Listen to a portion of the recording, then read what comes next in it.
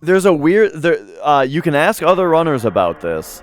There's a weird thing on that specific field where when you try to stop running, Cloud just runs, like, for 3 or 4 extra frames for some reason.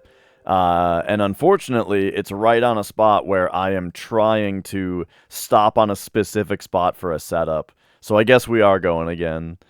Oh, boy.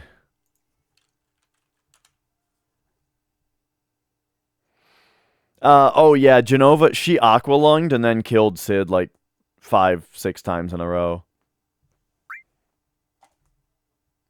Excuse me, the circle button didn't work? Okay.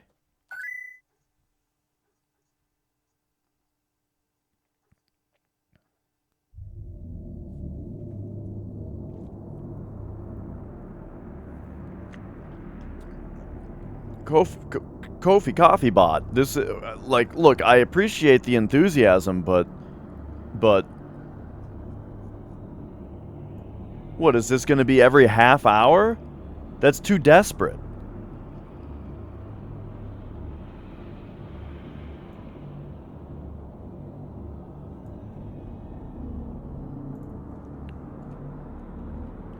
Can I wonder if I can change the settings on it.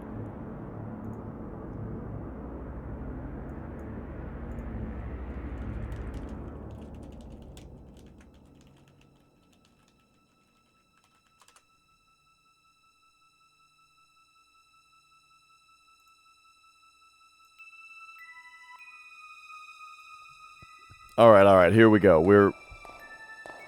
I'm in my account. Is there a setting for, like, say it less often, please?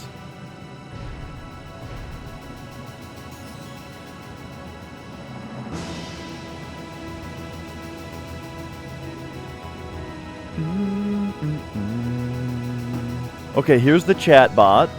We've got settings. Here it is. Chatbot will share your link automatically every 30 minutes. Yeah, turn that off.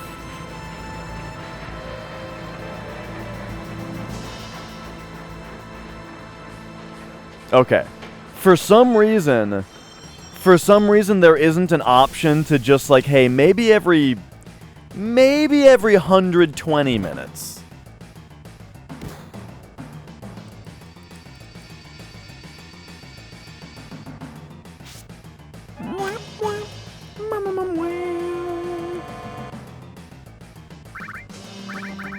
Hey, Huggy.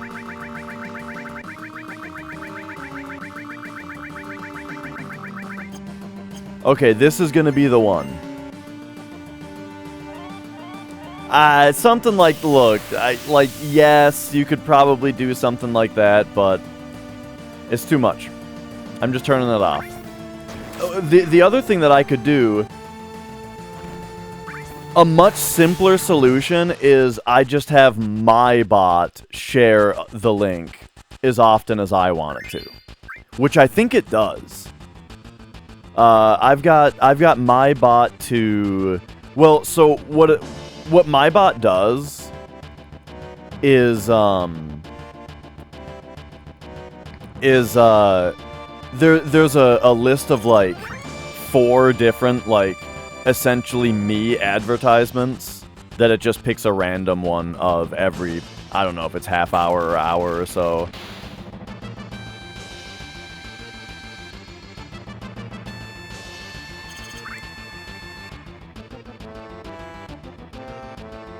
But hey, it's taken care of.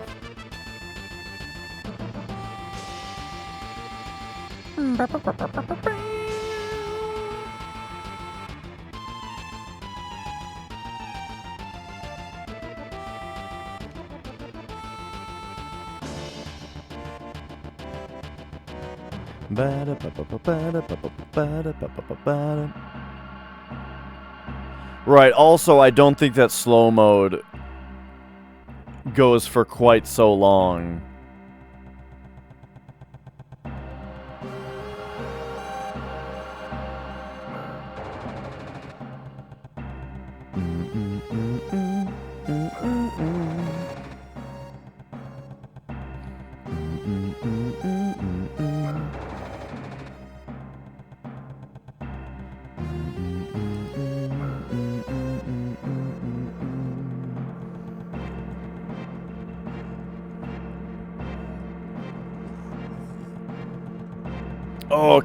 Okay, here we go.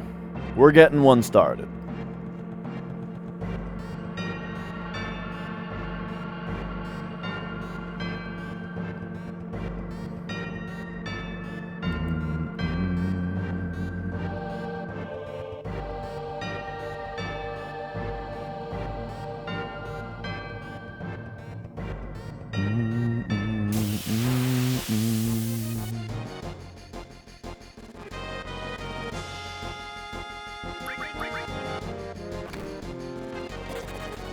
Okay.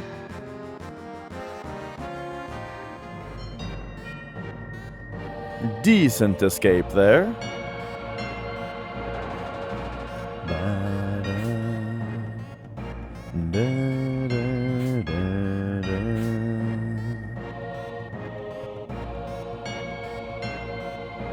It's very weird. I feel like I haven't changed my strategy or anything. But for some reason, for the last 2 days, I just, like, cannot get a good guard scorpion. Alright, all that's fine.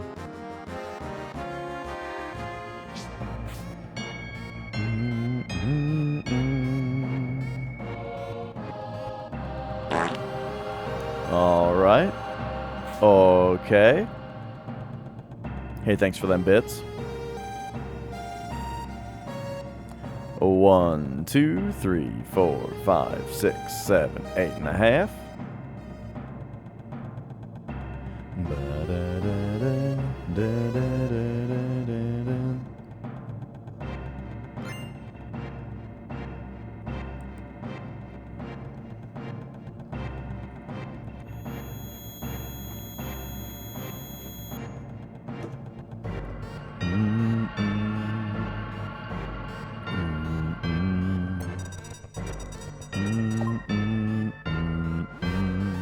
Could be events. It could be. It lines right up with the disc swap. You can make polls score.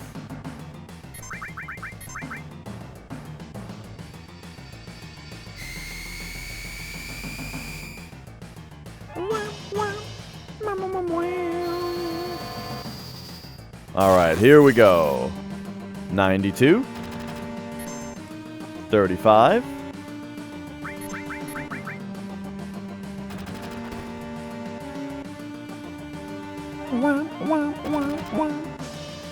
36.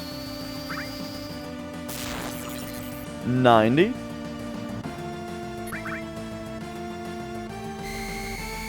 I did a little timing last night, and these discs are, if anything, slower. 34. 94.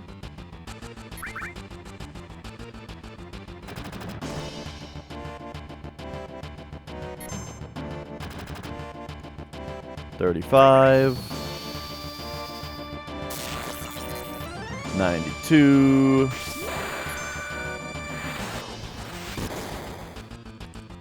He has 176.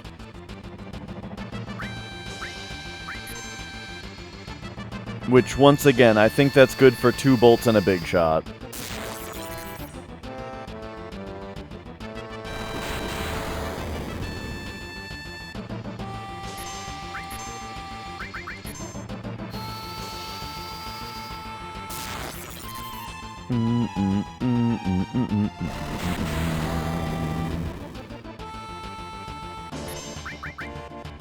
Alright, so this will still be a little slow. Because of the number of bolts and big shots. 121? Damn. Oh no, this was actually super fine. Hey, 914, I like that. That was a good one.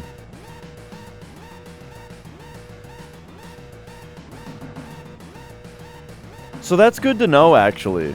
2 bolts and a big shot for tail laser phase is not very slow.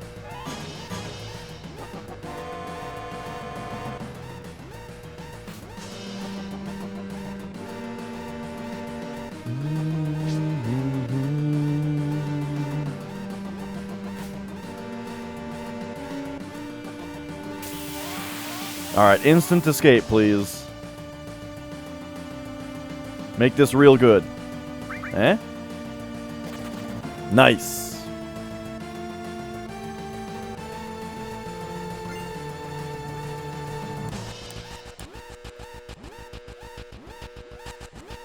Okay, that was the correct spot. Now, don't overrun this, Cloud. Just stop when I tell you to stop. Okay, there we go. That was perfect.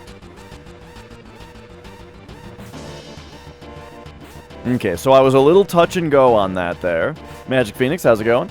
I was a little touch and go there, but we're fine.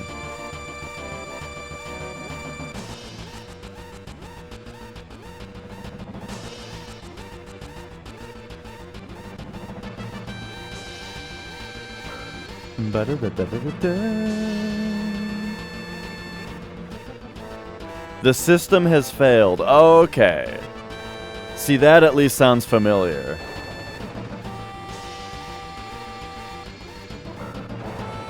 I've still never heard it, though.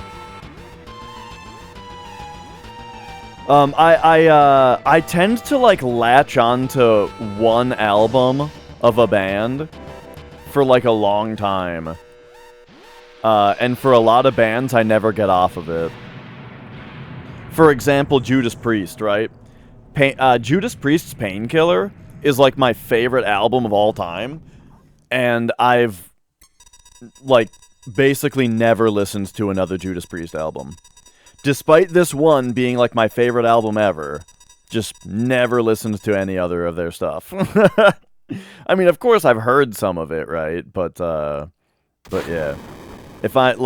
If I feel like listening to Judas Priest, I'm just like, put Painkiller on again. I'll take Painkiller again.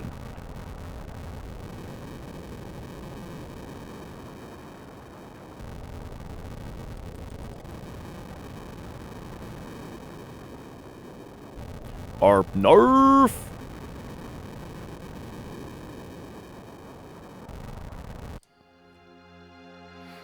Good to hear it, Hoodizzle.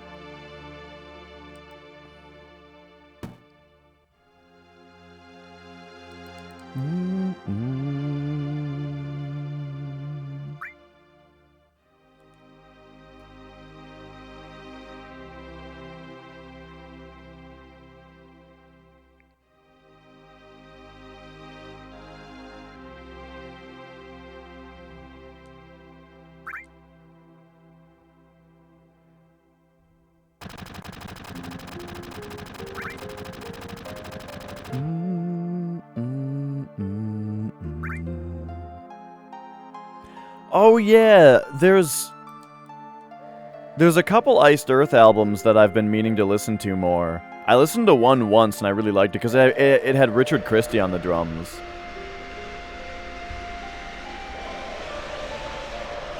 I think there's 2 albums that have Richard Christie on drums, and I gotta check those out more.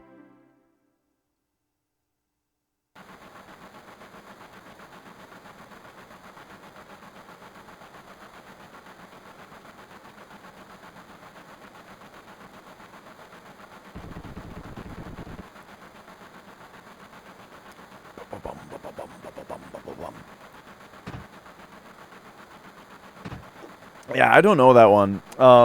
I mean, so Avenged Sevenfold I mentioned is like what got me into metal, back with their first 2 albums. I didn't like City of Evil when it came out, and I'd never listened to them again to anything after that. Like, I've heard a couple of the songs, like Afterlife was in Rock Band, was in one of the Rock Bands. So I heard that a couple of times. Almost Easy, I think, was in a Rock Band game, so I may have heard that a bit more also. But for the most part, I've really only heard their first 2 albums still.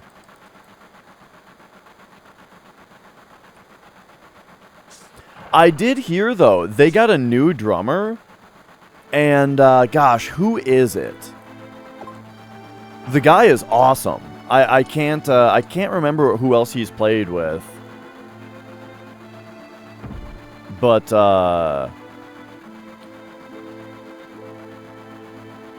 yeah, Avenged Sevenfold's new drummer. He's like a prog drummer.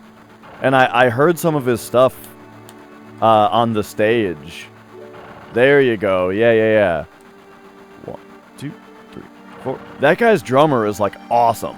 Or his drumming is super awesome. So it does make me kind of want to listen to that album.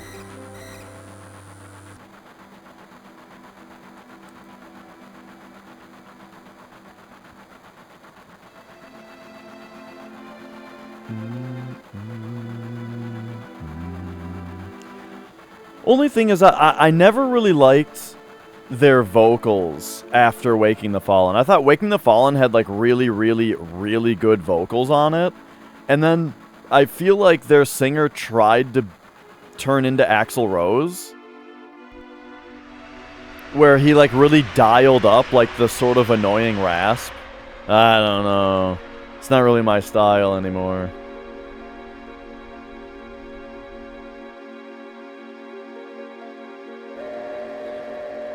Like, I feel like what happened is they had 2 albums.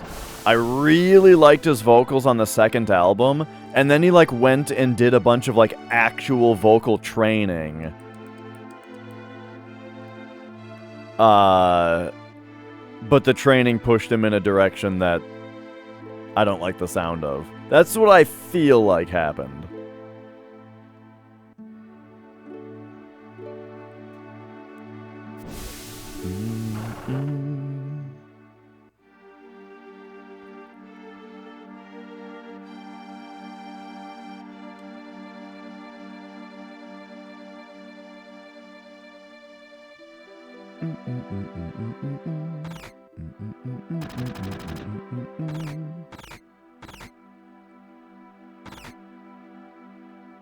Demons and Wizards. I'll have to check that out too, yeah.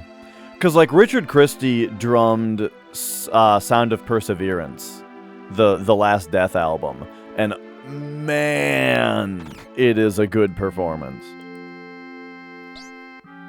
So it's made me interested in his other stuff.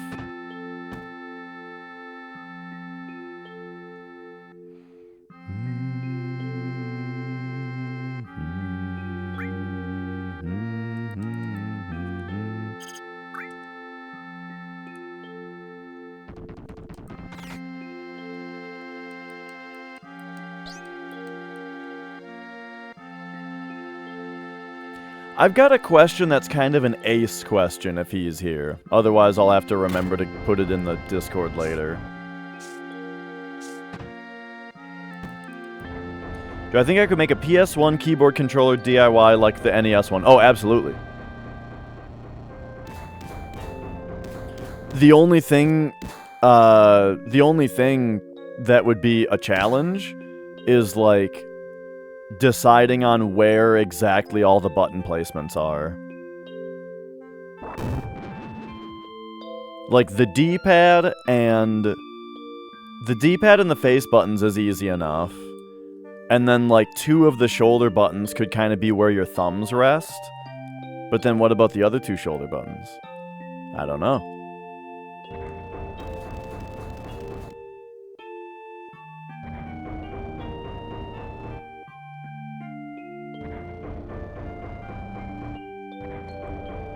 The other 2 shoulder buttons might actually have to be, like... Maybe they could both be thumbs. Like the 2 out here and the 2 out there. Like outer and inner.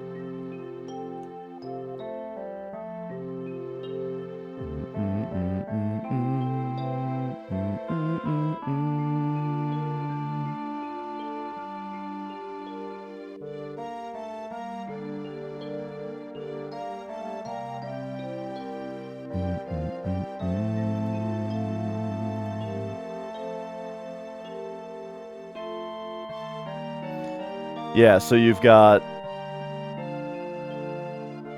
Oh, okay. See, the ones on the right, I would probably arrange the same way, like a WASD arrangement, you know?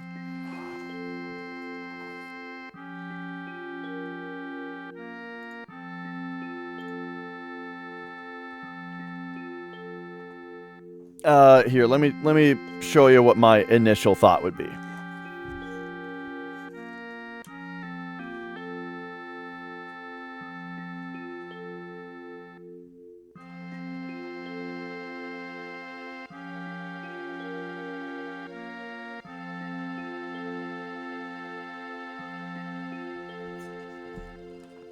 So, in case anyone hasn't seen it before, I designed my own NES controller. That's a keyboard.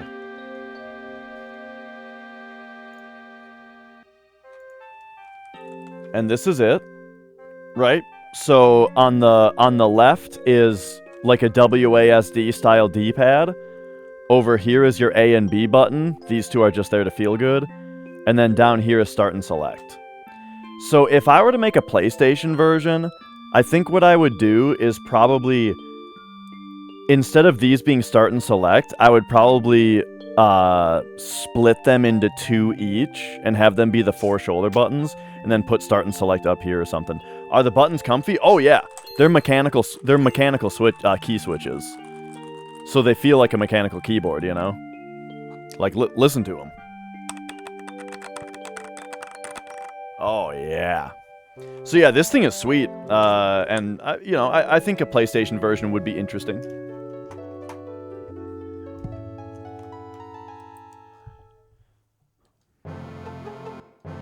I don't think I have it, like, uploaded anywhere, but yeah, I mean,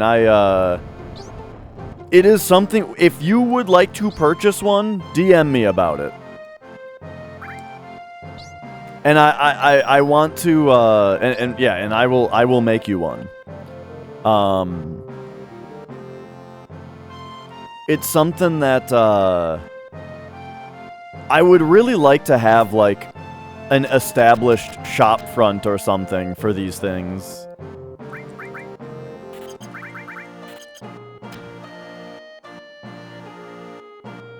Either way, probably Discord. You know what I actually was thinking about doing also is just making an email address for things like this.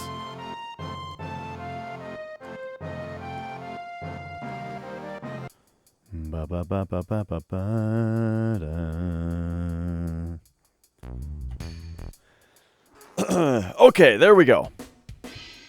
Here we go. We're in Wall Market.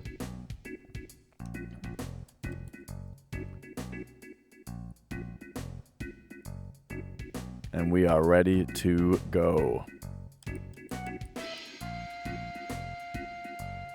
A Dr. Masho? Yeah! Yeah, see, that's the thing. Like, I actively want to sell these things, because, like, as far as my business is concerned about, like, you know, making a career out of Twitch, part of it, I think, is these, like, controller things that I do. I also want to sell those, you know? I am working on a better model of the turbo controller. I've got a new version coming out that has a simplified. Well, it's a little bit more complicated, but a little bit less. It takes less parts. So yeah. Point is, we're slightly in limbo with the Dr. Masho right now, but, like, I'm actively working on the new version. I might still have an extra of the current version available, though. I'm not sure. But yeah, definitely, like, DM me about that if you want MIDI.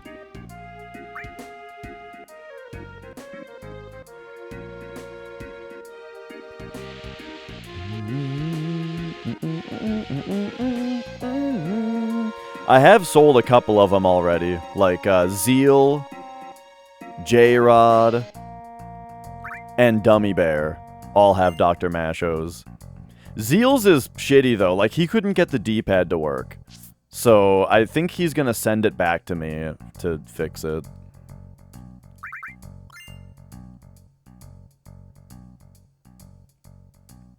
Yeah, and that's the one that I'm working on, is the one that you can switch between X and circle. Now, do you need it to also still have the analog sticks though, Scrodius? Because I'm also, like, at the same time that I'm making the new version that can toggle, I'm also planning a version that doesn't get rid of the sticks. And the way that I'm gonna do that is, do you guys remember that attachment for the Xbox 360 controllers that put a little keyboard on the bottom of it? I think I want to try to design something like that connects to the bottom of the PS1 controller, and it has your turbo buttons on that, and like the toggle switches and stuff. And that way the sticks stay intact, which has a couple benefits. Firstly, it means that you can use it for Final Fantasy IX still, or any game that requires analog. And then it also means that you theoretically wouldn't need to have the correct type of PS1 controller. Yeah, the PS4 ones like connected to the top though, didn't they? Not the bottom. As far as like where the keyboard is located.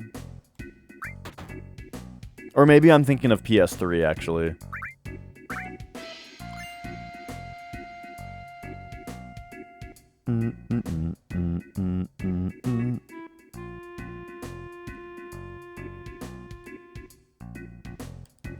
But yeah, either way, same concept, right? They've had, you know, there's those keyboards that plug into your controller. I want to, like, basically make one of those.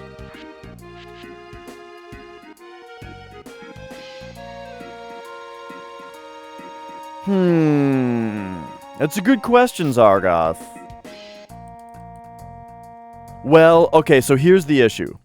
Is I would have nowhere to put my PCB. If I don't get rid of the like, the reason I get rid of the analog sticks is because I'm getting rid of the entire analog stick board, and I'm replacing it with my PCB. You know what I mean?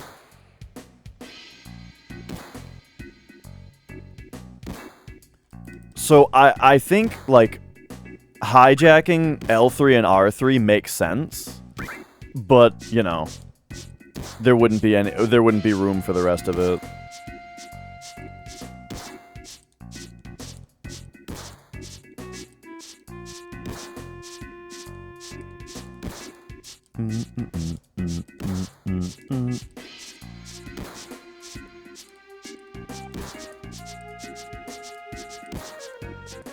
Yeah, so I do have a 3D printer.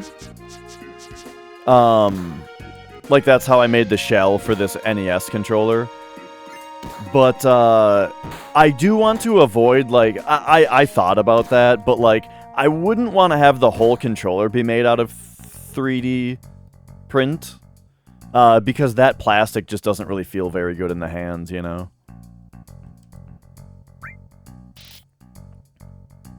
And it'd be kind of flimsy, you know, and like that kind of stuff.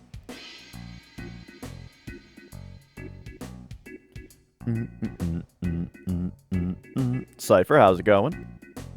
So one thing that I need to learn to do, though, if I want to make this one that connects to the bottom, see, that would be 3D printed, I think, is like a 3D printed thing that connects to the bottom, holds the PCB. I don't know if I mentioned this, but the extra benefit of that, besides keeping the analog sticks intact, would be the person getting it wouldn't need to have a specific model of PS1 controller.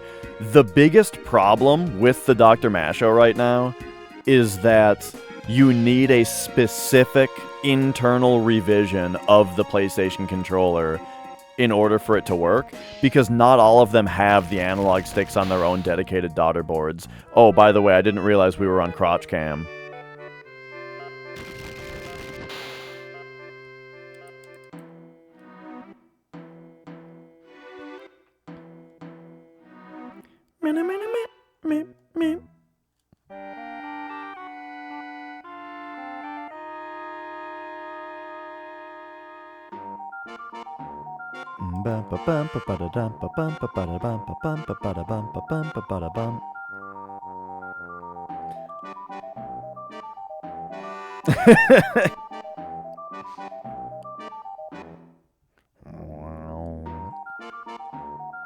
Oh, yay! Kofi Streambot, please! I told you to simmer down on that.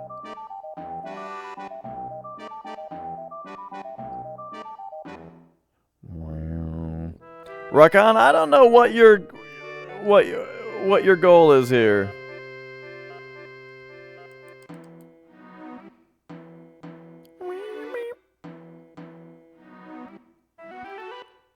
All right.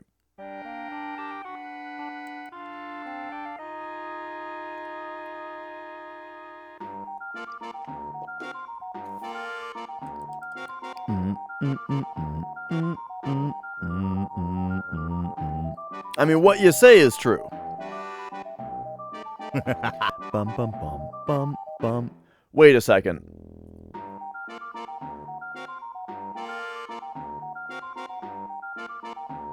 There was no text-to-speech on it? Or there was no text-to-speech? Anyway, $5 just popped in from someone. Is that what it said? Someone? Well, thank you, oh, yeah, it says right there from the thing. Someone. Why, thank you for that $5 tip. Ba-da-ba-da-bum, bum, bum. It's true, it's true.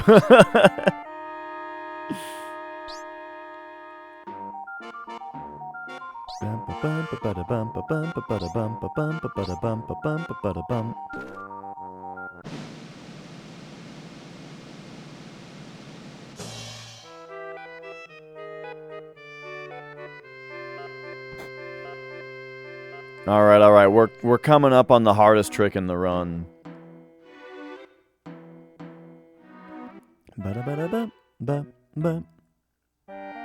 But yeah, so everything that I've kind of got going on right now, right, is the Dr. Masho, the NES controller, and I've thought about a PlayStation keyboard controller as well, but that'll be a minute.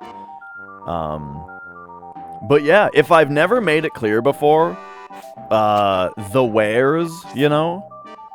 The Dr. Masho, the NES keyboard controller, these things are things that I will, you know, for a price, I will make you one. Bum ba ba bum bum bum bum bum bum bum bum bum. Wow.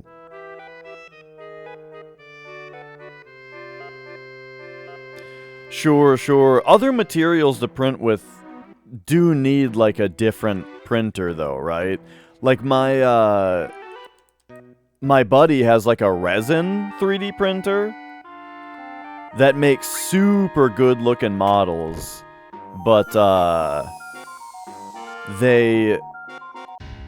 he needs like a different printer for them. I've just got a pretty basic one, you know.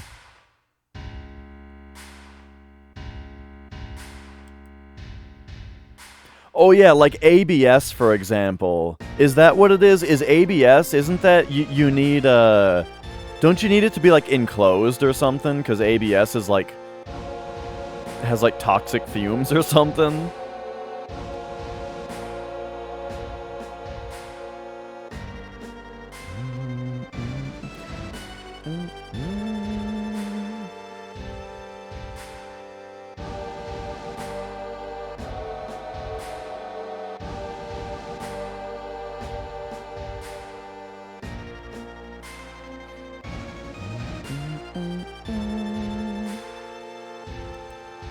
Alright, here we go. Boom. Boom, boom, boom. Wow, wow. But yeah, well, so here's the deal. If you guys are well, yeah. Hang on, I don't want to get distracted out of doing this properly. But I was gonna say there was a little adjustment I wanted to make to the 510 to the keyboard controller anyway.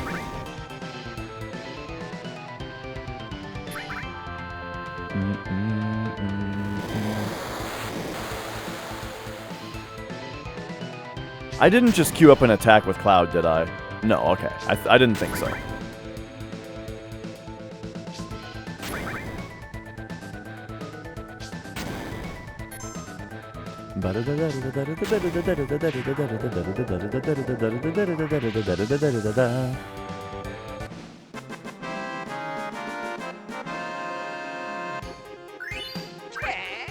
Nice. Okay, now it's time for the hardest trick in the run.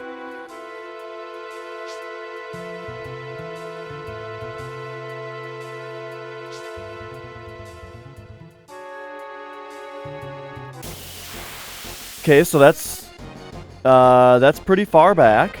Yeah, the battle skip. So this is pretty far back to start. So mentally log that was pretty far back.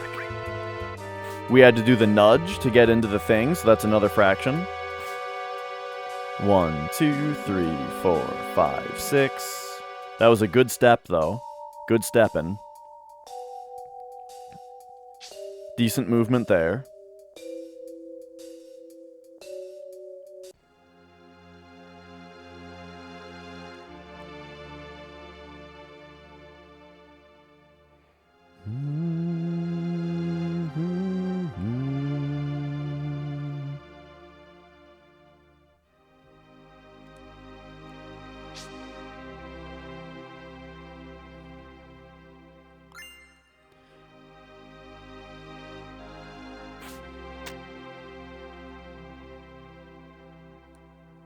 Okay, that was very smooth.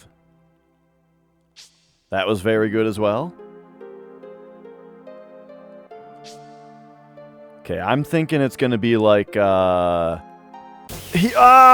no! It was just earlier than I thought it was gonna be.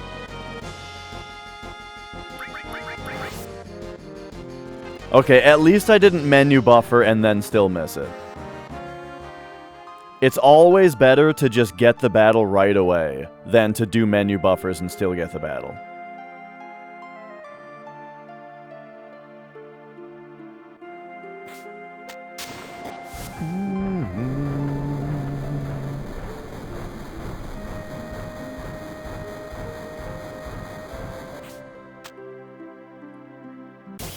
What's funny about the battle skips, Gremlin, is that, like, it's something that could have been discovered by accident. How much time does it save? Not very much, really. A battle takes about 20 seconds, but it takes, like, it takes a little bit of that time. It eats into that time attempting the skip, you know what I mean?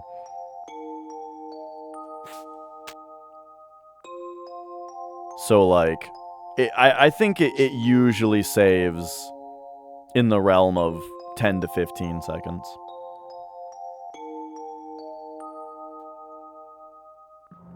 What's weird, though, is, I don't know, I feel like sometimes I get the skip and it barely saves anything. Dill, thank you for the good luck.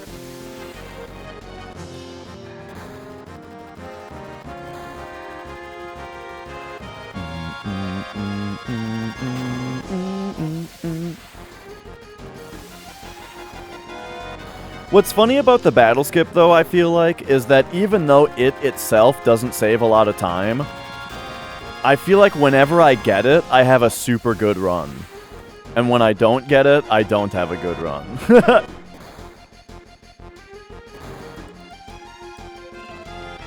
It's like an omen for how the entire run is gonna go.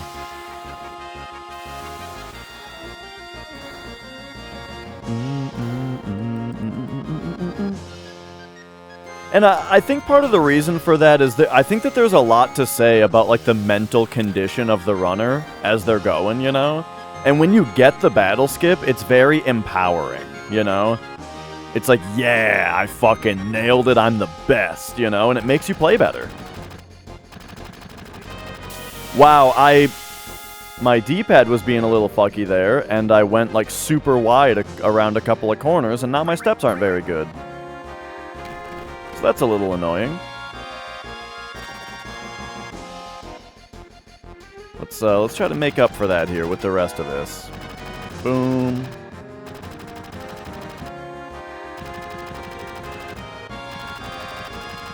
Okay, that was better. Yo, Blink. Man, that propeller was really slow on the battle escape there. I'm worried about this split. I think we're losing time.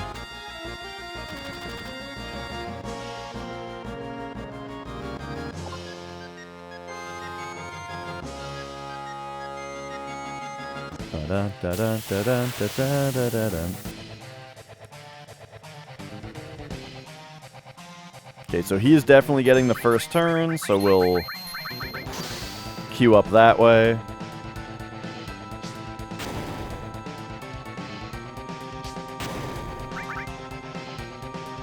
Okay, nice.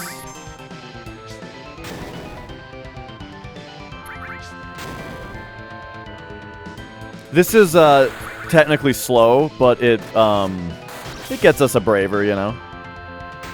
Oh, the crit! Holy shit!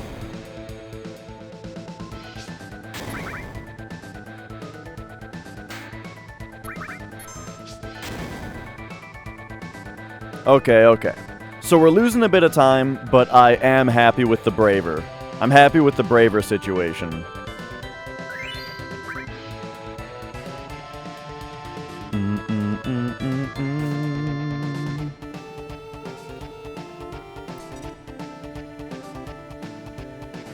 Kane, Mega, thank you guys for the good luck also.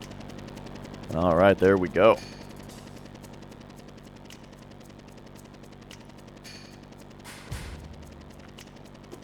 Oh, nice! The name without the numbers was available. I like that.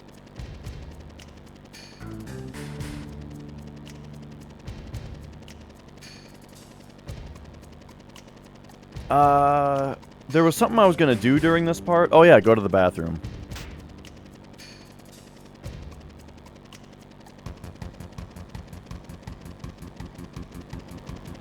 No. Womp, womp, womp, womp, womp.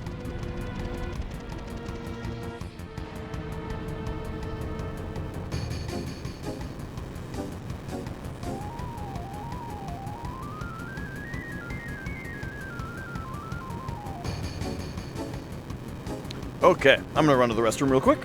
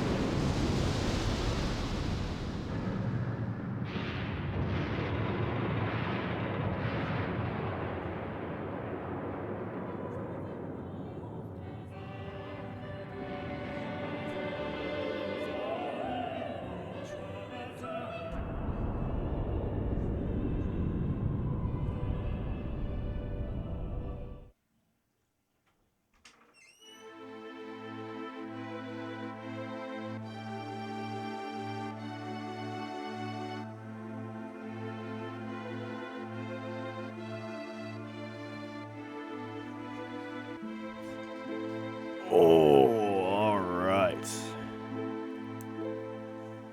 And now, we got time to open the notes.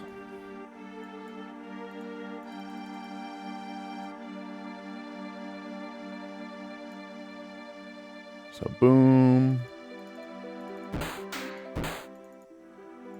Boom.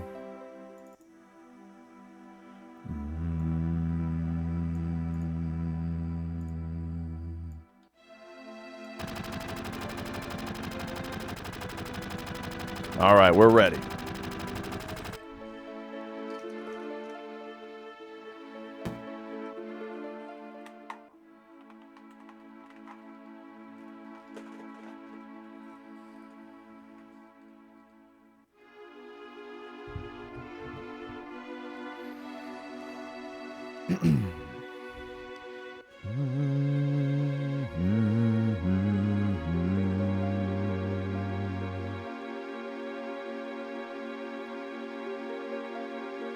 I don't. I've got my PS2 connected to a RetroTink 5X. The 5X goes into a HD TV, and I play off that. It's kind of an old HD TV, you know. It's 1080p. It's an old LG 1080p TV, you know. But I really like it. It has very little. It's got very little lag, so it feels great to play on.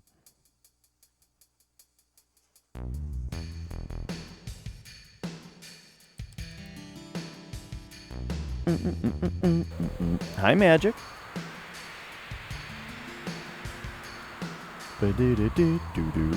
My first HD TV was a Vizio. Vizio had a really good reputation in the retro community for a while. Like, Vizios were known for having Vizios for a while there were known for having like really good response time. I think what got bad about them was like their smart features were shitty. 2, 3, 4, 5, 6, 7, 8, 9, 10, 11, 12, 13, 14, 15, 16, 17, 18, 19, 20, 21 and a half. I think like when they started to have like smart features or whatever, yeah, they were shitty.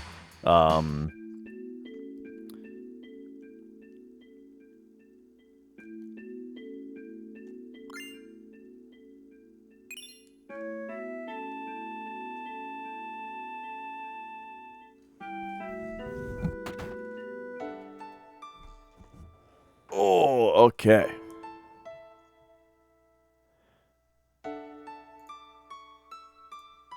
Let's have a look here.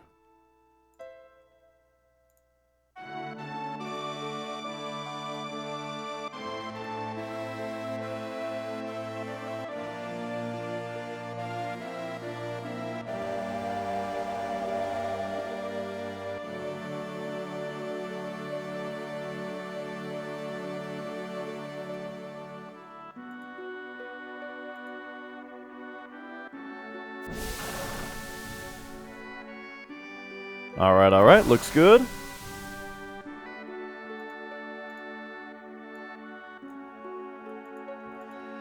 So that pattern was 131 111 311. That is pattern 109. I just count all of them, and it's only the last 9 that matter. The point at which I begin counting is arbitrary and doesn't matter, because, you know, it's just all of your laps show up top to bottom on the stopwatch, you know, and you just take whatever the most recent 9 were.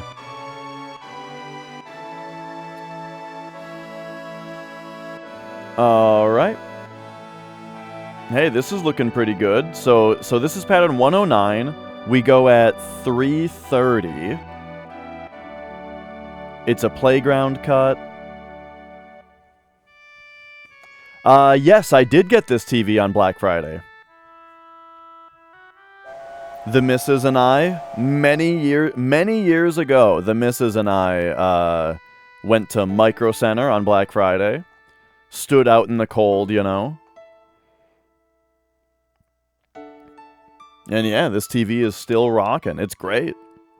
I actually got a different LG TV at one time.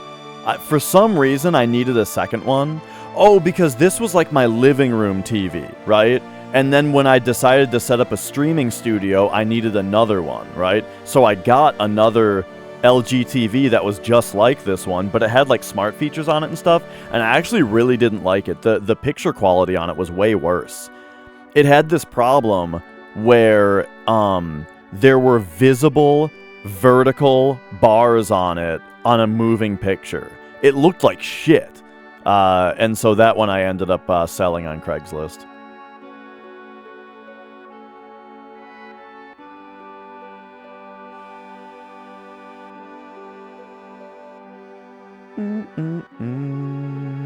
We just stood out there. No camping needed.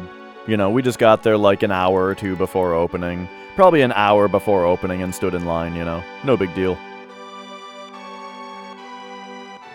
The only time I ever, like, camped was for the launch of the Wii. For the launch of the Wii, I was there for probably, like, 14 hours or so.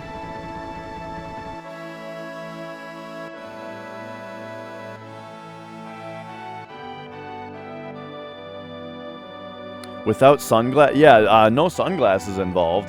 You know, it was just, it looked bad. Okay, 3.5. 1, 2, 3.5.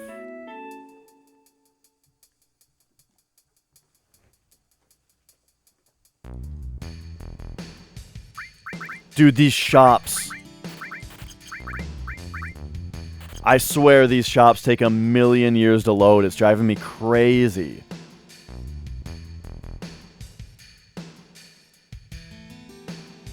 If that's true, though, right? If it's true that these shops are taking longer to load, then that adds a lot of... That adds a lot of legitimacy to the idea that it's all about the discs, you know?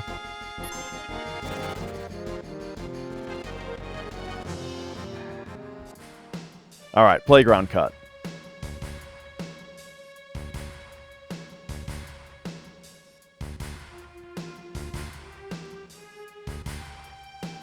Yesterday I was using the new discs also.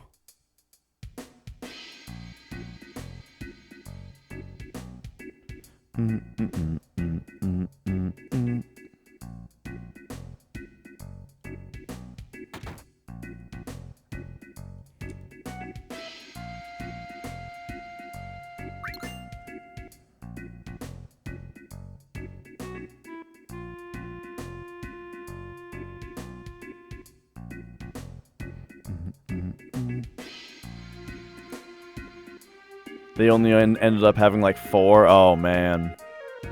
Yeah, I remember when everybody wanted a PS5 really badly. I did actually go early to a GameStop. They made like a big deal about it. GameStop's gonna have them on this day. They're getting a bunch of them. It was hyped up for like a couple weeks. That like, hang on. That, like, this particular day, they were gonna have a bunch of them, you know? And so, when I went there, there was a big line of probably 100 people there. And then, just before opening, they came out and they were like, okay, we have, 2. We got 2 of them, everybody!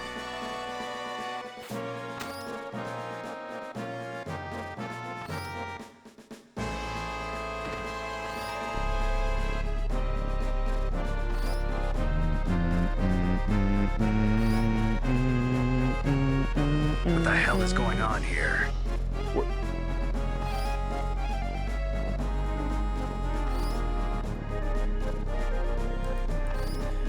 I ended up getting a PS5 from Walmart.com. You know, I went to, there was a website that was like nowinstock.com, you know? That tracked a bunch of different places and whether they were in stock. And one of the times that Walmart.com had a big drop of them, the website wasn't loading, right? The Walmart website was like crashing for everybody. But I spotted in the nowinstock.com, right, I spotted a moderator of the website was in the chat, and they dropped a link that was like, this link is, this link is, it's like the direct link to put one in your cart, right? It's not just like the store page for the thing for Walmart.com. It's like the Walmart.com that says, put one in my cart. And I clicked on that, and it worked, and I got one.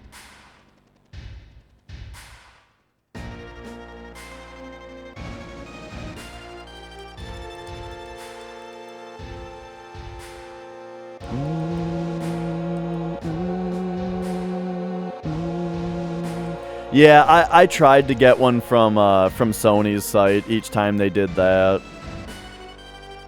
Man, what a crazy time how difficult it was to get a PS5, and at the same time, like, you know, people were trying to,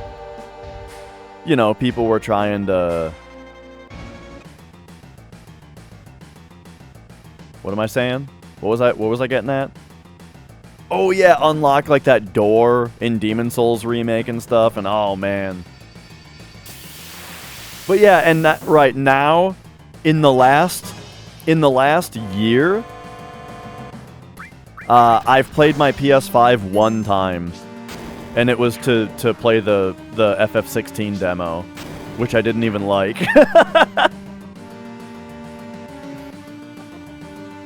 Yeah, the door puzzle got solved. No, the door thing wasn't fake in Demon Souls. It was great.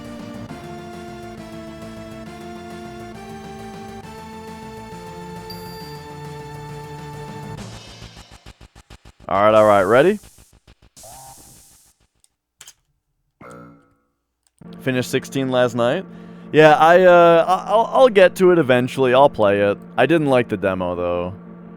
I mean, I thought in the demo, I thought that the boss fights were fun, right? But I didn't like anything else.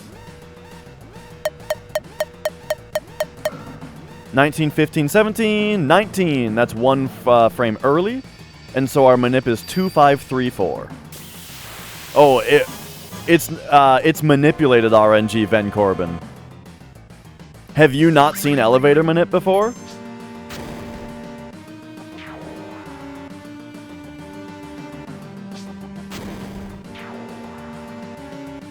If anybody is familiar with RNG elevator, check this out. Here we go, 2 max. Boom. Okay, next one is 4. The 5 becomes a 4.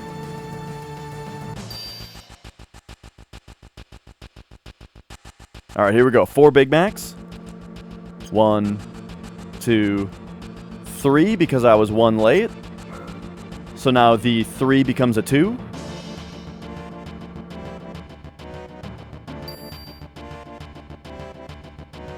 Alright, 2 Big Macs. So just 1. Okay. And then the 4 becomes a 3. Here we go. 3 Big Macs. I was 2 late, so it's just 1. And there you go. That's what the elevator looks like nowadays. Oh, that was a good one.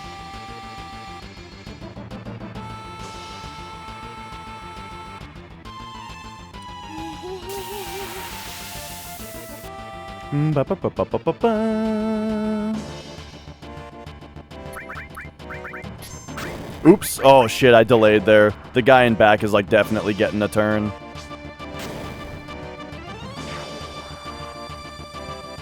Yup, that was my bad.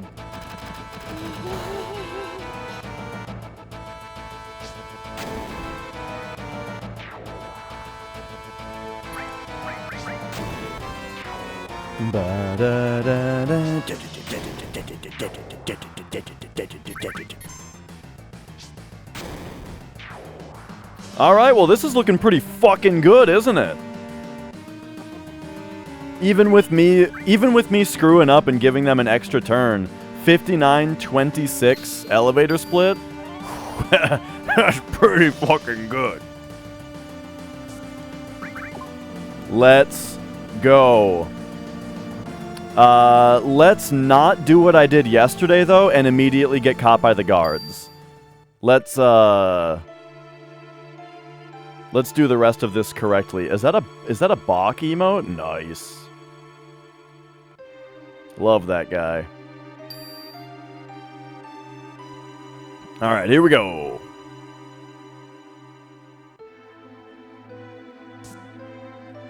Okay, so, Cloud, middle statue. Then to the middle. Barrett, mash it, Kofi bot.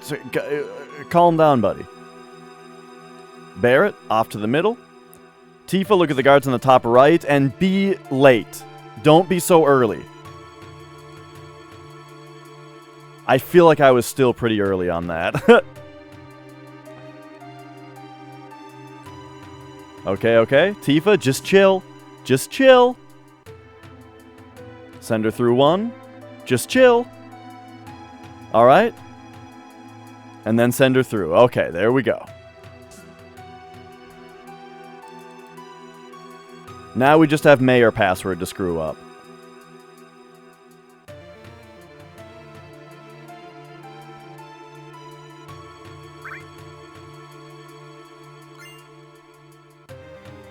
A week off start. Oh! Okay. 0 is 4.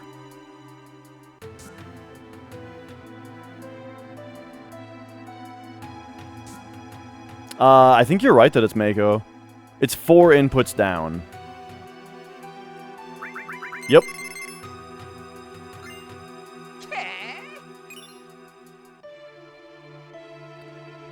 The way I remember the way to do that now is I don't even think about what the passwords are. I just think of it as how many down inputs do I need to do. You know what I mean?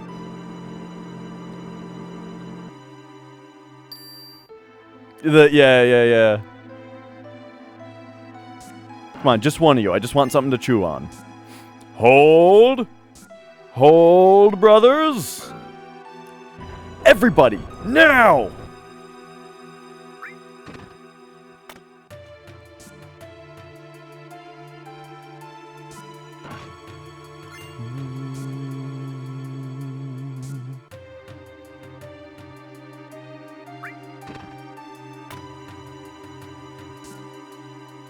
The straw is your friend. Until the straw betrays you and makes you look like an idiot.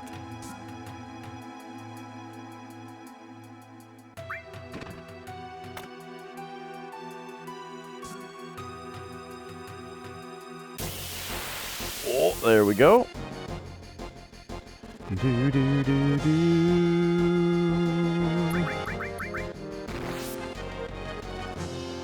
I mean, this is at least, oh no, the sawbacks are the worst, bro. Okay. Fucking sawback, man.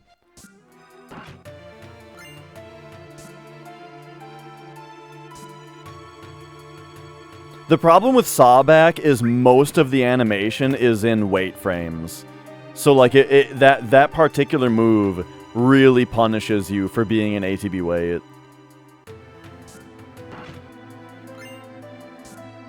But at least it gives Cloud a limit break.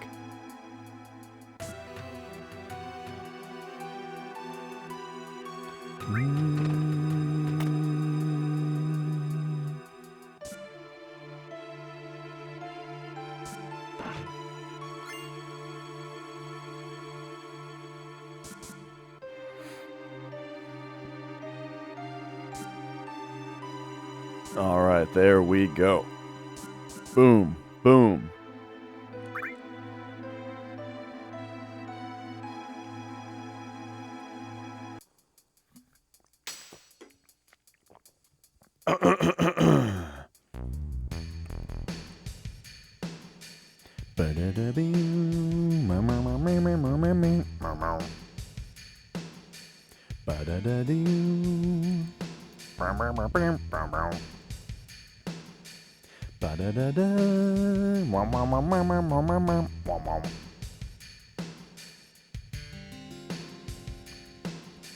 I like this idea that that the two of us are the the two different halves.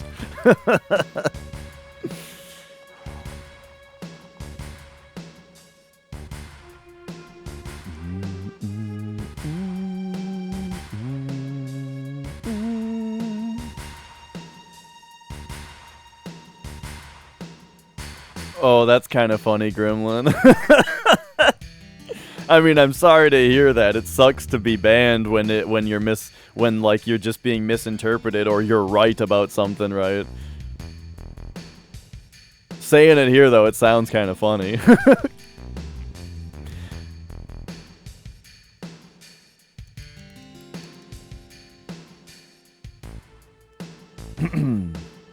Bum bum, ba-dum, ba-dum, ba-dum.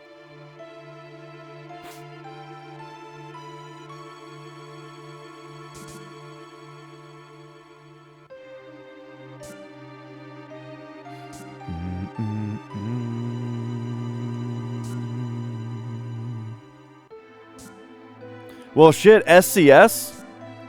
Hang on. I started to say something and then realized that it was socially probably pretty unacceptable to put someone on the spot. But I was going to say SCS, now that I've started to say it, she's a Caleb mod. So just direct your ban appeals right there.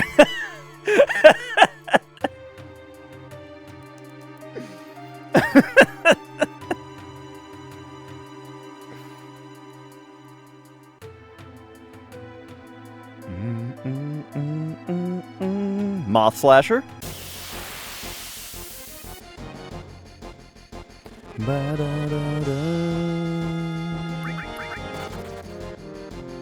Ooh, nice.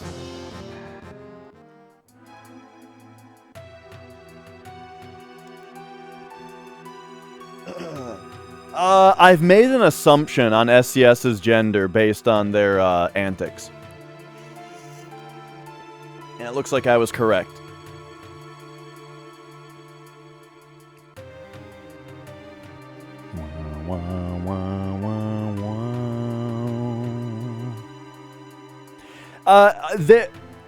There have been times where I've had to mute or duck out of a stream because the rage is a little too intense, you know. It happens for sure.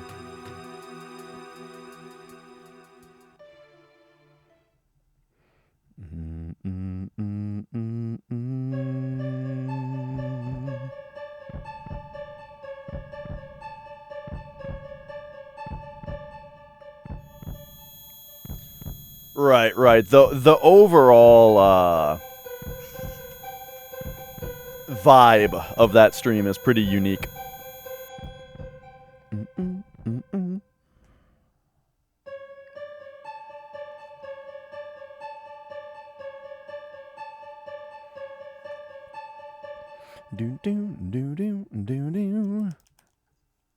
Okay, there we go. I've never done a run at GDQ, but there recently, Zeal did this run at one of the last GDQs. I think it was a GDQ, and I did commentary on it. Me, Ace Zephyr, and Brutal were the commentators on the run.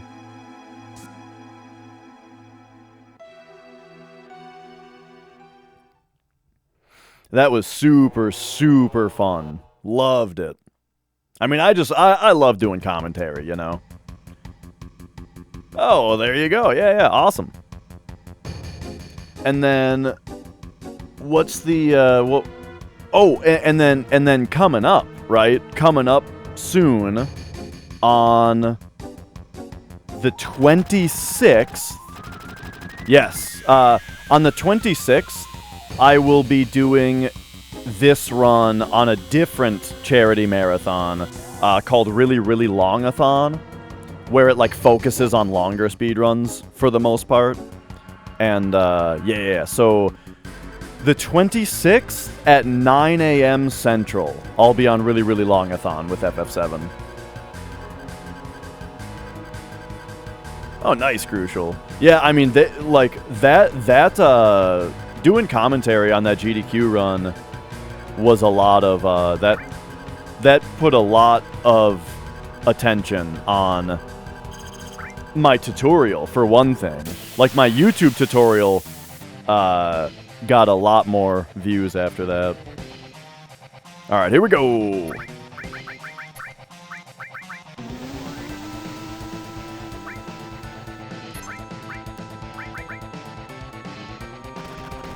Okay.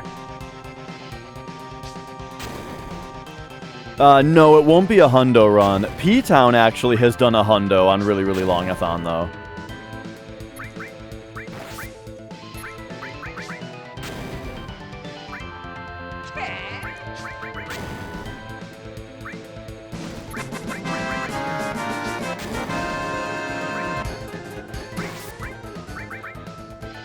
Sorry, I'm in the middle of a boss. Oh no, I screwed up that. Okay, we're good. Roboladib! Thank you for subscribing at tier 3. Wait a sec, tier 3? Holy shit. Thank you.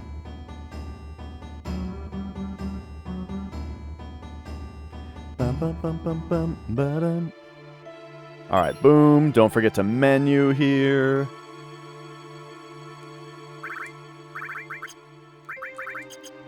Just like that. I leaked a tiny bit of ATB is all, which may have given them an extra turn. Yeah, so the reason I haven't, like, formally asked anybody to do commentary yet is because I haven't done my tech check yet. And, I was gonna ask them about, like, what the setup is for that, so that I kind of have more information to give. But yeah, I'll probably ask Ace to help with commentary, and only Ace, because I think any more than that'll be too many people. Like, the GDQ run went really well, but I would say maybe partly some, like, I think that commentary went really well, but, like, Brutal hardly said anything the whole time, and Zeal didn't say very much. 'Cause yeah.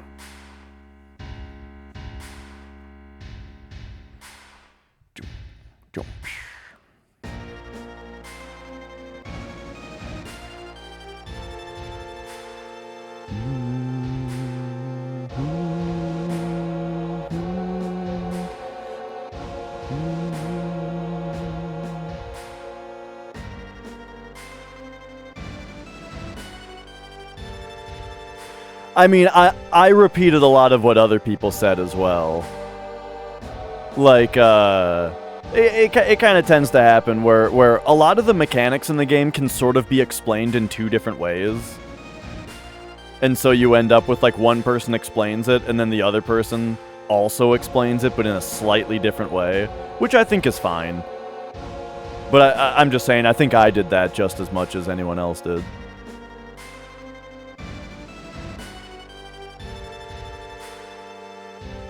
I mean, so there was at one point, I kind of even interrupted Zeal to say the same thing that he was saying, but it's because he was explaining the step route as, like, laying a scarf through the field, and I was like, scarf? I'm taking over.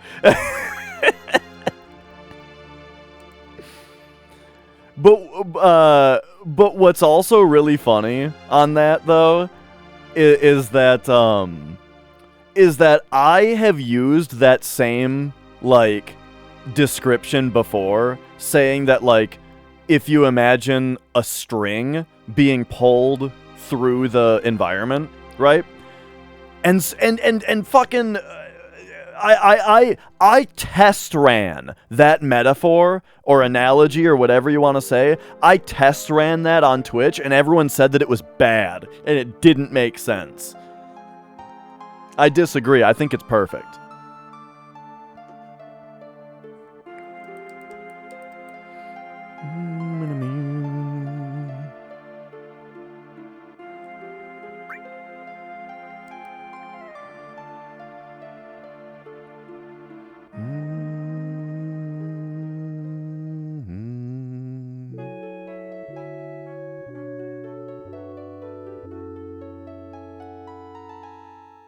Alright, here we go.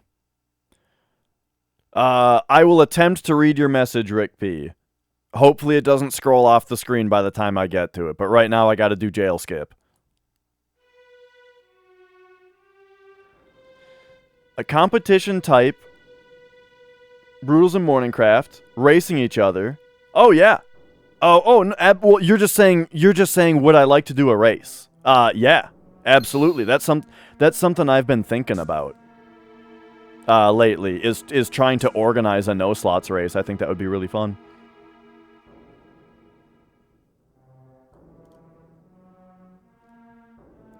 Yeah, man, you need to do 2 diagonals. Right, like the people that I would invite to the race would be MC, Brutals, Dilwingo, Zeal and Caleb. Oh shit, I forgot where we are. I was thinking about the next part. Hang on. Now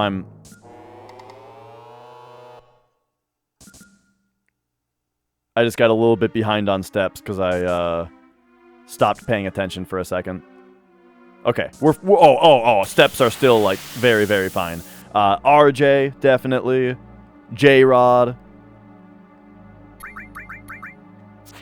I mean, I would just put an open invitation on the Discord. But I mean, these are the people I would DM.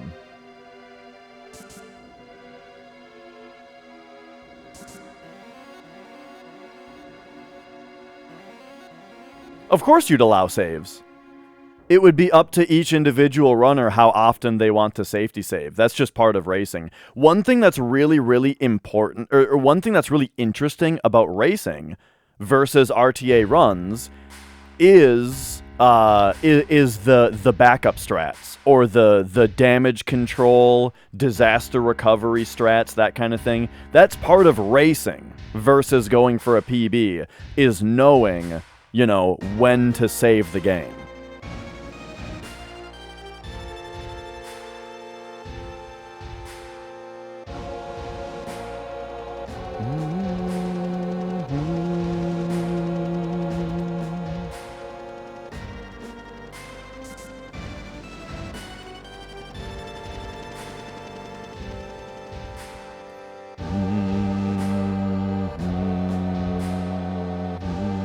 So my only thing with see you later, Akiros. My only thing about you can still save and use the step route. The only save I can think of right away, or the only couple saves I can think of right away that put you behind on steps are before Materia Keeper and before Carry Armor. The Carry Armor one is like tiny though. It's like barely a thing. The Materia Keeper one though, you would probably, if you're on the step route, you would want to save on the world map before Mount Nebel. Because saving... Does resetting affect RNG? Technically, yes. The only time where that would actually be a problem is if you had to reset after Bone Village. You would then no longer be able to do Final Descent Manip.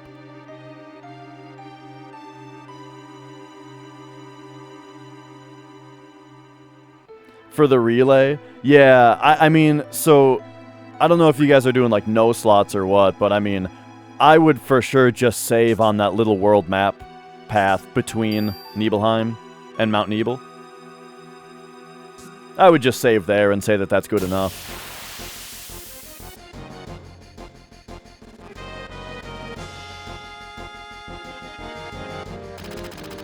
Okay, this is going to be Team Bar, I think. First, though, we see that we get one early.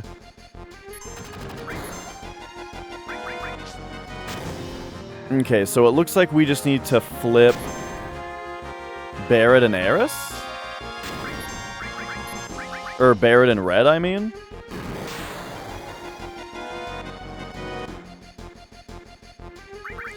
We got the early grenade. So instead of Red going last, we want him to go second to last, which I guess is what's happening, yes. But it actually doesn't matter because nobody's getting their stuff. Not that high, I don't think, Lou. I'm not really sure what the viewership is like on it.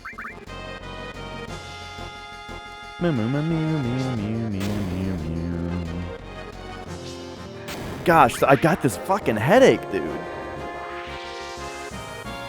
It's like going up the side of my head.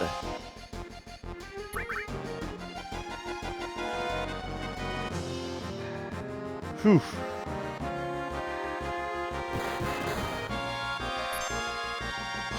Oh yeah, you're right. I probably just need some water. Yeah. You're totally right.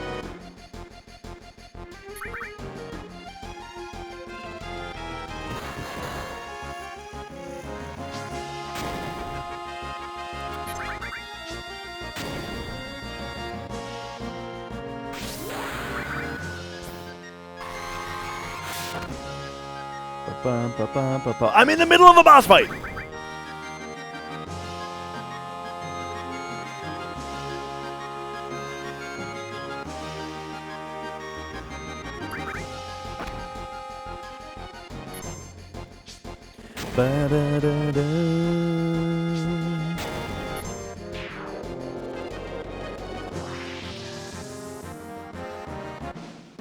Alright.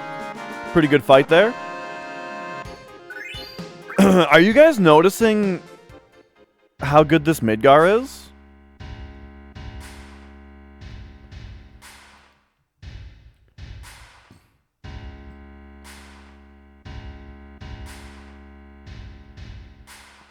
Okay.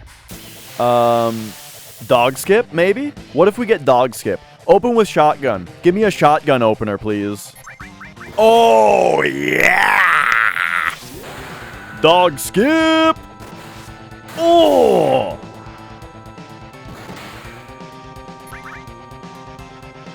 I tell you, people think I'm wrong about dog skip, I swear. But, like, not only did we skip the dog's first turn, but now we're also perfectly set up for a limit on Motorball. I don't think Braver on Sample is worth it. I think you should keep your Braver for Midgar. Dog skip is Rufus got the first turn, so then we limit priority to over the dog.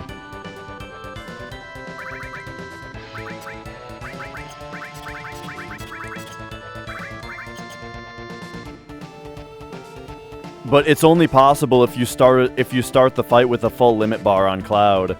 And so the way I do that is I don't use a limit on Sample.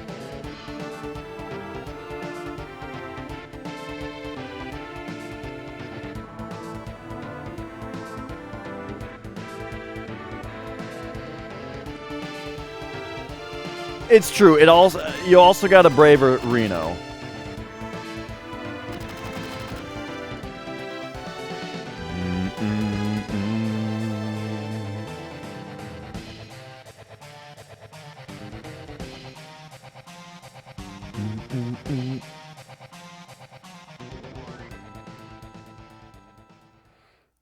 Alright, hell of a run so far.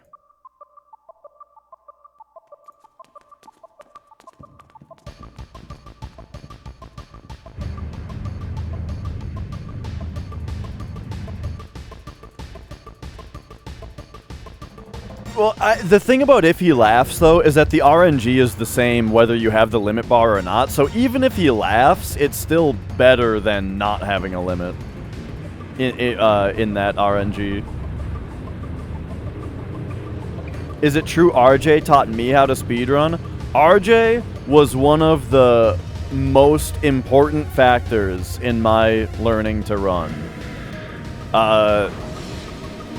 Like, for day one of my speedrunning, right? Like, day one of me starting speedruns of this game, I learned almost everything I knew from RJ and Caleb. And then, of course, after that, once I got talking to everybody, you know, then I learned a shitload from a bunch of people. There we go.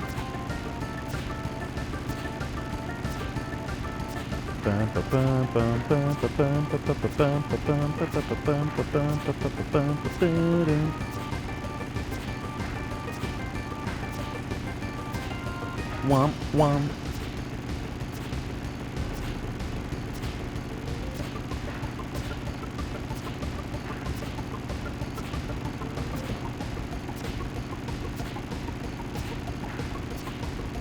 Oh, you mean if he laughs at your braver? I thought you meant when Rufus gets the first turn in the fight.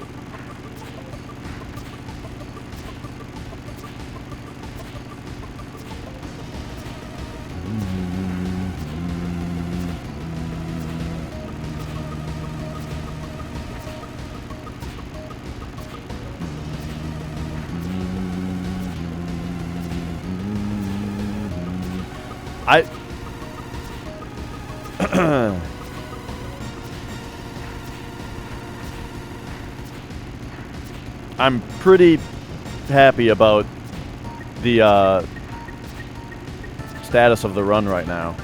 So let's not fuck it up, huh?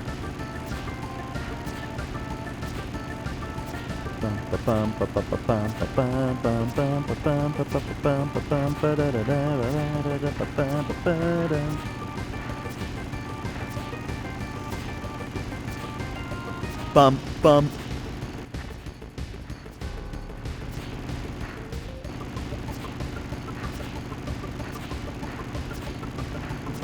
Right, don't grenade the Chocobo. Is this my best Midgar ever?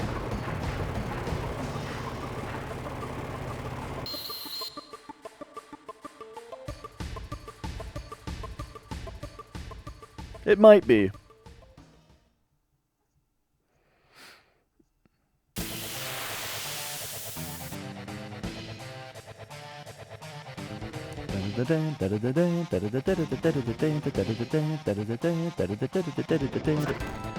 Nice miss, idiot.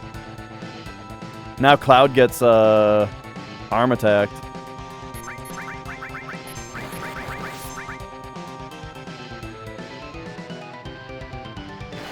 Double.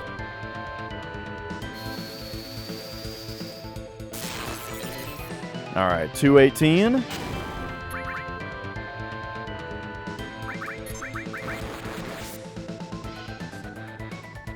Okay, single double. 220. Here comes the Braver. Ooh, the crit. Okay, so to make up for the crit, we're gonna go skip this grenade from Barrett.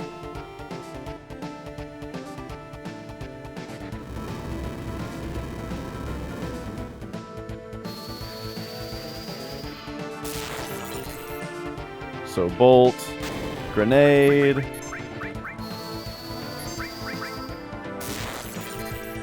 Bolt, grenade, grenade.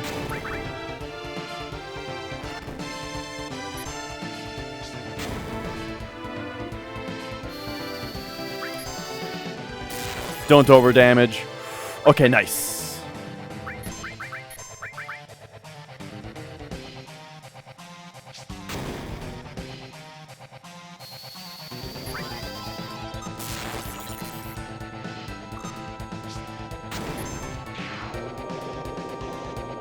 Let's go.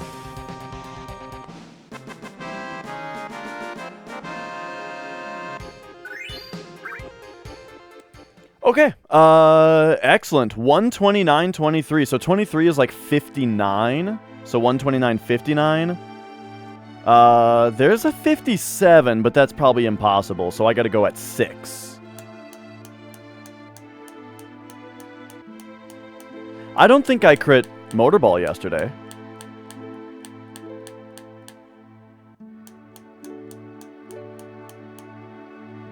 Yeah, I did get a crit kill on Genova. Yes. Alright, so 6 is 2 left, 5 menu. Kind of a lot of menus. But still better than waiting 20 seconds.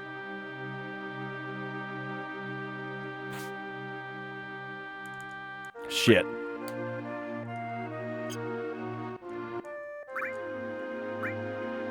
Lick my asshole. Asshole.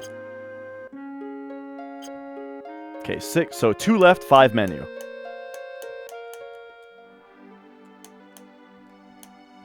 One, 2, 3, 4, 5.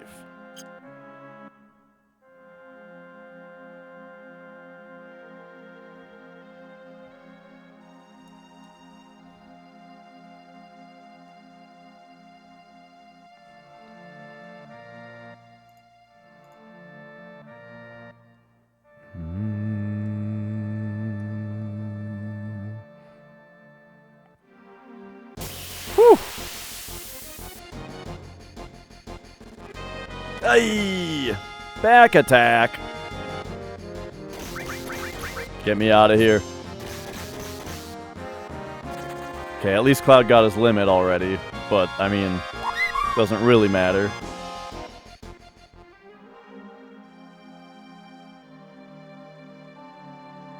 Alright, 30, or 31, I guess, is like 54. 131, 54. Looks like we're going for 132.03. And so I gotta sell my shit, while we're here. And go for 03.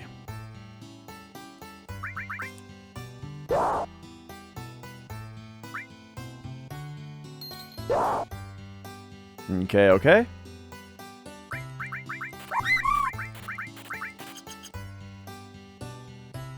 Ba-da-da-dum.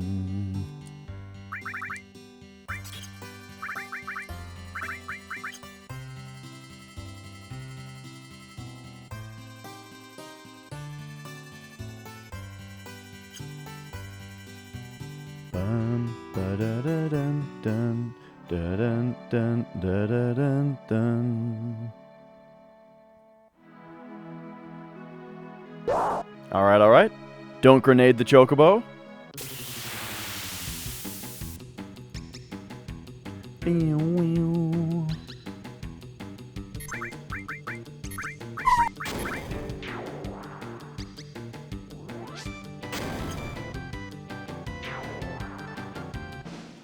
Very nice.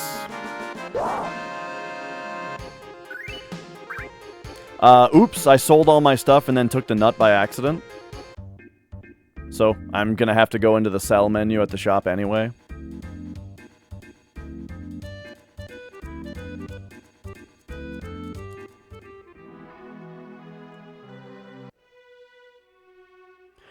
Yeah, the reason is simply to you want to run in a circle, but the reason that you hold those inputs specifically is just the way that it advances RNG is the way that we've routed the manipulation.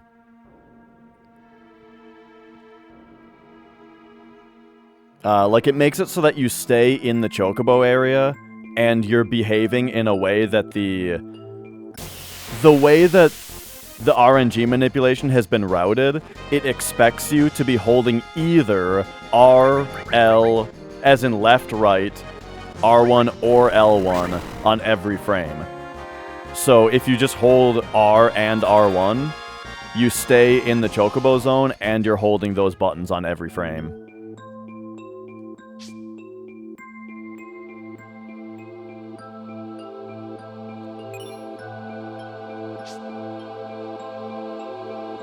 Scrabbleface, hello, hello. Okay, so that was a pretty bad. Oh, Ven Corbin, you said you haven't been around in a minute. Have you seen Calm Skip? You've probably seen Calm Skip.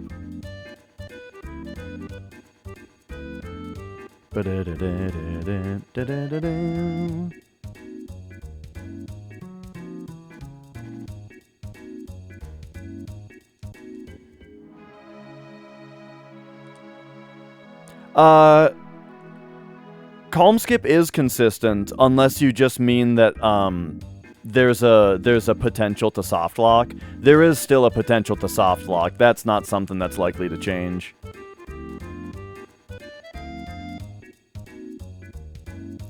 Unless you mean like when we had to do that weird Zolom thing. Because yeah, now we go through right here.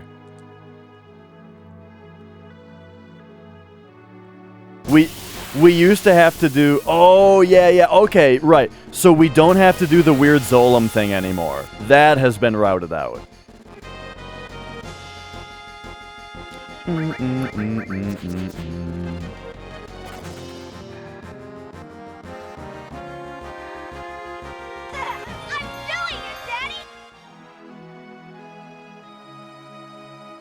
We are somehow already losing time, I think due to bad battle escapes.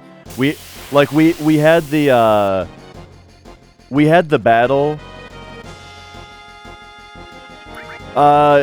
You need to manipulate materia to get White Wind. Yeah, this is actually a really bad calm skip because we had just bad battle escapes the whole time.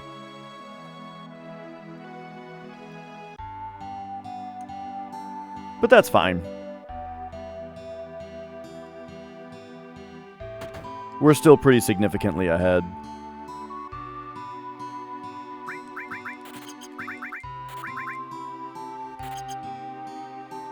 Unfortunately, though, I need to do that because of that back attack.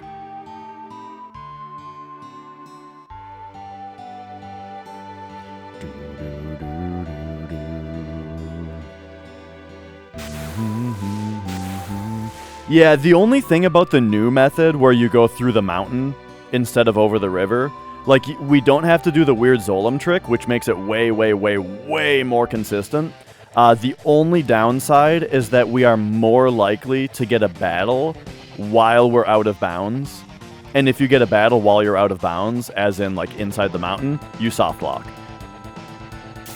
It was still possible with the old method to get a battle when you were running over the river, but it was way less likely. It's still pretty unlikely, though. Yeah, it pretty rarely happens. Okay. Please don't just end my run to bottoms well. Also, don't focus Tifa. Okay, thank you.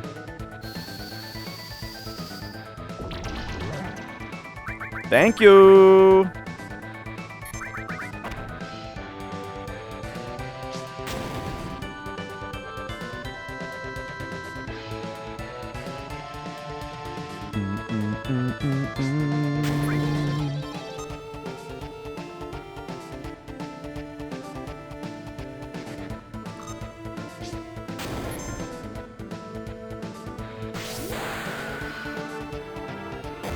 Yeah, I don't think that the clay block thing has been prevalent for quite a while, but it was very funny.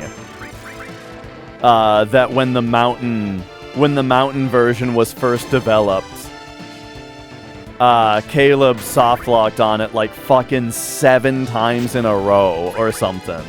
Like, it was ridiculous. It was like the first 7 times he did it, it softlocked him.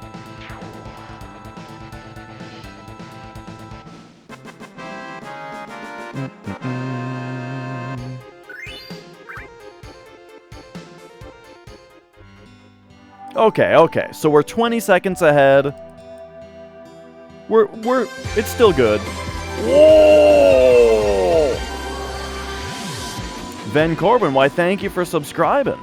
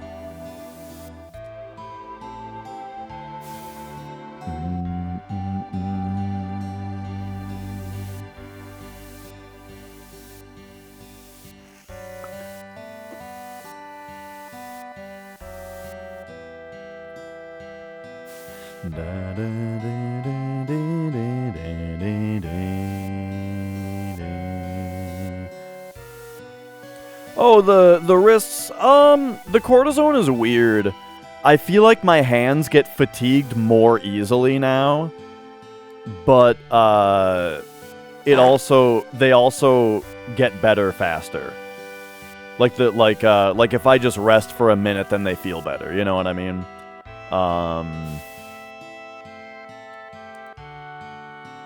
And I feel like a little pressure in my palms all the time now. It's kind of weird. But yeah, I think tomorrow morning I'm gonna call my doctor and report all of the findings of how it's done.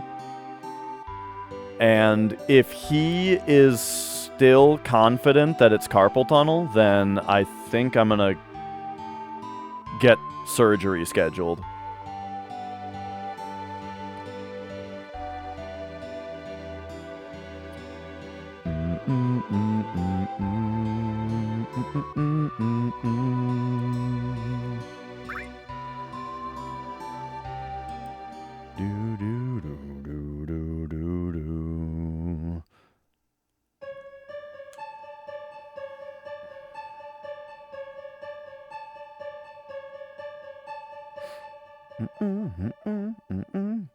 You got everything crossed? Yeah, everything. I got my dick twisted up into a pretzel.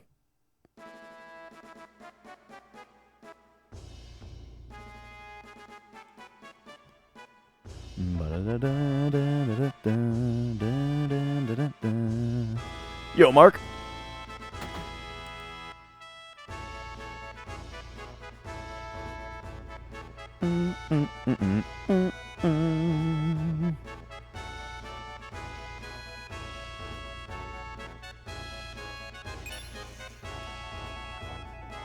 I am going to need to get some more water. Oh, we've got a nice break coming up, though, that I can do it in.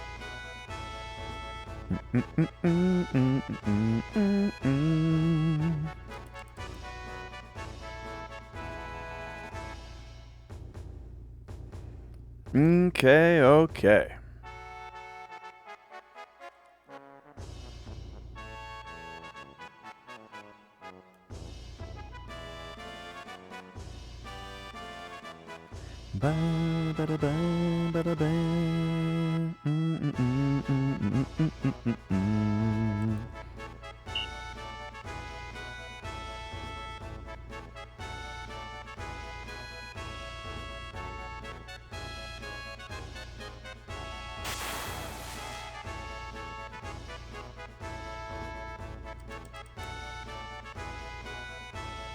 Alright. Wait for Barrett to motion. There it is. He's got 2 text boxes. Second choice. And then... blammo.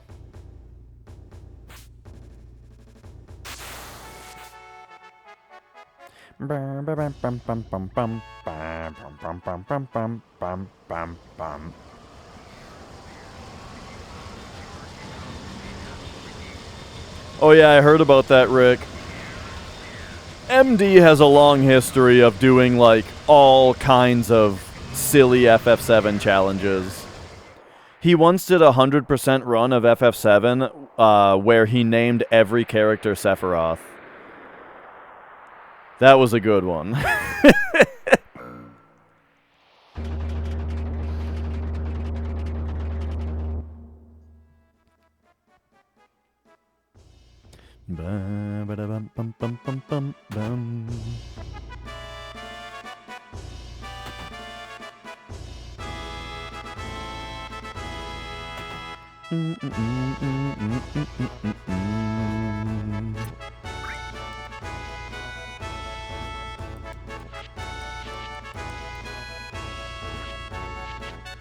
Oh yeah, he did a 100% run without a memory card, which is crazy, because 100% is a category where you're more inclined to want to make some safety saves. And then also, the way that we traditionally run 100%, we use not even just safety saves, but we use save and resets to manipulate RNG at a few points. For example, getting a gold Chocobo requires some RNG manipulation that's most easily done just by resetting.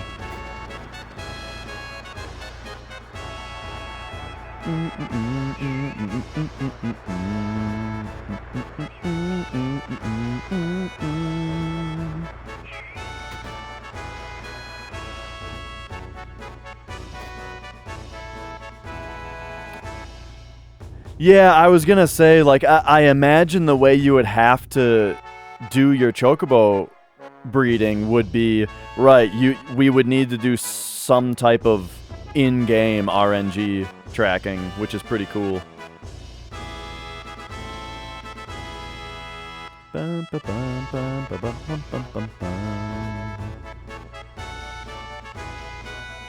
Mustard?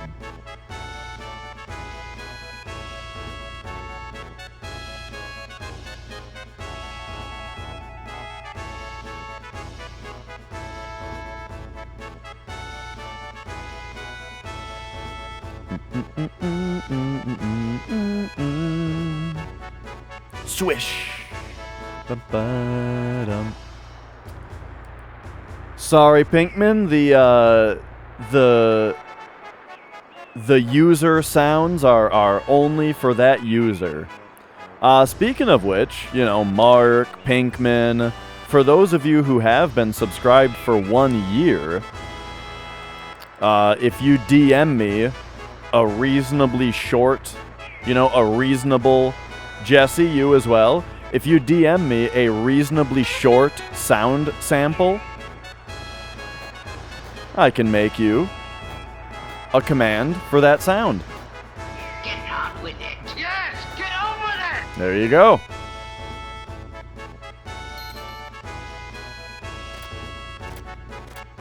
That's a 1 year subscriber feature around here. I haven't mentioned that in a while though. I think I am gonna make them like 1 per day though.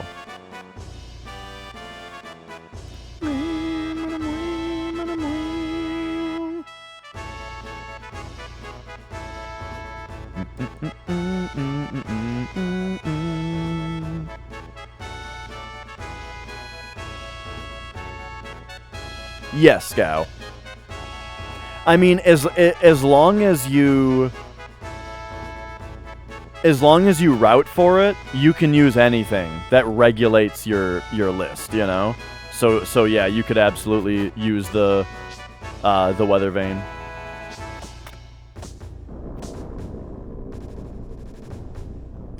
Now, one thing I'm not sure of, though, is do any of the Cosmo Canyon fields on the way back out of Cosmo Canyon, do any of those fields advance RNG? Because one thing about this run, they don't. Okay, good. Because, yeah, one thing about this run is that we use the weather vane going into the observatory, but then you get teleported back into the high wind out, you know?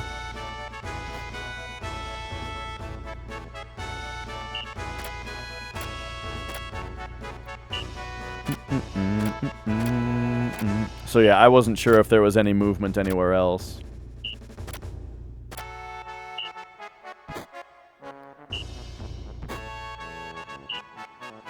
I meant to take this break to refill my water bottle, but I forgot.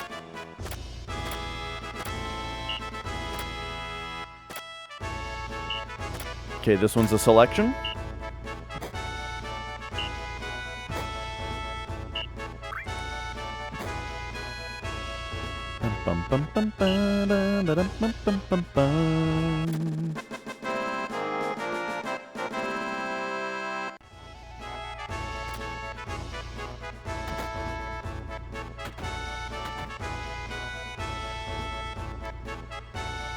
Next break is,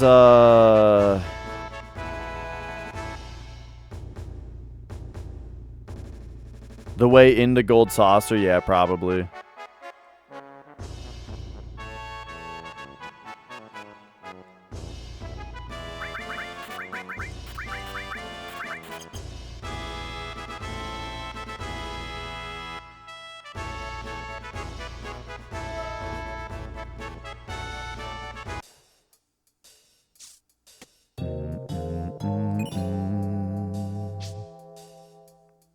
Right. And I did try to time out my thing so that I can use that as a break and then still predict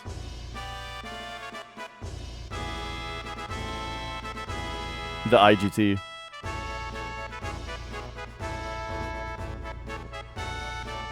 We'll see if it works.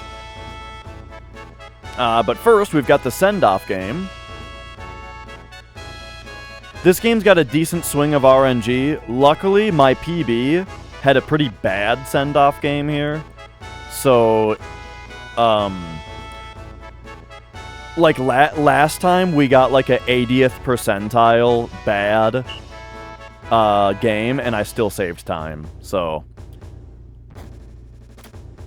my PB must have had like the actual worst.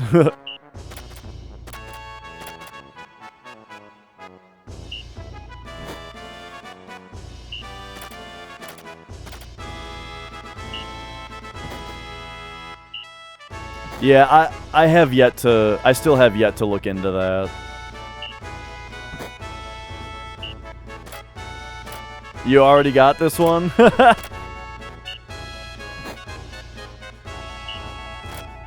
Wait, what? Is this the God game?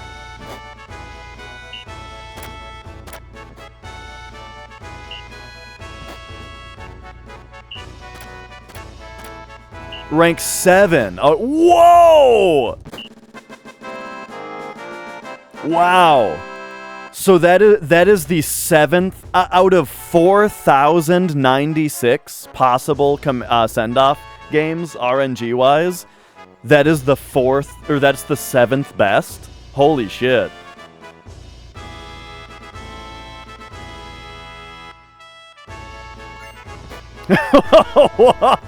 Whoa!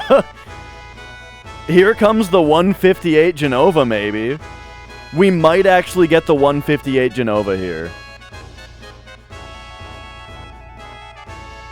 Holy shit. Stone 33, baby.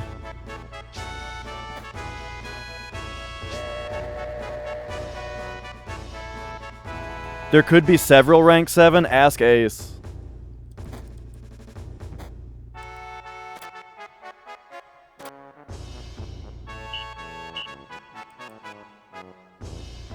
I'm not sure if there are any two games that take the exact same number of frames.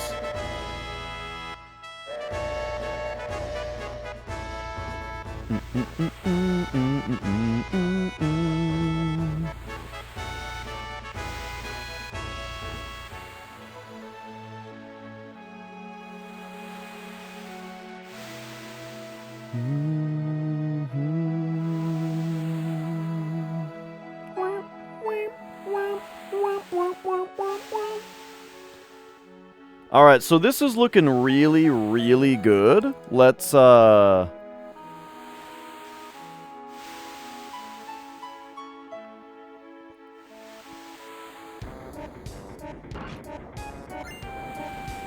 not get too nervous and screw something up here. Alright, I gotta focus in here, you know? Focused.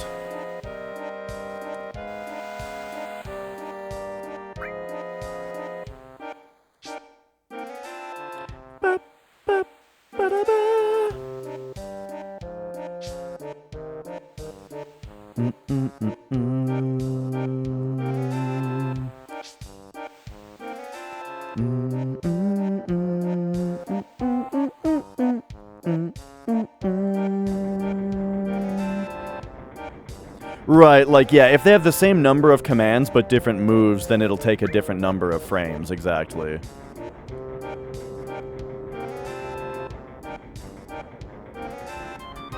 And I don't think there are any two that have the same commands.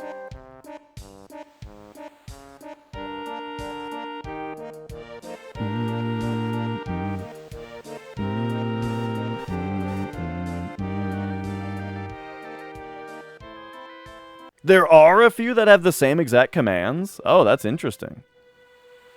I suppose you did say there's a few that take the same number of frames, and that would be like the only way for that to happen.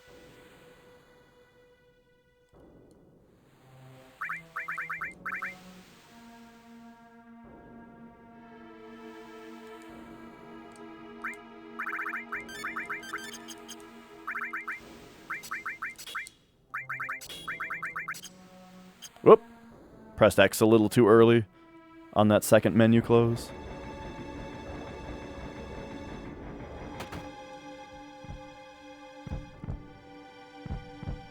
Really? Wrong again.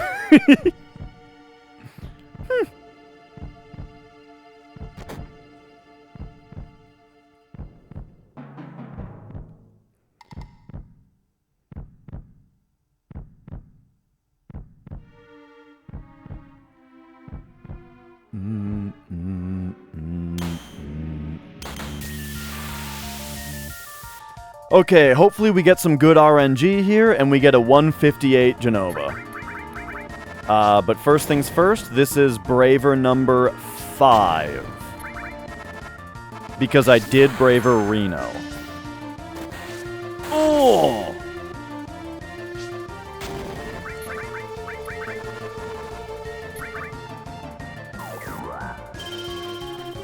Nice miss, idiot.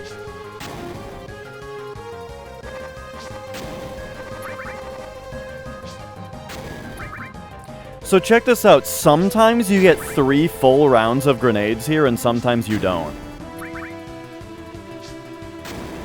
Let's see how it goes this time. Tifa, does red go? Yes, we got the 3 full rounds this time. Okay, 1 for Cloud, please. Alright, now end it. I know you're gonna hit red, but just end it instead. Alright. Here comes Braver number 6. Yes, Braver number 6.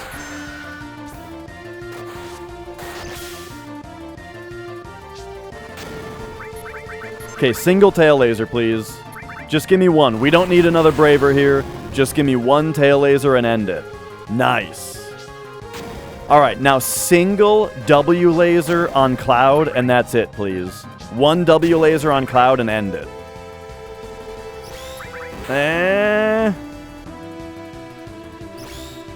Okay, it's 1 for all again. Oh no, it wasn't 1 for all, it was just bad RNG. Nah, this is pretty slow so far. This is okay RNG. Like, it would be worse if she was killing somebody or never hitting Cloud, right? That would be worse. Or if she double tail lasered. Oh my god, this is a 158. Holy fuck. Check this out. Ooh, baby! The dream! We have finally achieved the dream of the 158 Genova. Holy shit.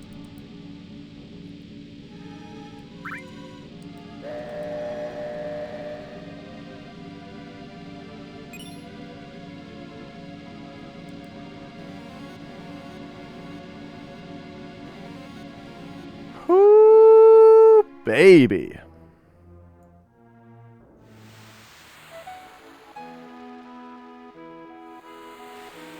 Alright, now I'm gonna have to run to the restroom here and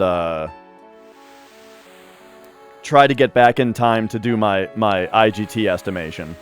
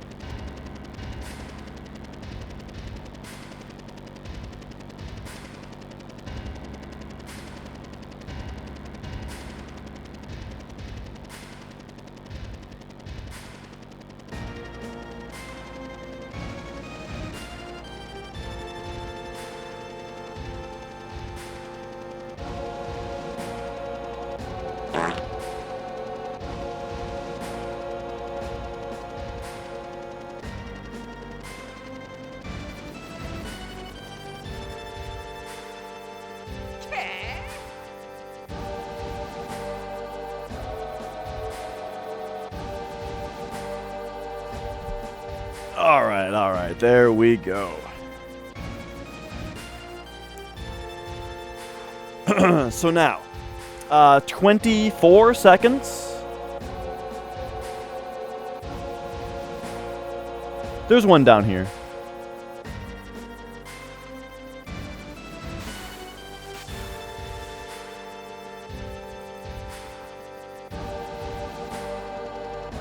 Alright, that's 79, so 202.19.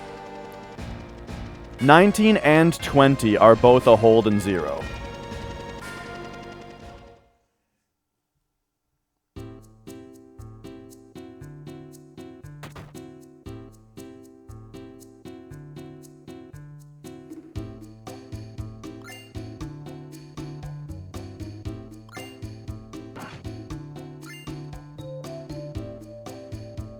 Okay, 19 and 20, hold and 0.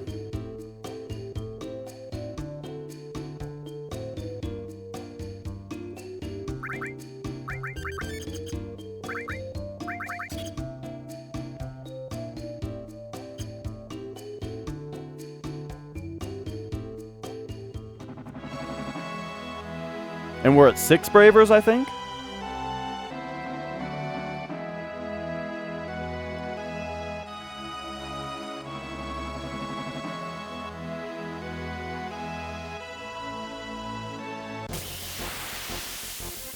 Is that right? Didn't I get one off the W laser, or did she die before I actually... I led the fight with 5, with Braver number 5. Then we got one off of regular laser, and then we got one off of W laser. That's 7.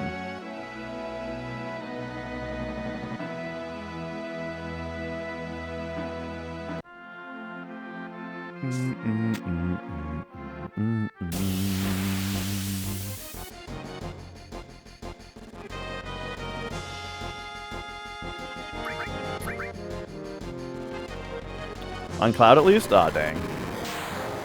Come on, come on.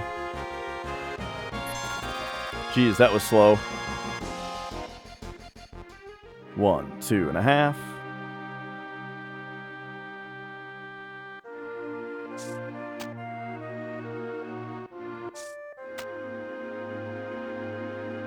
So if we get a Braver before the laser fight, then that'll be pretty fast. Actually, it doesn't even matter. It's going to be a pretty fast fight either way, because we only have to Braver once.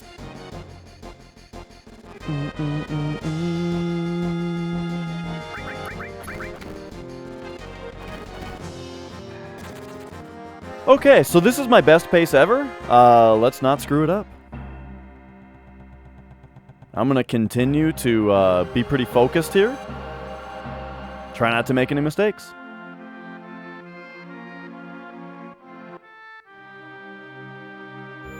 Hell yeah. Just don't fuck it up.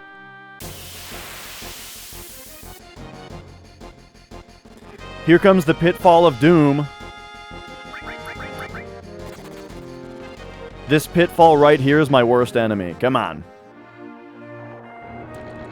Okay, we got it. 1, 2, 3, 4, 5, 6, 7, 8, 9, 10, 11, 12.5.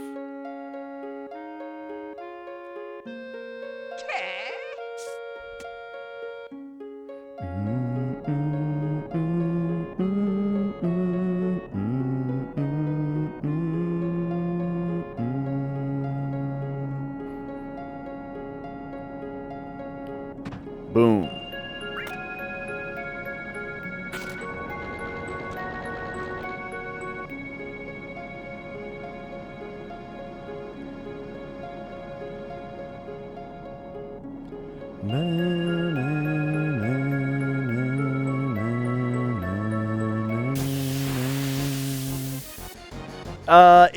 It's not a dead run, it just loses like 20-30 seconds.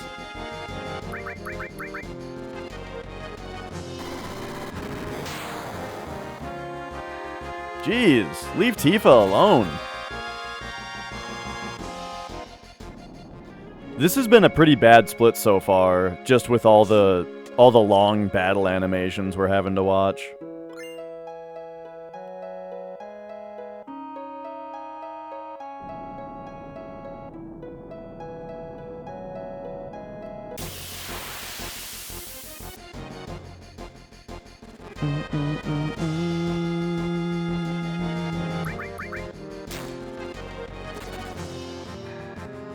$11 steps. 1, 2, 3, 4, 5, 6, 7, 8, 9, 10, 11.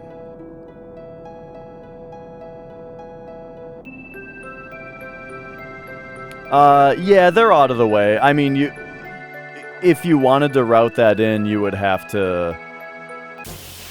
You'd have to make a route for it.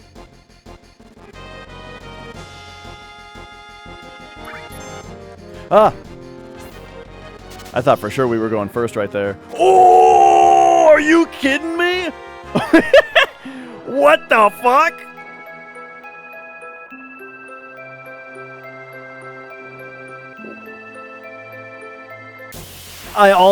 I almost accidentally ran from that fight also, because I assumed Tifa was going first.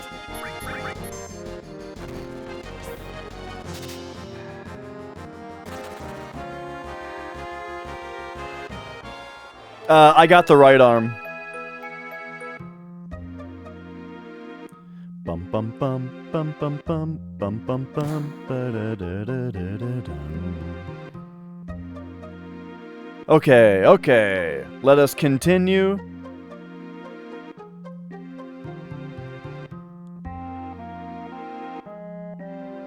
To not make any mistakes. Oh yeah, gotta love a right arm steal.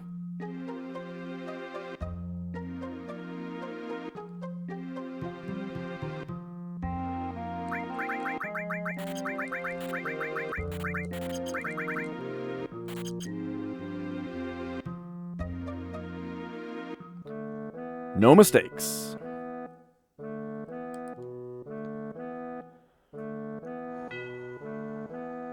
Yes, he can, Lanier.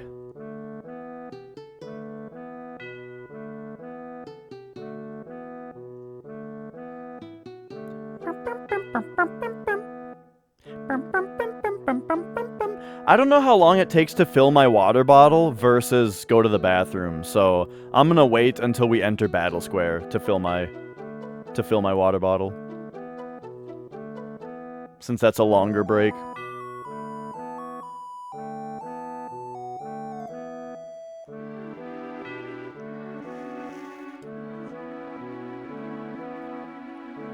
Alright, we got a prediction up. Will we get the counterattack from Dyne?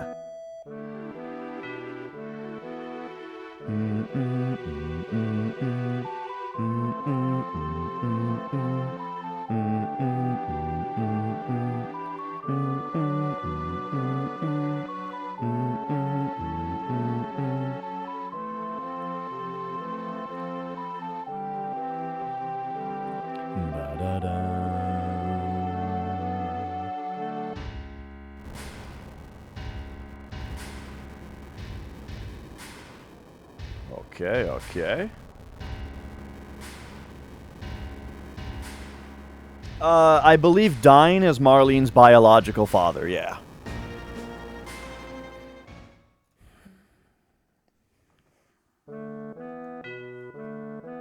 Okay.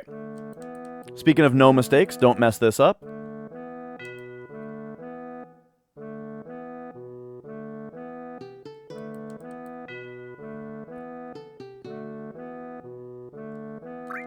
Boom. Did it. Z-Swill, thank you for the good luck. Are you seeing this Genova split? 158? 158 Genova birth split? How do you feel about that? And I got a right arm.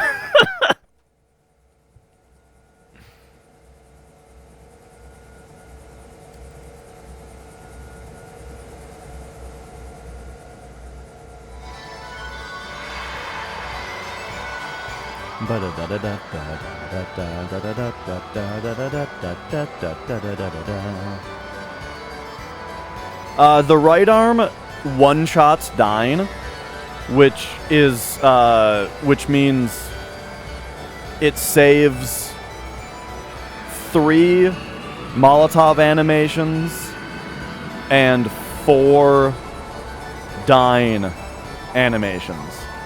So it saves like 30 to 40 seconds on the dying fight.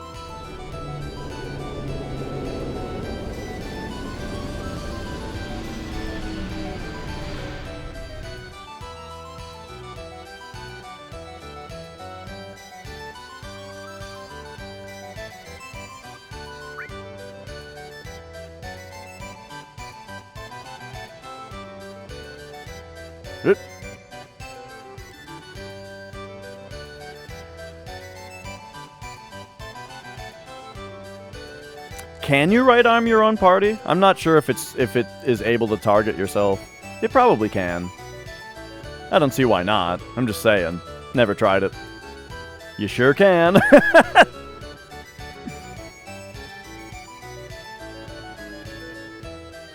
Better turn off auto cam.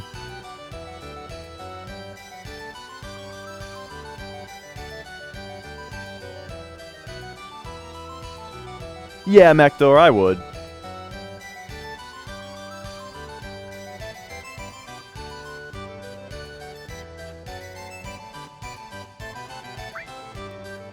I mean, these discs look pristine, you know?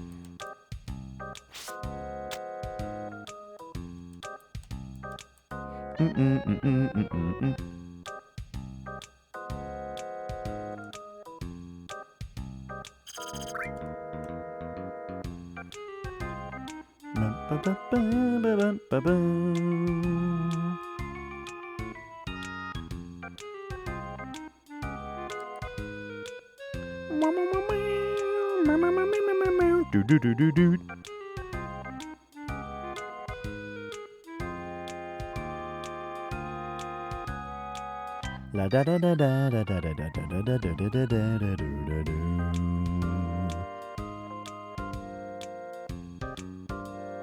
Bow bom bom bom bom. Yeah, pretty recently I got 2. Oh wait, you mean 2 right arms in back-to-back runs? Yeah, that was a thing that happened. Twice in a row I got double right arm. Okay, I'm gonna go refill my water bottle.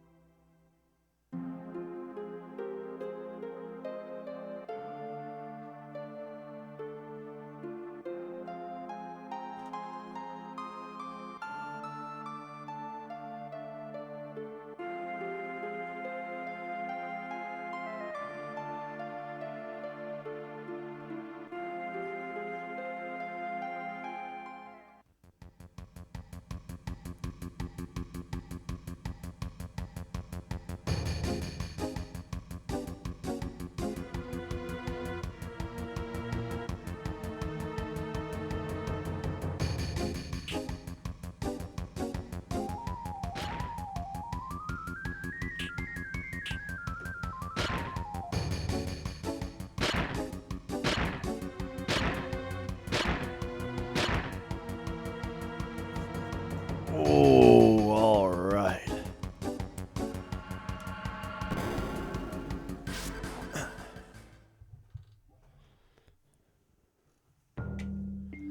It's not that he can't have the same name, Rick. I just don't care. Or well, I don't care for the last digit, and also So I used to leave Cait's name with an A on it so I could tell the two apart in text, you know? Like during the Palmer fight when you're targeting and it says the name of your target if you hit select. I wanted to be able to tell the two apart, you know? Nowadays, I don't really do that anymore. But, you know, I still just have them differentiated. That's also why I don't rename Sid.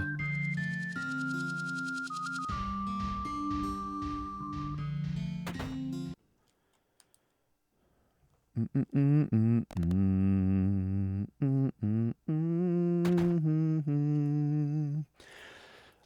game types out the names at 6 characters per frame. And so reducing him to C-A-I even if you leave the I, you're guaranteeing 1 frame saved every time it types his name. Because the space counts, you know.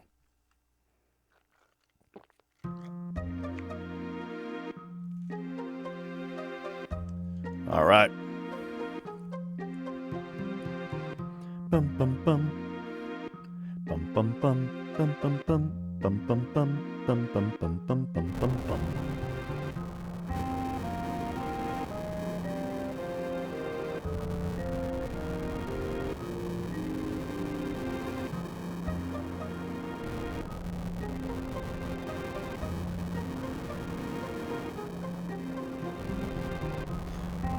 I think so. Hope.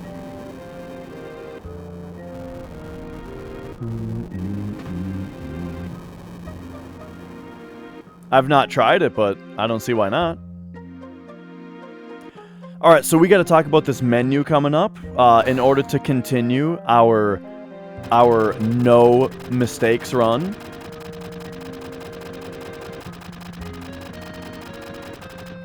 We're gonna put Cait in the middle slot in the party, and then go item, arrange, up 2 to most, use tranks on the other 2, 2 down to materia, armor slot 1, 2 down to enemy skill, other 1 down to enemy skill, square over to equipment, R over to Cait, boom boom his accessory, down 2 to order, back row Cait, down 2 to wait, config, go to HP wait.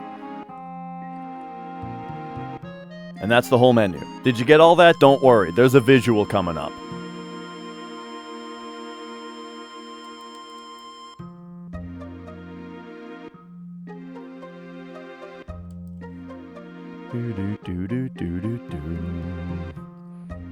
Alright, here comes the visual for you.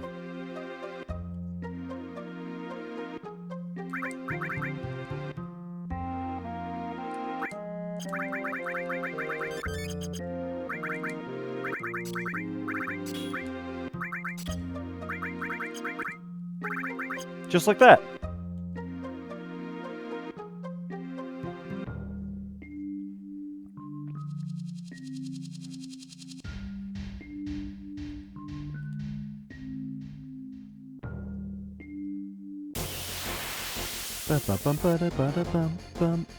Okay, don't steal my right arm, please. Nice. 1, 2, 3, 4, 5, 6.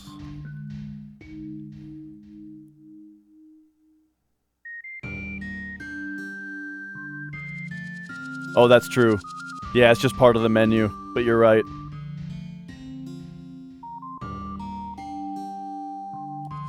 This desert is stupid.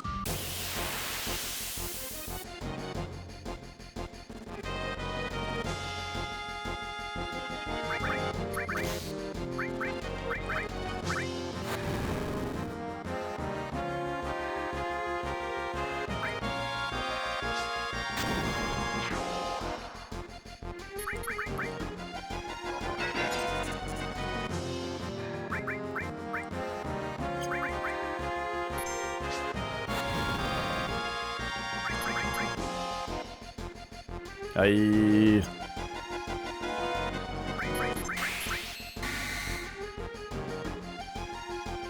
There we go.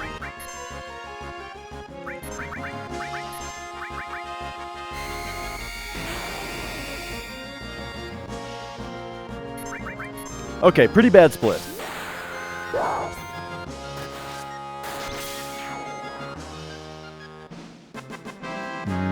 But we still saved time. So I guess it wasn't so bad.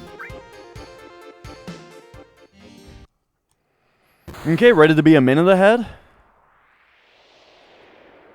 Here we go. Hopefully he doesn't counter.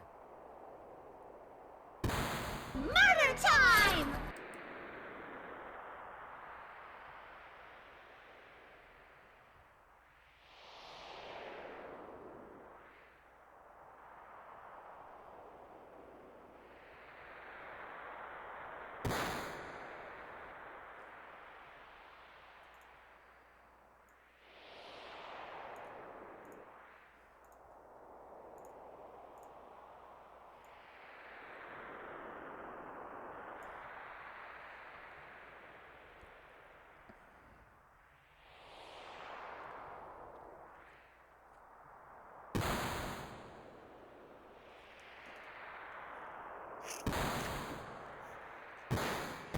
Uh-oh.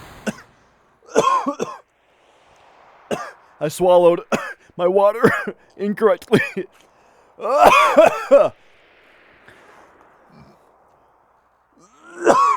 Water down the windpipe. All right, we're good. We're good.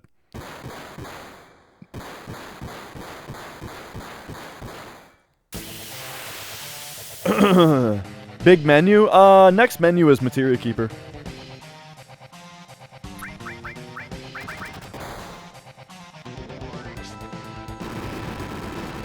Alright. No counter, please? No counter? Nice! Pay out the believers. No counter. Sick. Alright, I'll be right back.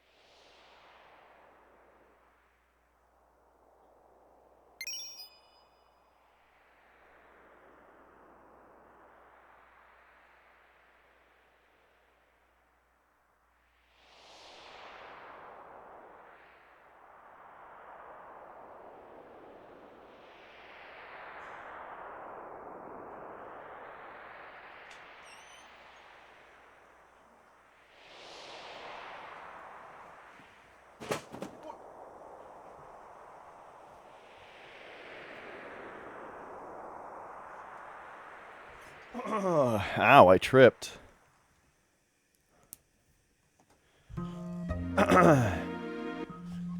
Yeah, this pace is world record competitive. It certainly is.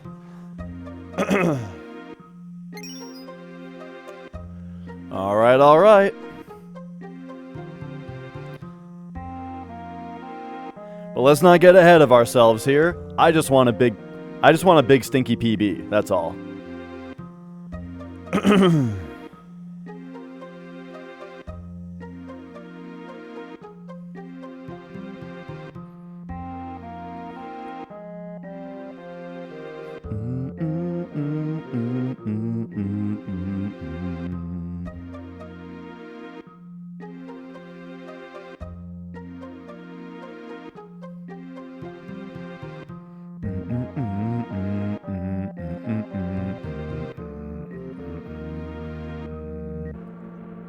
One, two, three, four.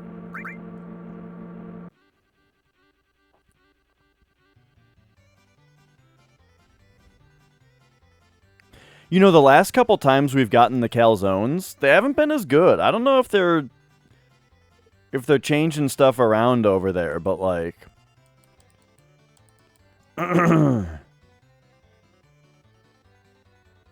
I feel like the extra sauce, I feel like it wasn't extra saucy. And also, I don't know what the deal was with the pepperoni, but like I think it might have been Canadian bacon. I'm not sure though.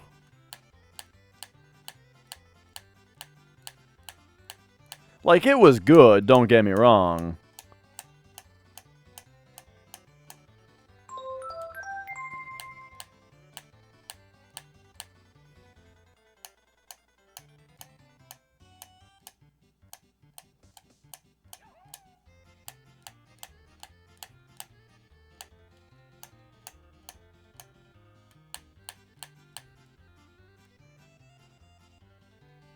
Two, three, four. Okay. Lou, this bit bombs every time.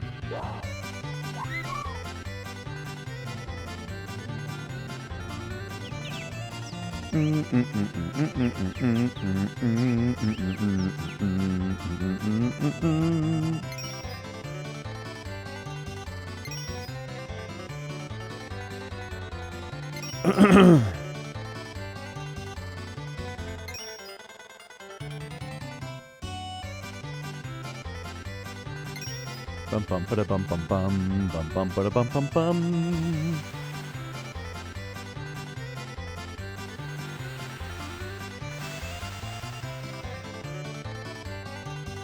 Last time I got a second right arm, I used it against Demon's Gate, and I thought it was pretty darn good on... I liked it a lot on Demon's Gate. A lot of people would choose to use it on Palmer, and those are like the two popular choices, is Palmer or Demon's Gate.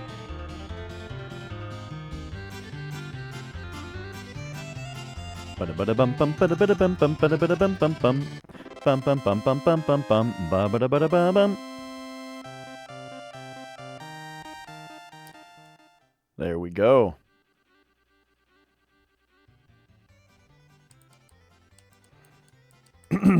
Okay. So we are getting into like mega concentration time now, because the next parts of the run are very execution heavy.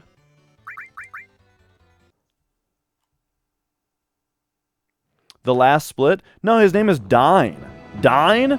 More like dying, you know? Like he's dying. Because we're gonna get him.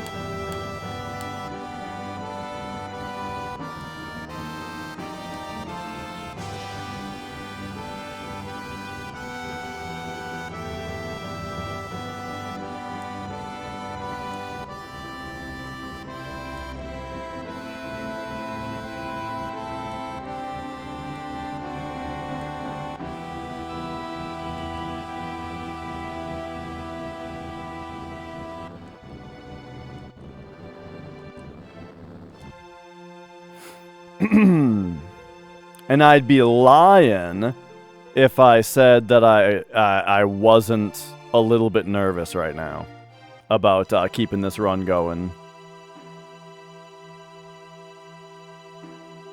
Okay, come on. No egg, please. I don't want an egg this run, please. Thank you.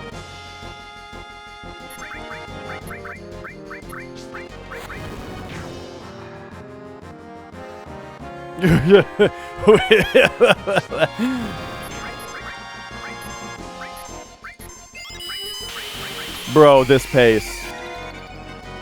This run is okay. You've seen better. Mektor, give it 5 seconds, okay? Give it 5 seconds. And, okay, now how do you feel about the pace?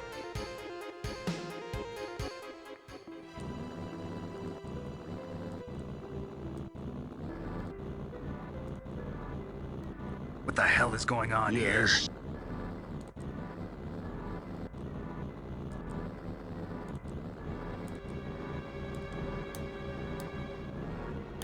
Yes. Yes. Dude, I was so nervous on that. Holy shit. Oh, man.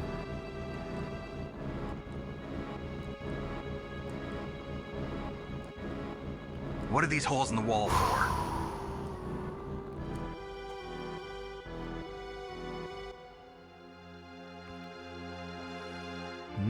Honestly, when people do sound alerts during Cosmo Canyon Skip, I don't even hear them anymore.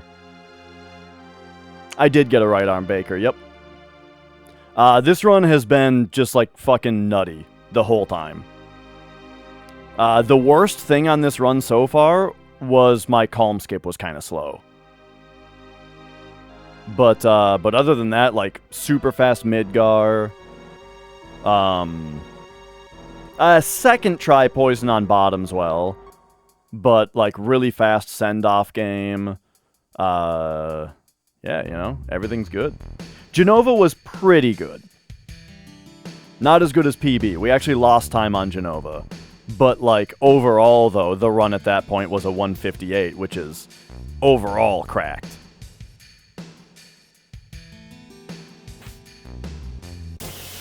Okay, 13 steps after this.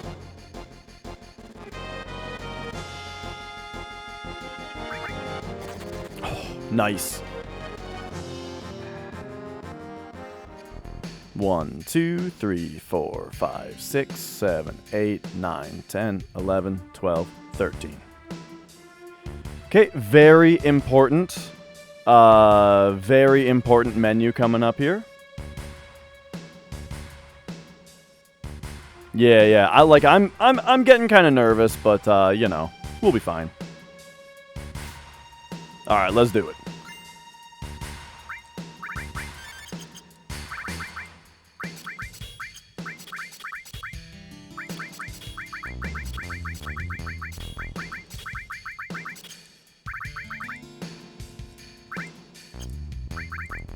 Uh, 433.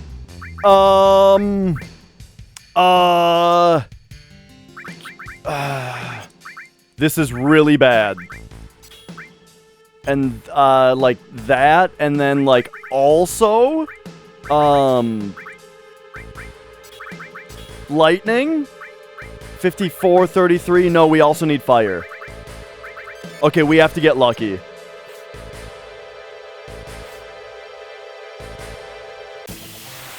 We also have to get lucky here. This is absolutely fucked.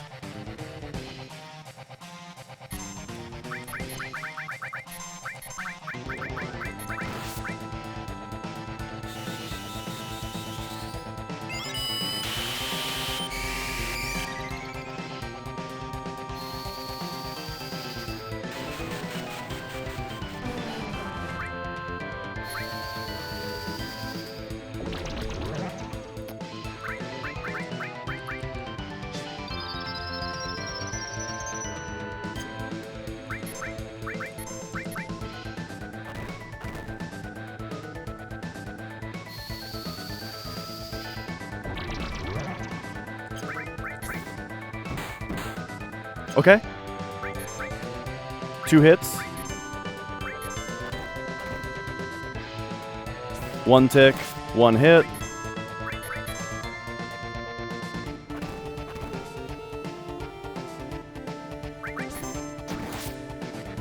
What?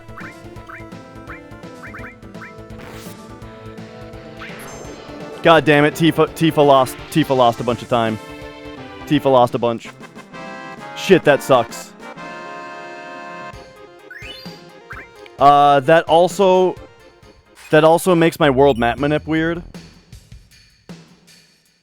3428, give me 3433, which is a delay and 0.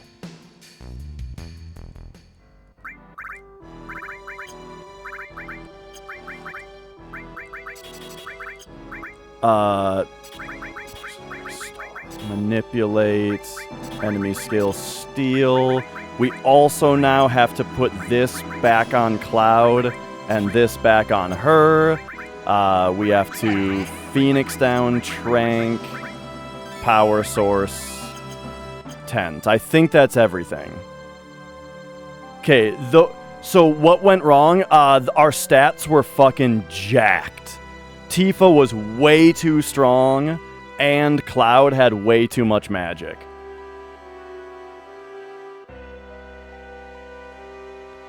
So that meant that I had to put the... Man, I can't believe I didn't wait long enough.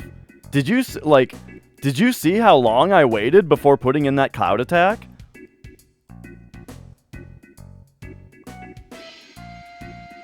But anyway, I survived.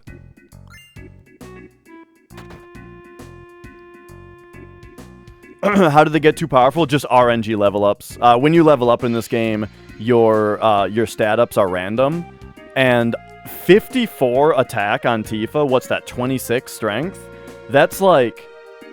Is that like actual max roll? Because that's nutty.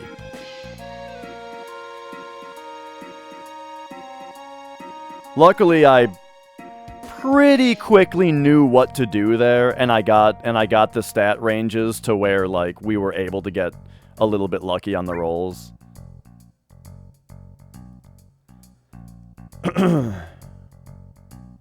No, too powerful means that the attack... So we get the 99 damage by doing a bio with Cloud and a regular attack with Tifa.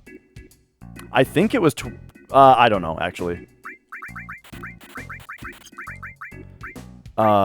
Drill arm, bronze bangle, leather glove, gem ring.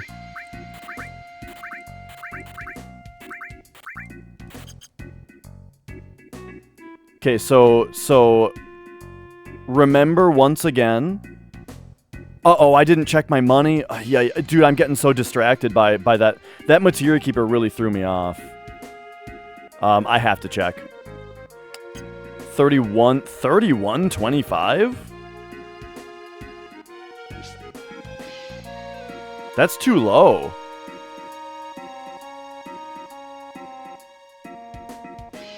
Okay, I'm gonna have to sell stuff before Middeal. Or at Middeal.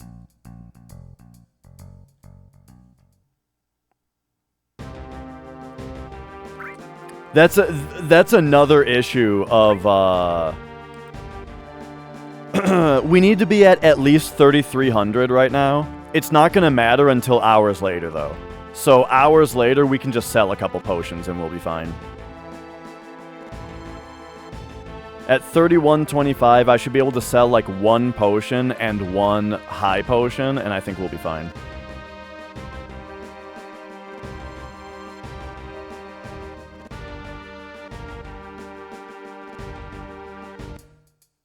But yeah. So that materia keeper had a couple problems with it. The first was way too beefy characters. Second issue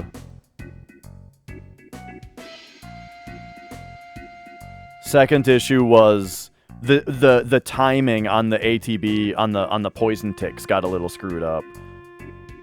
And so he ended up getting a turn, unfortunately.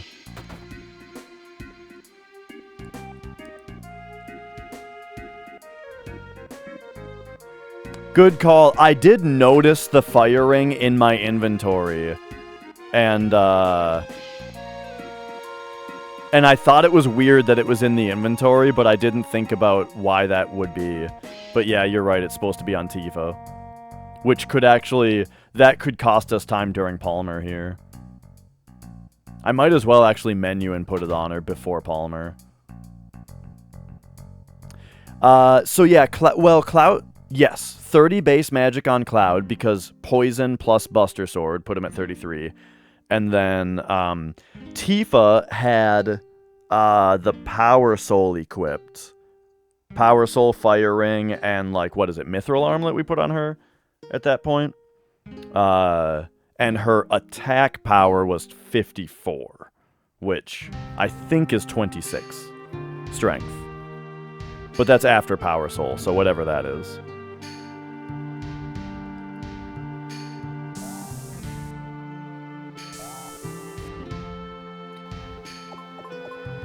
I don't think I've ever seen 54 on Tifa.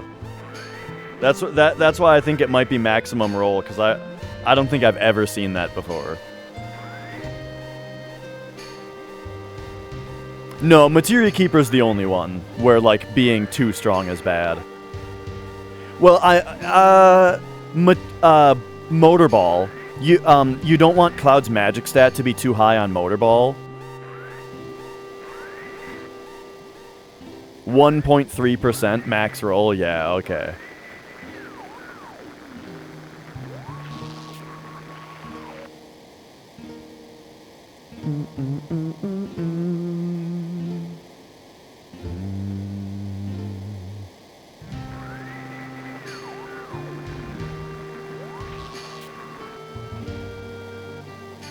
Yeah, if Cloud's magic is too high on Motor Ball, then you have to adjust your strat on the fly a little bit to not overdamage him, which causes a counterattack to happen. And then yeah, with Schizo, I don't know how much of a problem it is really. That's kind of an always thing. It's not really that's not really an RNG thing for stat rolls. It's just like it kind of always is that way.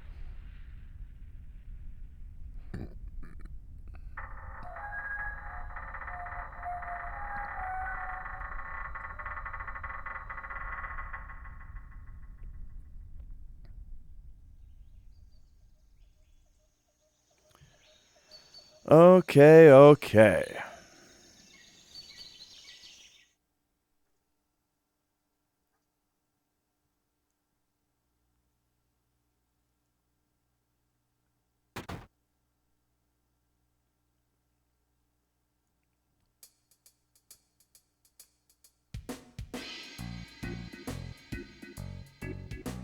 So I am going to have to be careful on my Red Dragon menu again. The only thing kind of coming up is there's like a world map manipulation coming up, but I don't know how new that is.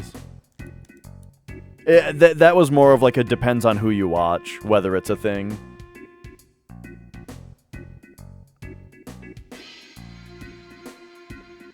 Oh yeah, there's Icicle Inn. That's a bit later. I'm gonna do that now, RJ. I am gonna do that here.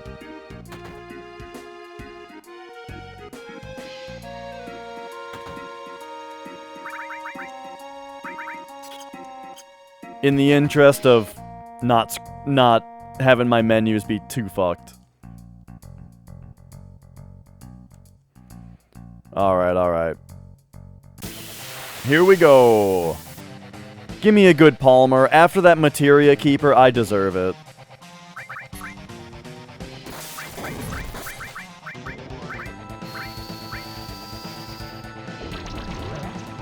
I don't like it.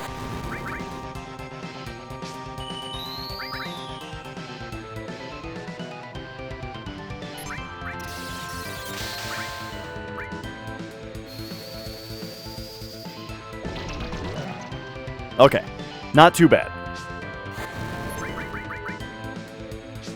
Now, Palmer, if you would mind like not doing anything for the rest of the fight, you can also hit Cait if you'd like. Either hit Cait or do nothing, please.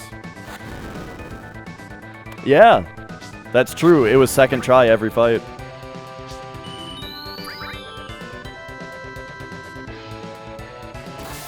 Oh, jeez. Bottom's Well was second try.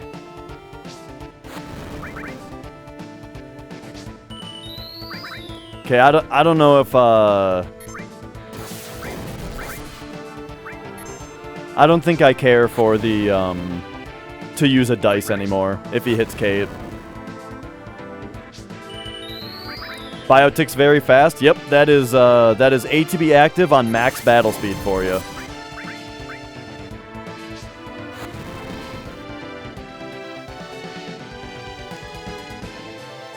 And that's why we want to poison him so bad. Okay, so I'm losing a bunch of time here. I think this is no longer technically my best pace ever, after that Materia Keeper Palmer combo. But, because, like, also I slowed down after Materia Keeper because of the, what do you call it? The lasting effects of Tifa dying to Materia Keeper.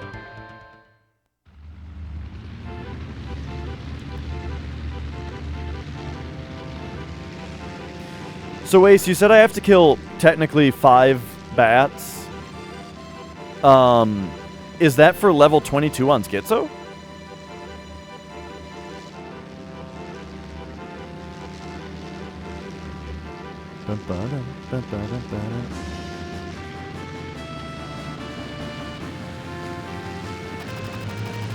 Oh, okay. I wonder if one set of bats will still put her at level 22 then. Right, exactly. Because, yeah, the MK was bad, but it was bad in a way that made me also have to menu differently after the fight, which counts towards the Palmer split. I also, I have a bad habit where Materia Keeper I like to split on the quad 7s so that I can use it for the world map manip. But when something goes wrong in the fight like that, I forget. I forget to Oh, that's actually another reason. Wait a second. That means we actually lost more than 27 seconds.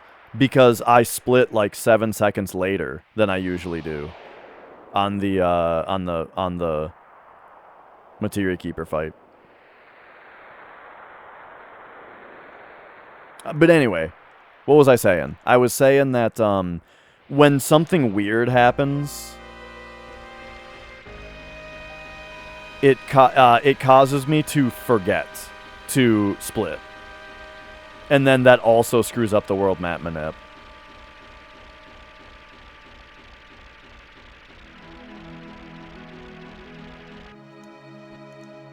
Come on. Oh my fucking... Can you get off the Bronco? What the fuck? Sorry. Sorry. Oh no. Okay, 97.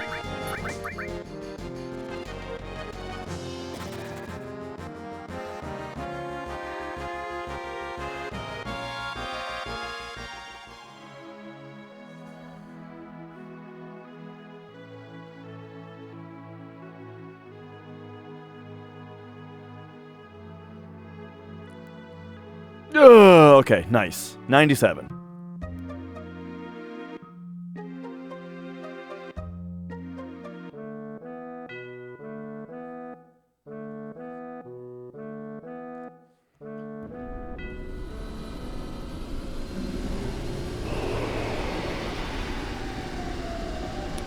So 97 is the formation ID of the battle with 3 flat beats, which is important because when we go back down, I'm going to try to manipulate not getting jokers.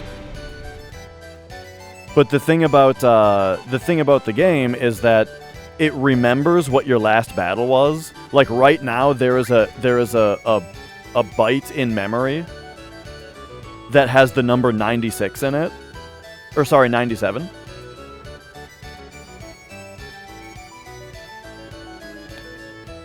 And so, if the effect of that is that if I get into a battle that would be 3 flat beats again, the game will re-roll the battle 1 time, as far as I know.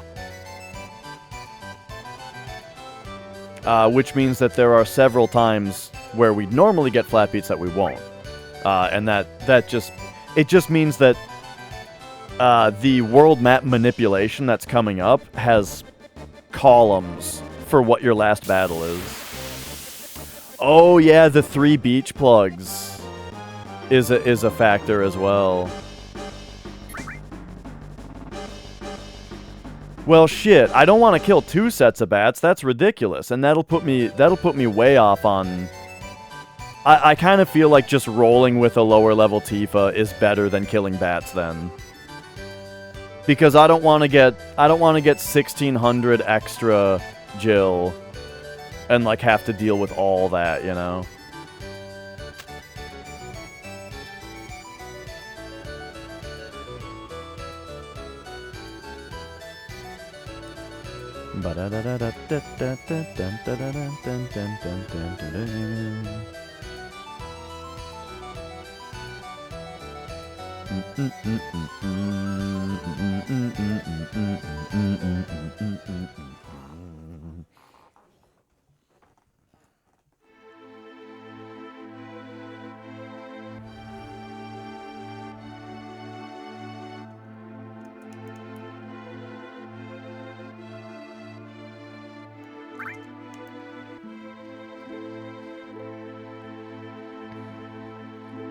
Okay. Mm-mm.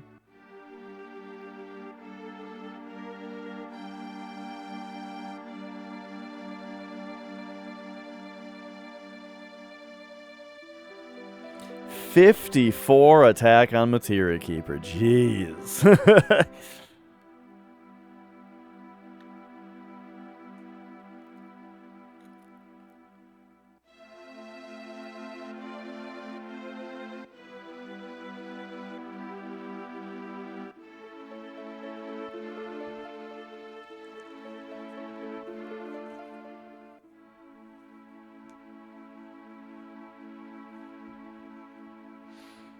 Yeah, I got you, Crucial.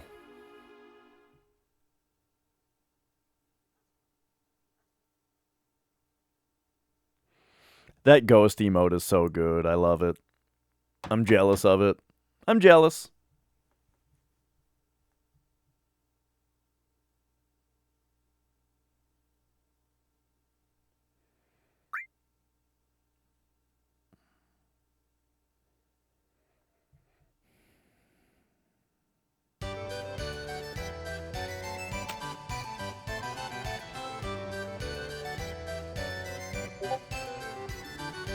What the hell? My Discord is off of... Sorry, that was me. Sorry. My Discord wasn't on streamer mode again.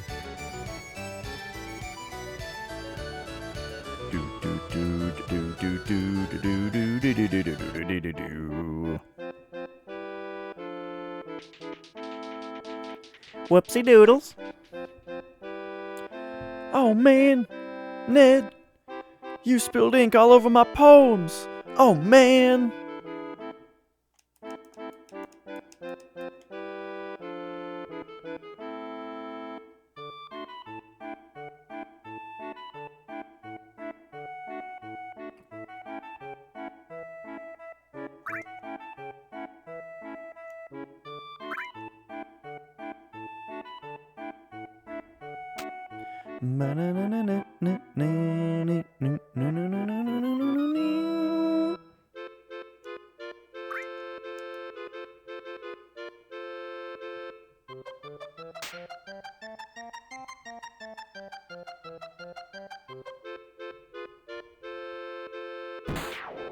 Yeah, I think just having her at level 21 and going for the just going for the 80% stat roll should be fine.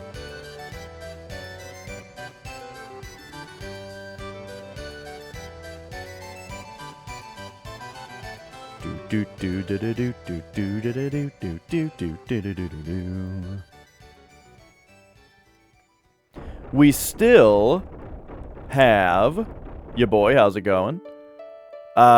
We do.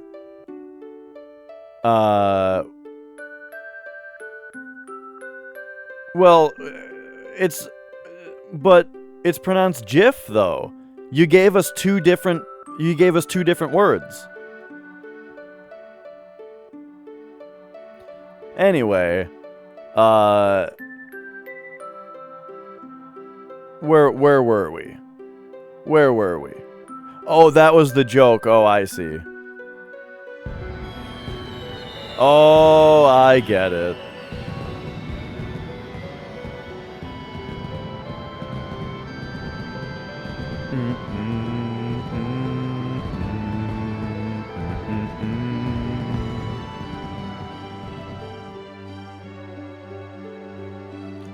What the hell was I about to say? I was gonna say something about the state of the run. Oh yeah, I also have to remember that I am behind on money as well. I'm behind on money because why? Why are we behind on money? I have to remember.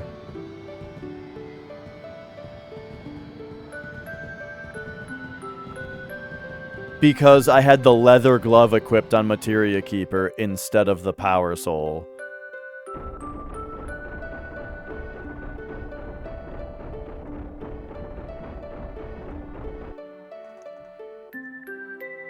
Sometimes I say Gilles, just, you know. Just 'cause. It's fun. I wish we had that sound in English. It's fun. You know what's kind of interesting? I've never thought about it. I had never thought about it this way until, like, I read a thing that was about it. About the idea that, like, an F sound and a V sound are the same sound. It's just one of them is vocalized, right? An F sound, you're just pushing air through. A V sound, you're vocalizing behind it. You know?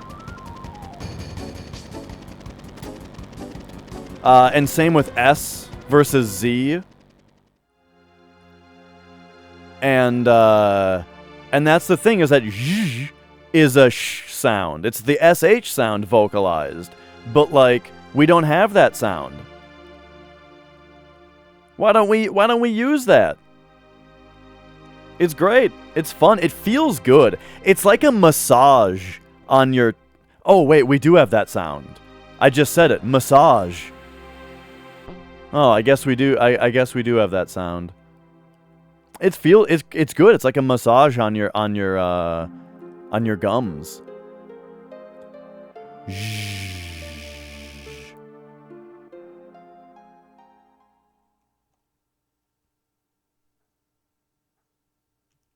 Whoop, whoop.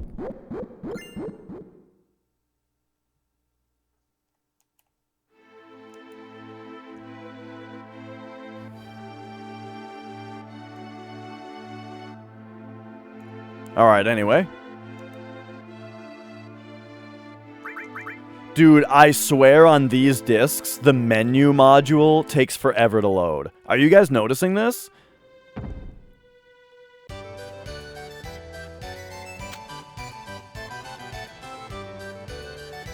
Or on this disc, I should say. I don't know if disc 2 and 3 are affected. All right, here we go. Boom. 16 or 6, I mean, 5906. 5910 is valid. All right.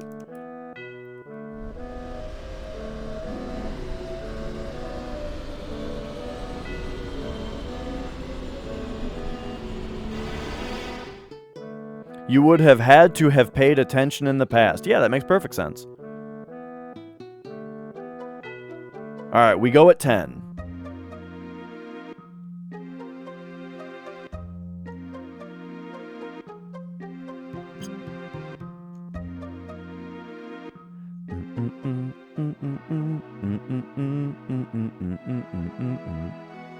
Have had to have is a funny part of a sentence. It's like whenever I type the words to go to, like I need to go to the store, to go to the is like, it's like too many tiny words in a row and it feels weird.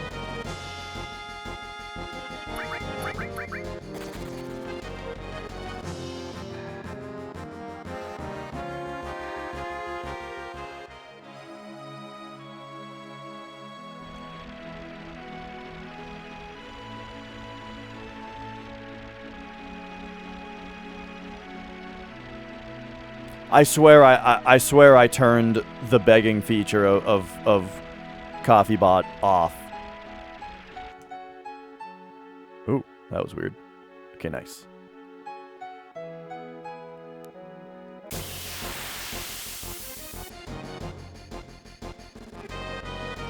All right, give me a spider web, please.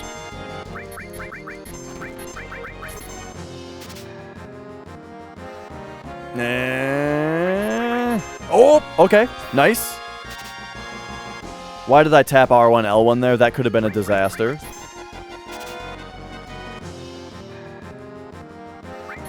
Oh, come on. Well, come on, come on. Oh, boy. There we go. Not looking good, fellas. 1, 2, 3, 4, 5, 6, 7, 8, 9, 10, 11, 12, 13, 14. 1, 2, 3, 4, 5, 6, 7, 8, 9, 10, 11, 12, 13, 14, 15, 16, 17, 18, 19, 20. 1, 2, 3, 4 and a half.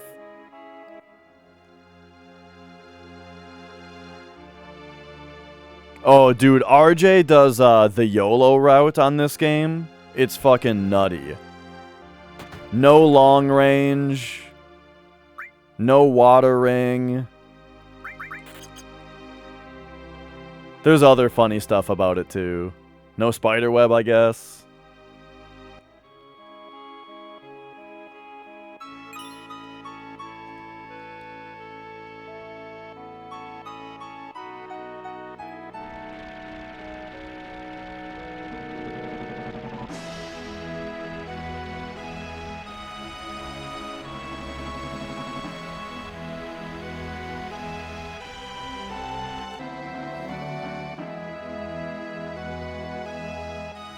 Nice. Okay.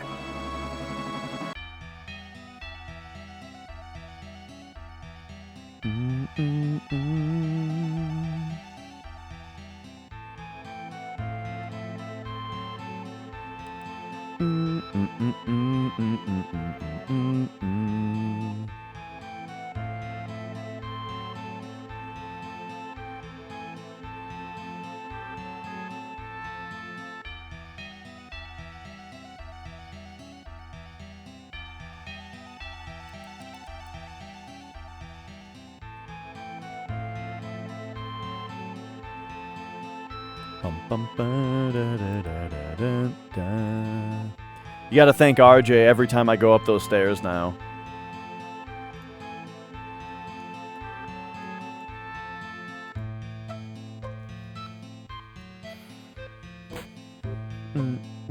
Dun, dun. Boop, boop.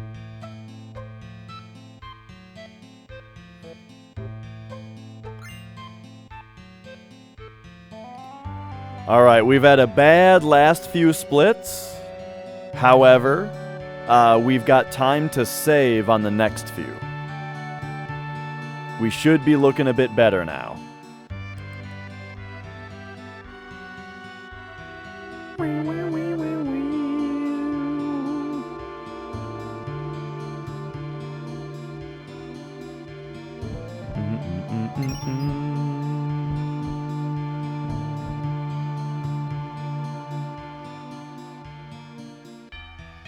Nah, Ebenezer, the mines are great. I'm all about it. Now, your route still gets preemptive Genova, right? Without the mine setup?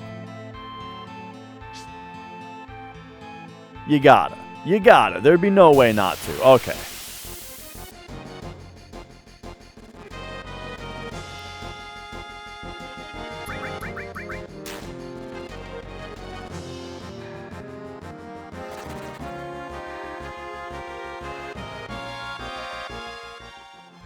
One, 2, 3, 4.5.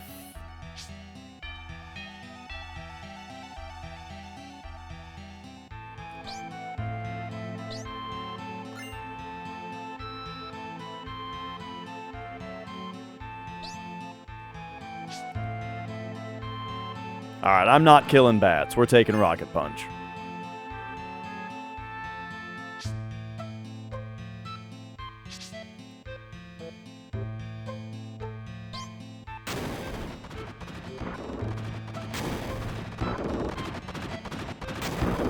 Alright, packing peanuts. Don't make me push left.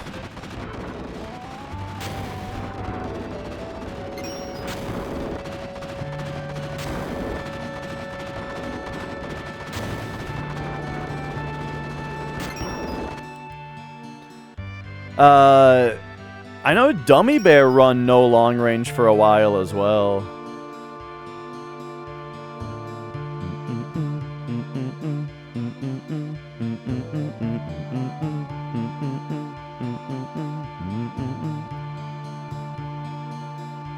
Yeah, didn't Dummy Bear have like a world record pace run on no long range and got shadow flared? Which with no long range kills your run because he flies up and you can't finish him off.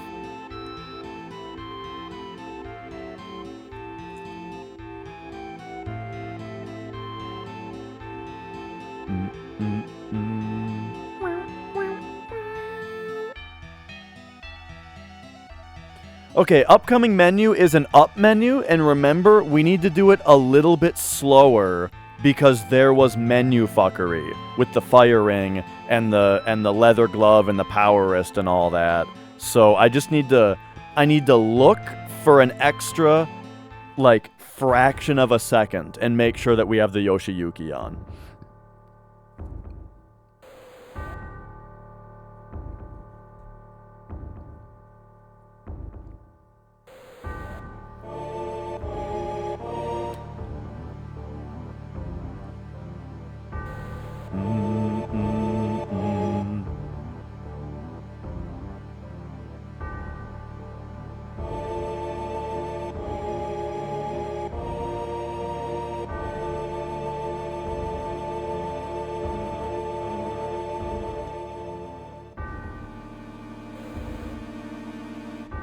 we want to make sure that we have the Yoshiyuki equipped for this fight. That was the mistake I had the other day, was that because my menus got messed up, I accidentally put the Force Stealer on instead of the Yoshiyuki.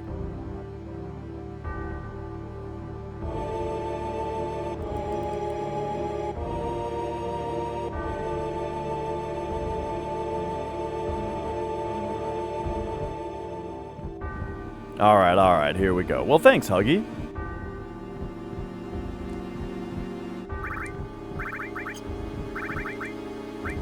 Okay.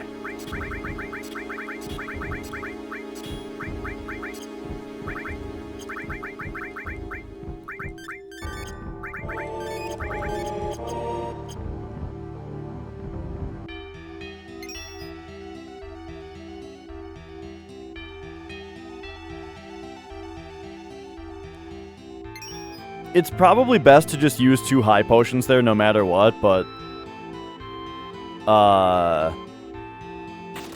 you know, I didn't want to waste high potions. What are these holes in the wall for?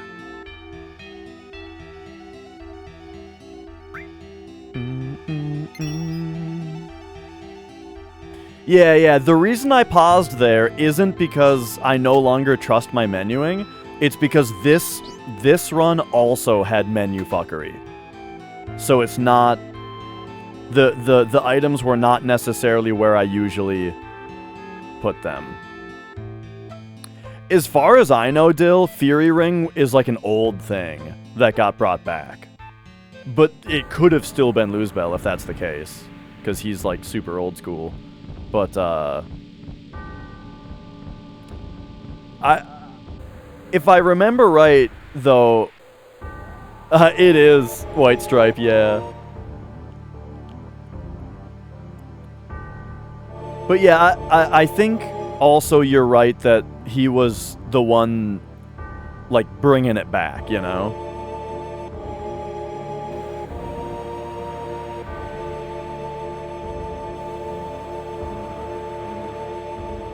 Right, and that was with no long range, so it was front row Fury Ring Cloud, and it was like fucking mega YOLO. Yeah. Wait, why aren't you doing that, RJ?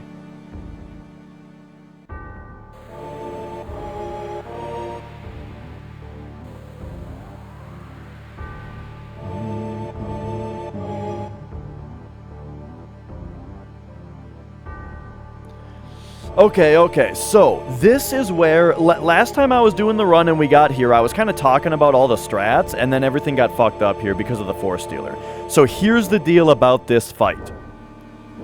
Cloud is Furied and will get a limit break from any attack from Red Dragon. What we want to do is cross-slash Red Dragon, which paralyzes him, and when he's paralyzed, every death blow hits him. So we cross-slash him, and then we can get 3 death blows in with proper weight tricking. Now, the other thing is that the Yoshiyuki gets more powerful for every KO'd party member. So we're going to KO Eris as early as possible if the dragon doesn't do it himself.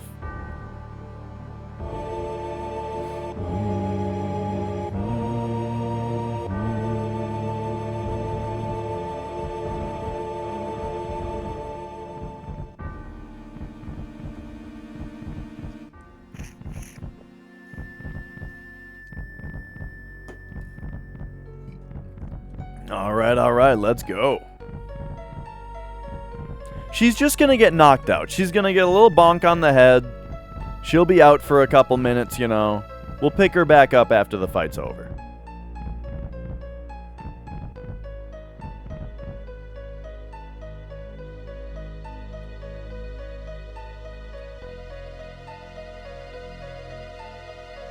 Optimally, the dragon will open the fight by killing Eris, yes. Unless Cloud doesn't have a limit. If Cloud doesn't have a limit, then it would be optimal for him to just give Cloud a limit. Yeah, Cloud's in the back row.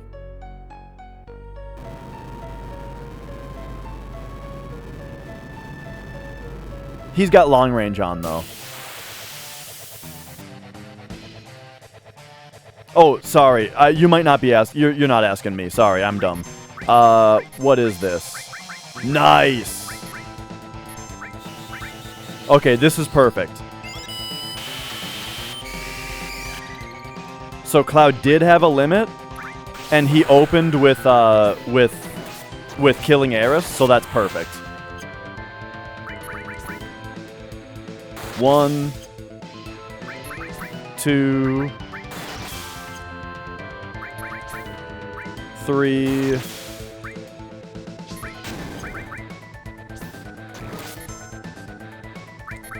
That grenade was just to make sure that Cloud's attack got queued up before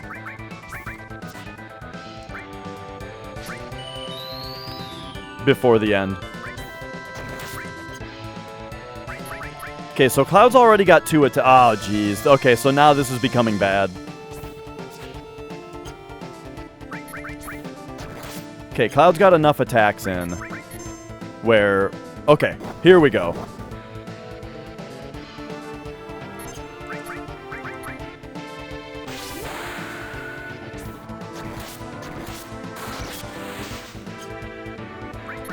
Okay, so he's dead now.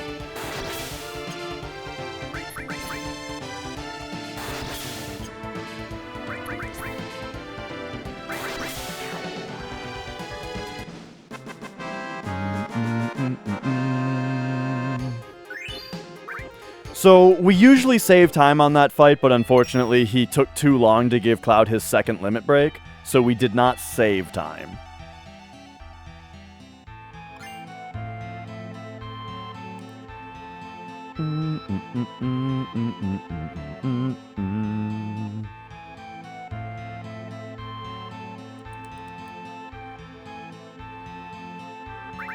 Oops. You gotta go 2 down on that one to get the fast animation.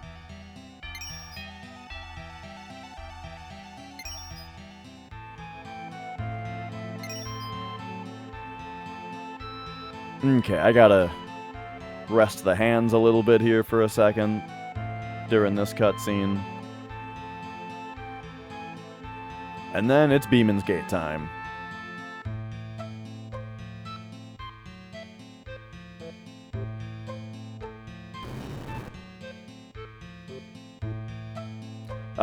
Potions, Turbo Ether, Phoenix Down, Trank. And then since we arranged on the last menu, everything, all of our menu stuff is back to normal now.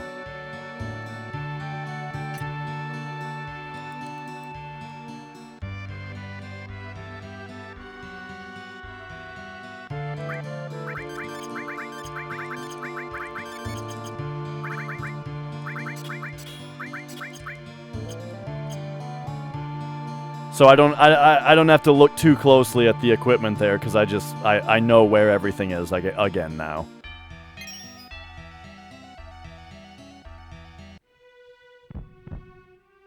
All right, here we go. Ready for Beeman's Bait?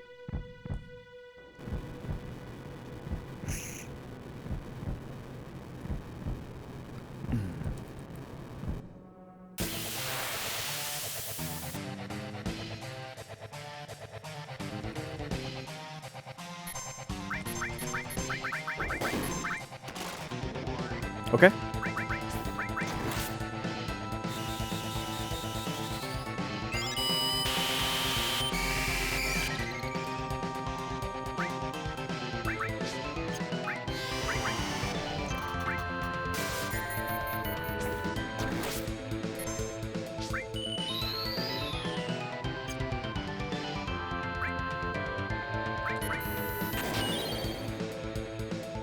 Okay.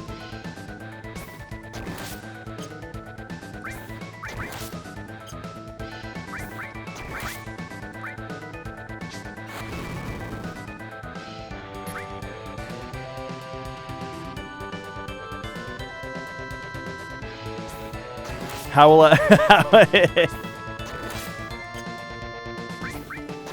I should have defended with Aeris here, or with Tifa here.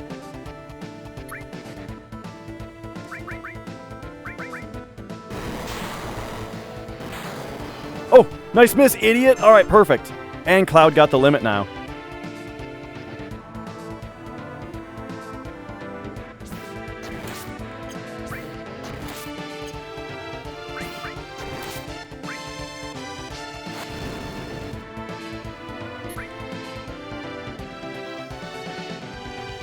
Is he dead, or do I do big baby strats?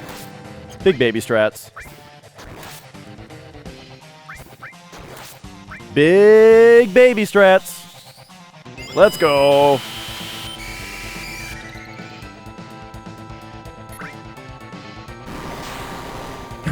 Oh my god, she had exactly enough MP to do that. I didn't even check.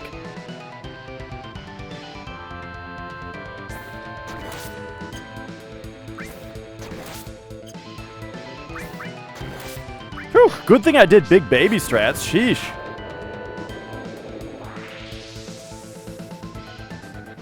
Nice.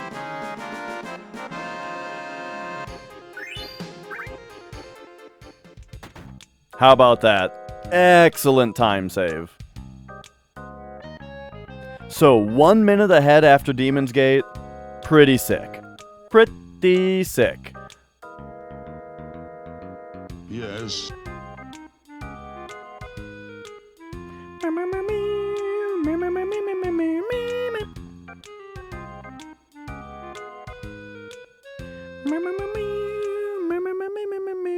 Do.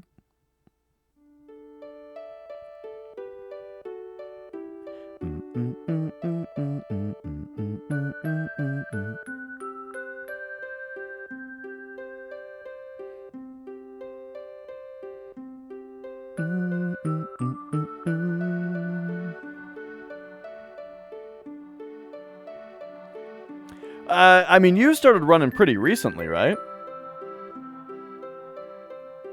Sounds like you're doing pretty well.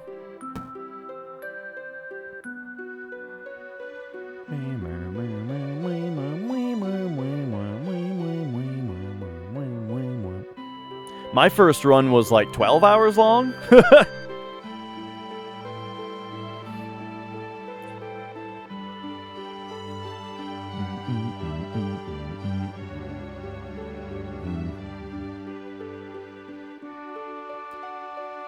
Man, I could have gone to the bathroom right here.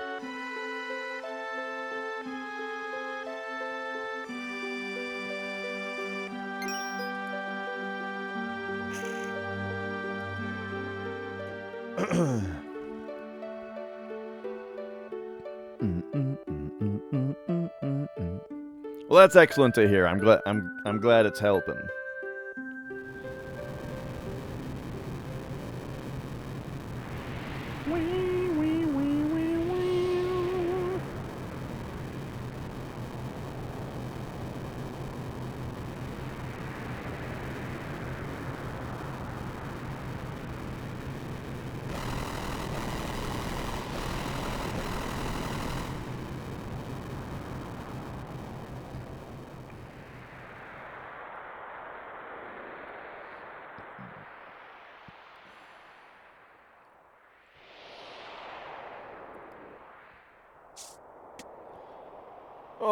Okay. So, right when we can move Cloud away, that's when I'm going to run to the restroom real quick. So, I will be right back here.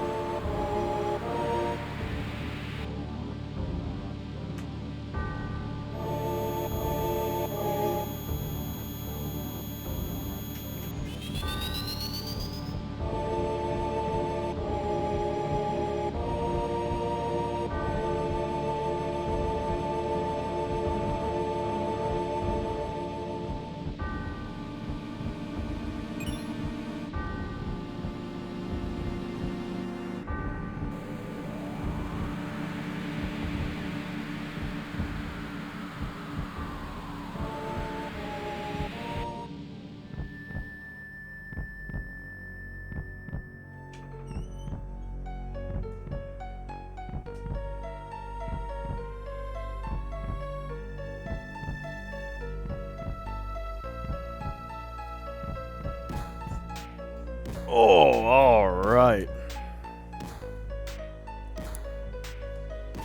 Well, we're almost to disc 2. Almost.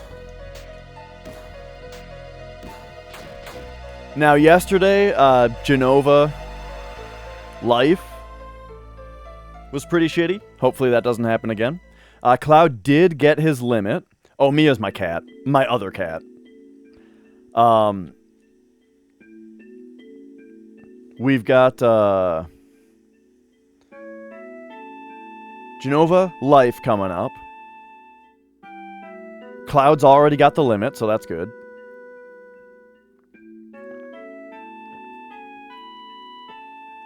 And yeah. Things are looking up now. We are still going to have Tifa a level lower than usual on Schizo. However, I'm not worried about her under-rolling damage because she's rolling crazy. She has rolled crazy strength so far, so I don't think... I think it's pretty likely she won't under-roll. Now, will she under-roll dexterity, though? We'll have to see. I'll do my best. But this also means now, though, that we do normal strats. We don't do the RJ on this run. We're going to have to do the Bahamut Doink. And then the setup is Big Guard, Hero Drink, Death Sentence. Tifa Potions? What does Tifa do on that turn? She potions? Cloud lasers?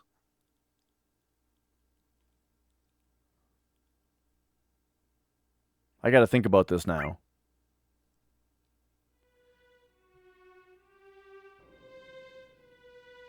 Put through the death sentence.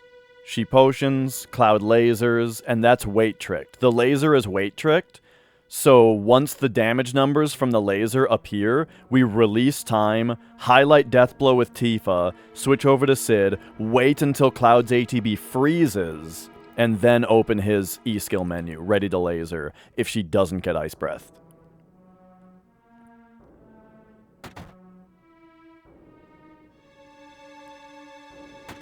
By the way, I'm talking about a boss that's going to be in like an hour and a half. But, you know, it's important.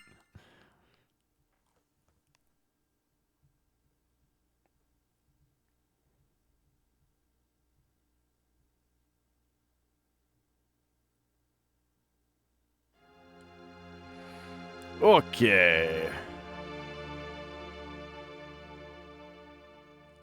For now, we've got an up menu coming up. It's PHS Sid into the party, 3 up to order and back row him.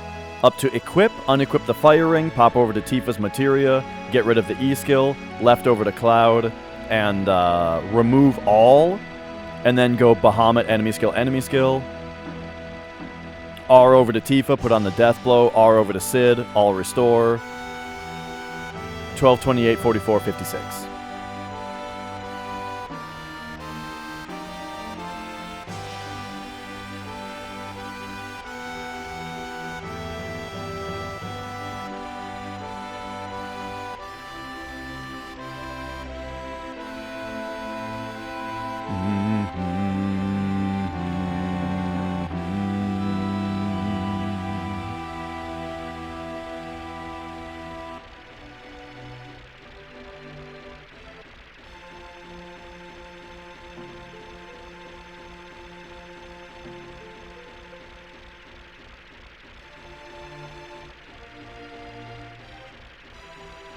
Do you guys remember Mr. Yuck?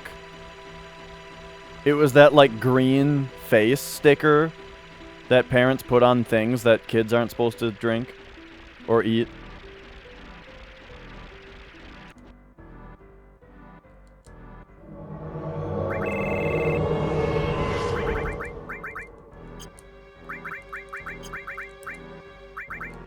Ah! There we go. This is remove all now, Bahamut. Ooh, 28, alright. Remember when I said I wait for 28 every time? I didn't really have to wait for it that time, though, so that's good. Zero Scar and friends, hello everybody. How's everybody doing? You caught me in the middle of a menu there.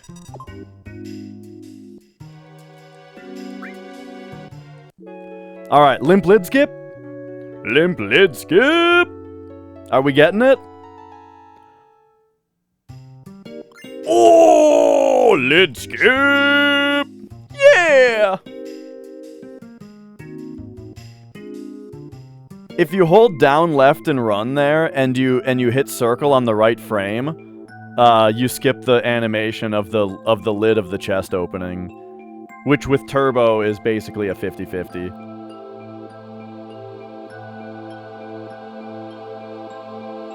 Alright, but yeah, you guys are... Oh, I just do you remember them, that's all. Do you guys... For those of you just joining, I'm on kind of the run of a lifetime right now. Oops, don't run. The run is very good. It slowed down a bit with Materia Keeper. We got it, Lanye, yep. The run slowed down with Materia Keeper and Palmer a bit, and I lost some time. But then the temple was very good, and now we're kind of back into, like, this is really good, this run. So the reason that we're using Bahamut is because magic or summons cause this particular enemy to counterattack with Death Sentence, and we want to learn the Death Sentence E-skill, which we just learned. And there's no magic that we have that would be powerful enough to do that. Ooh, we got Dazers. That can be good later. 1, 2, 3, 4, 5, 6, 7, 8, 9, 10, 11, 12, 13, 14, 15, 16, 17, 18 and a half. Alright, our next fight is a Hungry near the beginning of the next screen. The further we get into the screen, the better our steps are. That's really fucking good.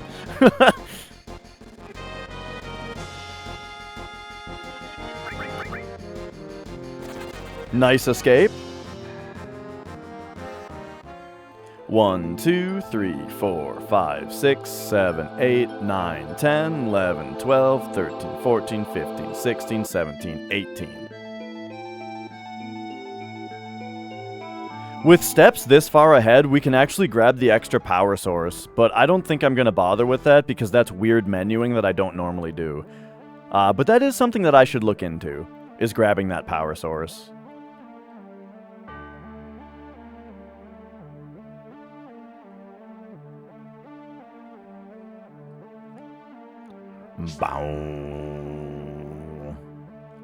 Alright, this is called Shell Hut Skip.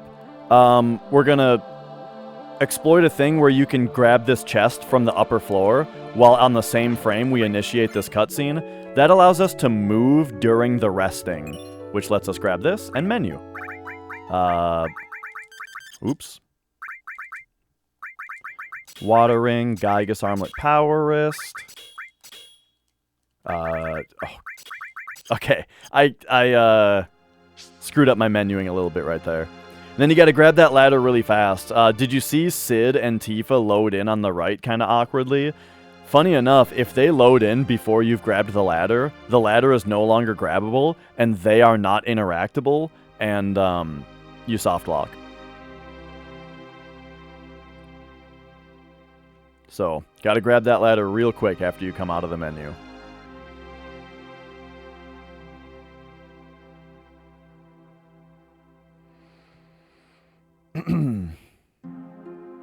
Zero Scar, I've heard people call you Oscar. Do you prefer that? Is that good?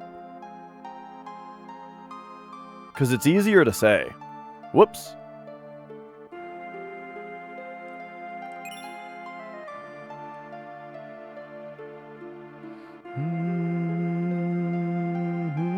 You prefer Zero. Ah. Perfect, perfect. Were you doing 12 runs today?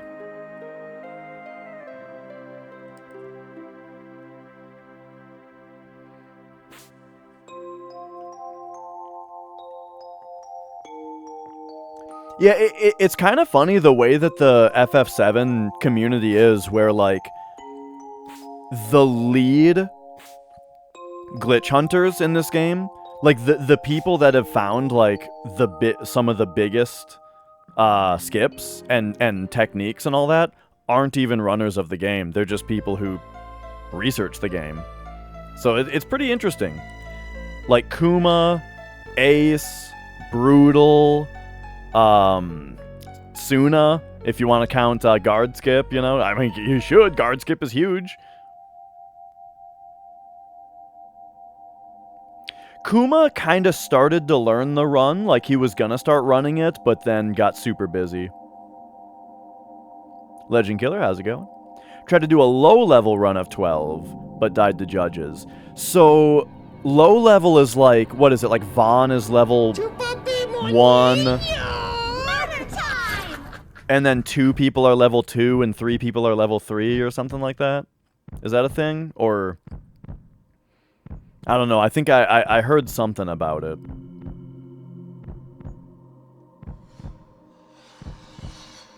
Yeah. I've heard that. That sounds crazy. What the hell is going on here?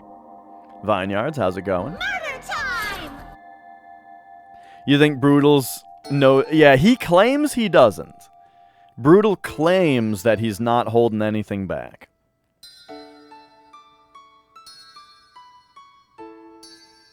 No. Does anyone who runs FF7 also run Mario RPG? Yeah, Caleb runs both. Bum, bum, bum. Da, da, da, da, da.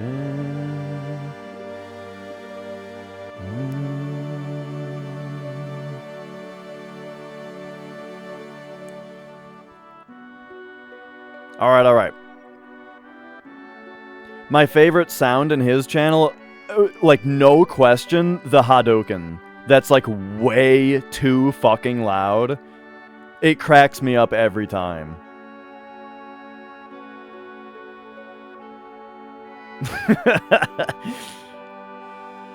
Alright, anyway, here's the boss that killed the run yesterday.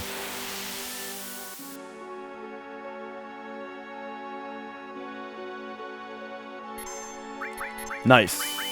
Alright, big guard. Death sentence. Stop it!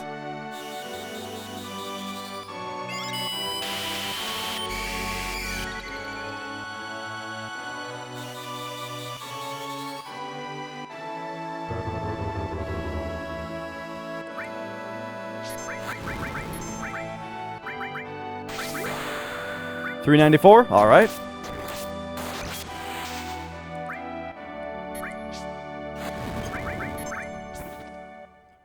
Yeah. Yeah. Yeah.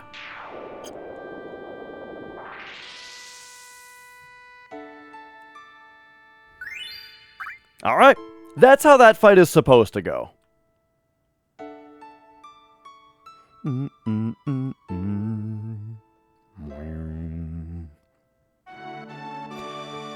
Judging by her HP, I think she was this normal level on that fight, but I'm not sure.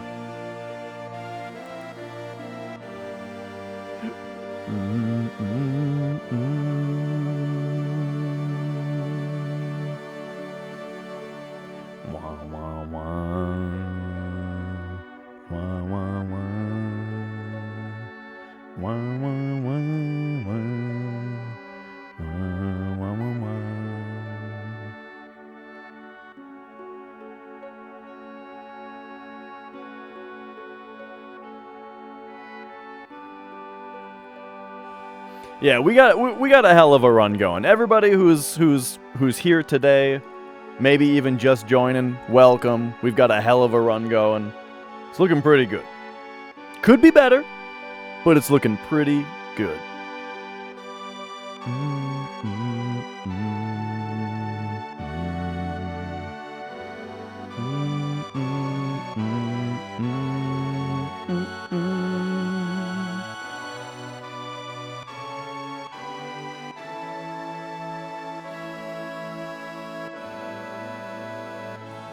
La da da da da da.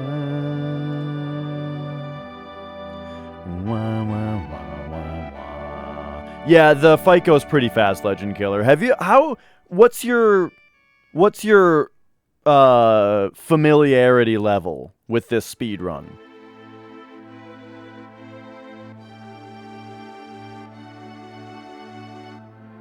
Hang on, we need Cat with disc swap cam here.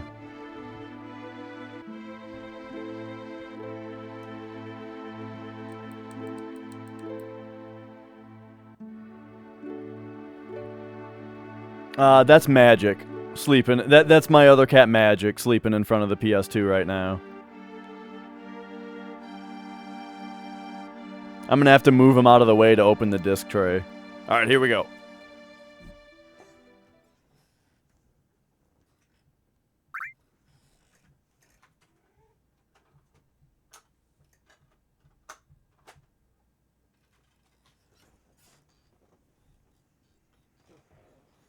All right, cure the party, A to B wait. I mean active.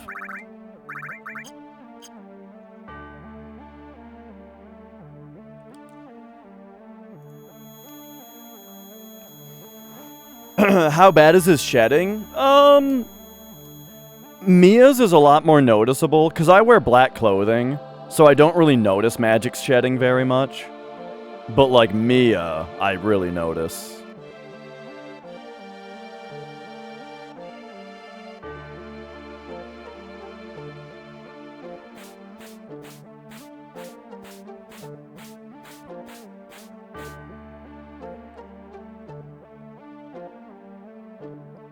Bum, bum, bum, bum, bum. Do I train it? Not really. I mean, I've got a method. But I can't say that I've specifically practiced it.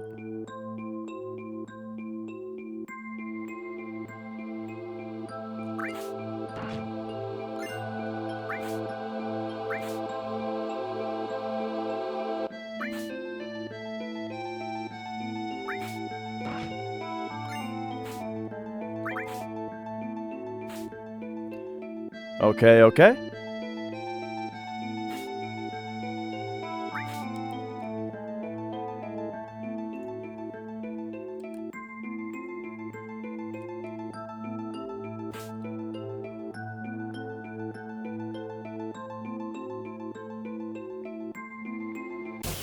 We'll do 9 steps, and that's a 40, 56. 52 is a hold in 2. 1, 2, 3, 4, 5, 6, 7, 8, 9, 52? No, shit. Okay, so we gotta do this. Force Stealer, Wizard Bracelet, Fire Ring, Bolt Armlet, Comet, and then we take 13. That's too bad. 13 is a hold in 4 also. This is a pretty slow manip.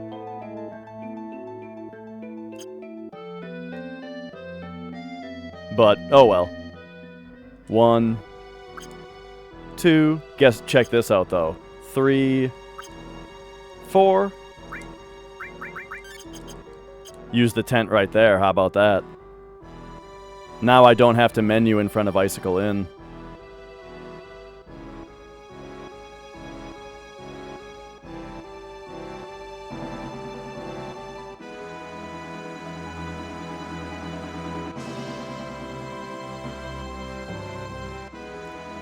Yeah, this is a manip that I came up with for, it gets you 1 battle that is guaranteed to not be a pincer, but now there is a trick that's actually in Icicle Inn also that you probably haven't seen.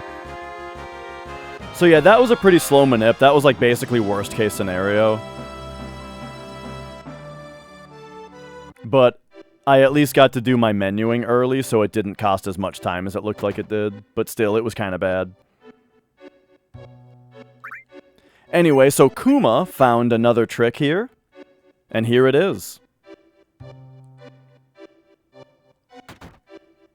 You paralysis dodge talking to that girl and opening the door. So now I can move during the cutscene. Then you initiate this cutscene and close that text box, so now I can move during this cutscene when I'm not supposed to be able to. And so we just need to advance this particular cutscene to a certain point where the game considers it to be over, and we leave the room as soon as the game thinks this cutscene is over. So that's after 1, 2 text boxes. 1, 2, 3, 4, 5. 1, 2. Cloud says, "Oh man." Okay, so now as soon as the tutorial text comes up, there it is. We can go. And that saves like 17 seconds. Turbo pet the cat.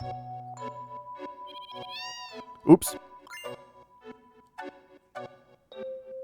I accidentally talked to the kid an extra time. But there you go. That's like a 17-second time save. We don't have to do the get punched thing anymore.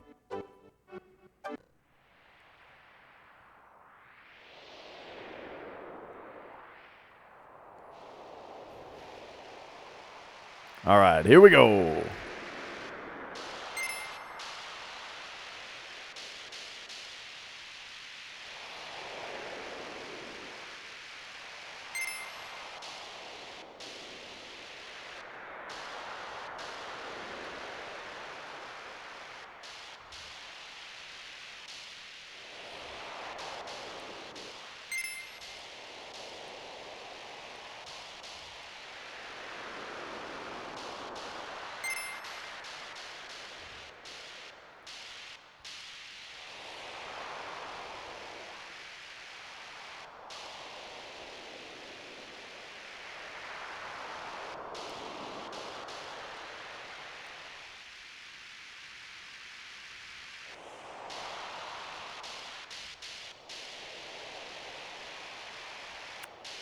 We were a cool Borders household, not a 1080 household.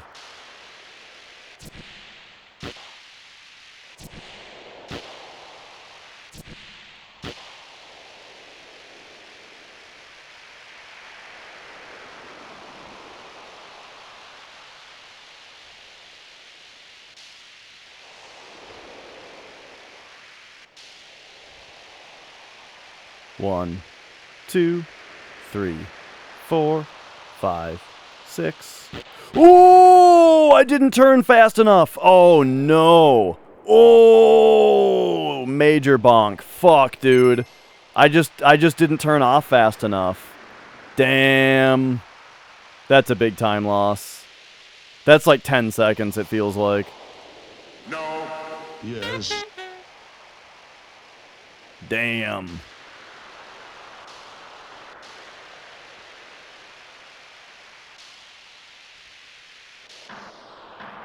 That rarely happens.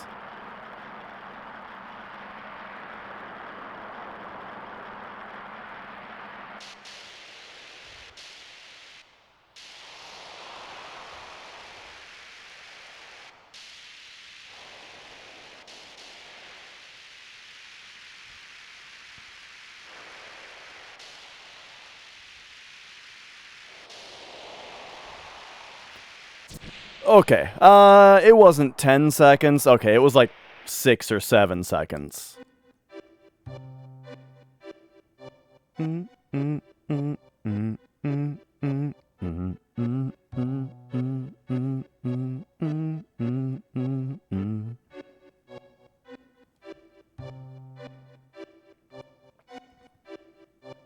Okay. Now we're on this part. This is kind of the hardest part of the game. I've said many times, I think that this, like, dungeon, essentially, is, like, the hardest part.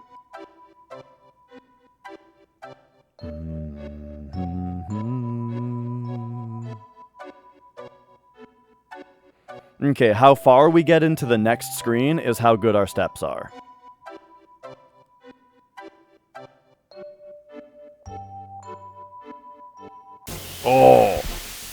Oh, that's good.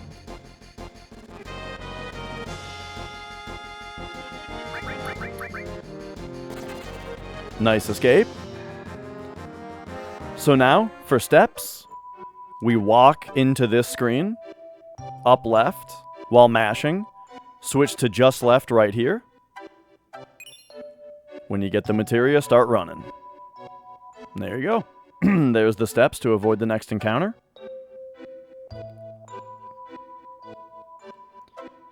If you underwalk,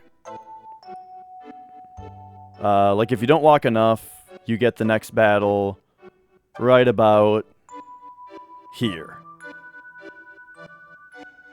We're good. I mean, there was no doubt, I'm just saying. Alright, so this is technically a world map section. And so the best thing to do is to run straight right. After going up just a tiny bit. You go straight right until you're out. And then you load back in. Loading out and in resets the 5-second grace period before you can get an encounter. And then it also resets your danger to 0. So it makes it very unlikely for you to get a battle now coming up. And there you go. We didn't get a battle.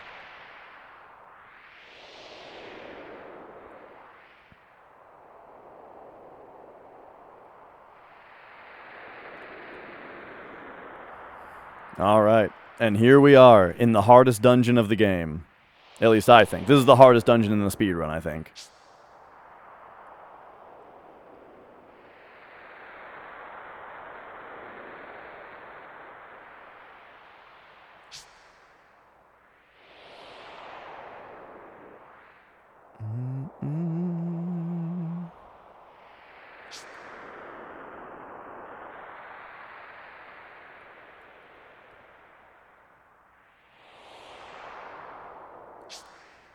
You gotta do like a weird grab move on these where you're not pressing the D-pad while you press circle, because you bleed fractions if you don't do it. But it makes the movement... Whoops, that was dumb. Okay, I'm gonna do these steps on the next screen. Because we're so close here. I was supposed to buffer up right into this room. And now we're getting barfed on.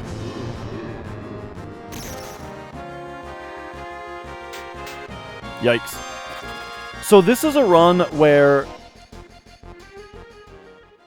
1, 2, 3, 4, 5, 6, 7. This is a run where if we don't get immediately magic breathed, I think I just go. Which I don't usually do. But let's see what happens here. Oh, he's magic breathing. Nice. Okay, great.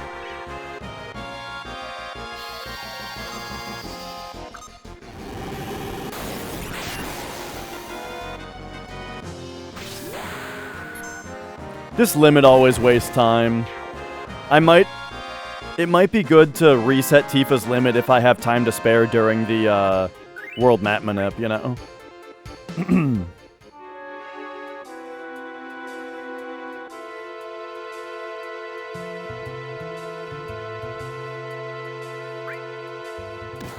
Oh yeah, grenade would also work.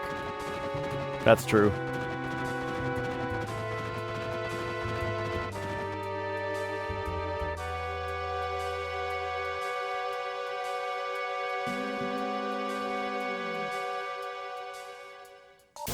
Okay, 3 steps after this.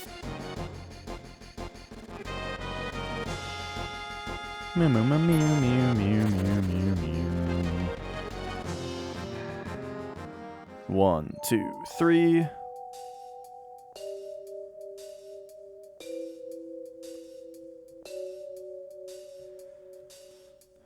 I think we're losing time just to the beat rush animation here.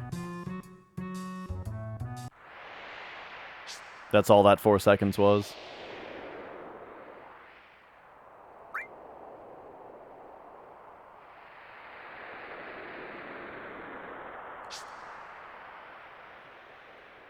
Right, the difference between beat rush and like a sit attack or something, you know. Well, a sit... you know what I mean.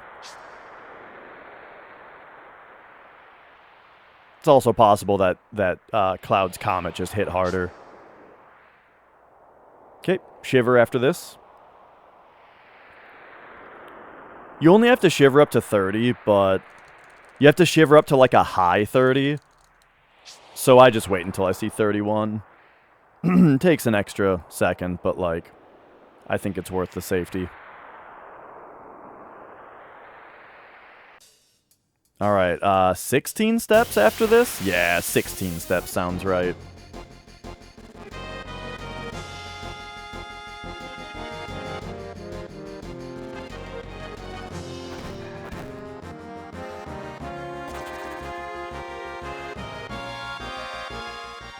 One, 2, 3, 4, 5, 6, 7, 8, 9, 10, 11, 12, 13, 14, 15, 16.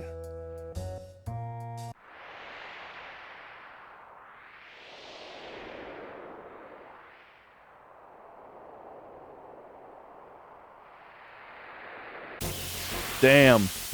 Being able to see Cloud here already is crazy. So I'll take 5 steps. It's an elixir, it's fine. I'll take 5 steps here for safety. We need to waste the steps anyway. 1, 2, 3, 4, 5. Alright, up menu. Whoop. Dragon Armlet Watering, Gygus Armlet Firing, Fire Armlet Ribbon. All Restore, Added Cut, Elemental... no. Elemental Shiva, please. Ooh, that was bad. Okay, and then Phoenix Down, Trank. I was thinking in my head, before I did it, I was thinking it's 2 down after the Elemental. But then... For some reason, when I... Oops, Magic Breath. Oh, I guess I'm killing bats? That was just... That was sort of a force of habit there? Well, shit. Just, like, very quickly going for Magic Breath was just, like, a force of habit. I don't think that Cloud can cast... Okay, so... No, it just means that I have to not sell the Rocket Punch now. That's all.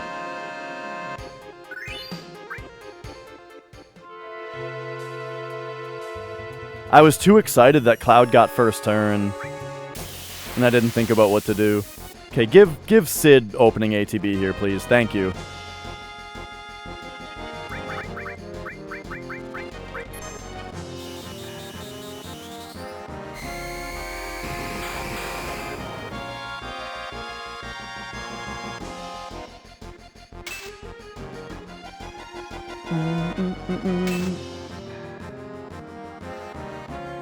So I am...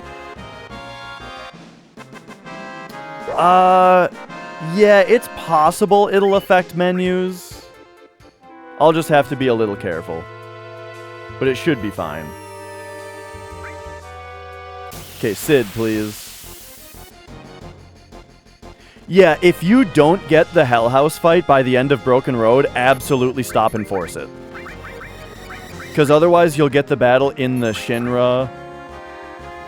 Otherwise you'll get the battle in the Shinra HQ, and it won't be a side attack. And if you're taking the elevator, and so it's in the lobby, it'll be an inescapable encounter.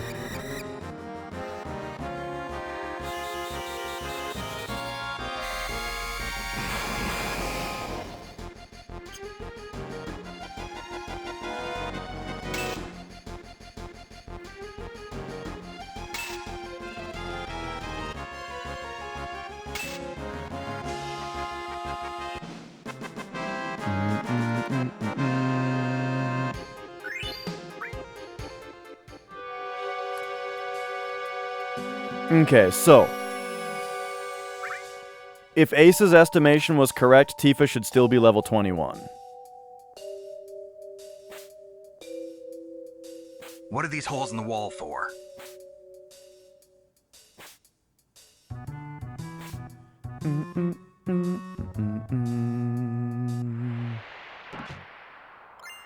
Yes.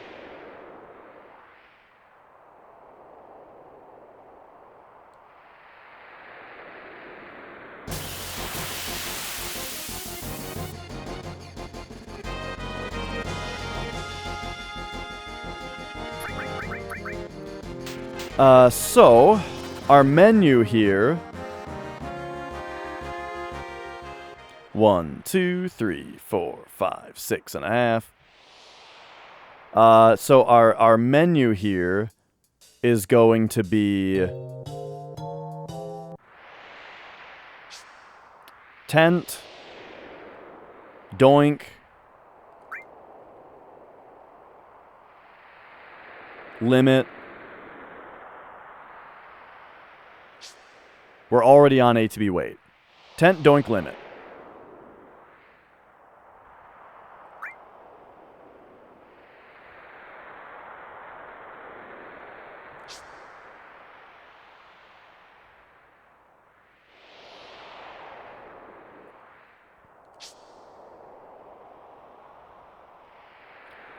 So first though, before we think too much about that, we force an encounter right here.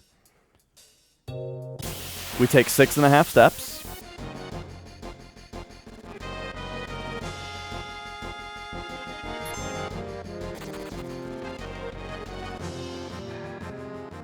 One, 2, 3, 4, 5, 6.5.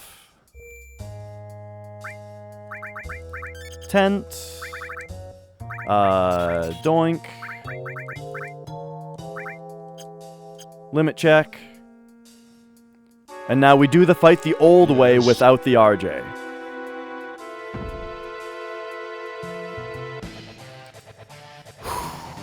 Here we go.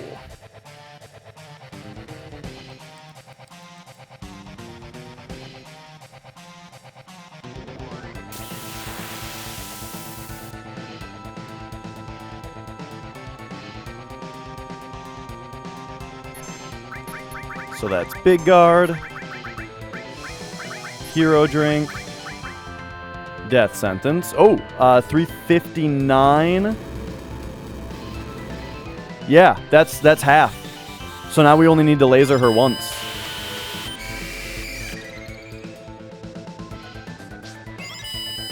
Which I'll do it with Sid.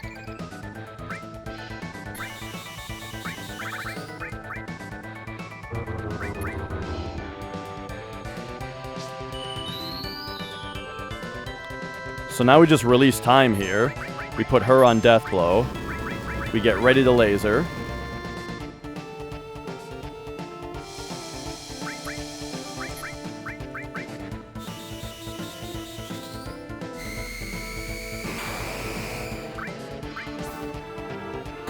Nice, okay.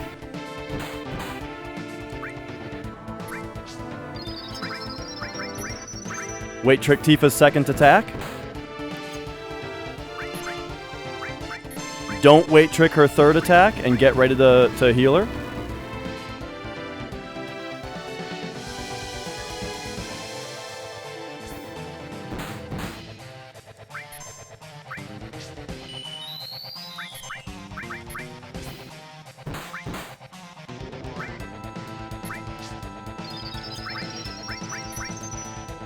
That should be good.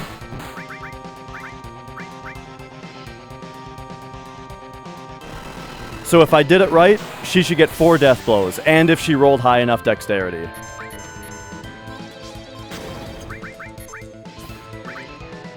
Nice.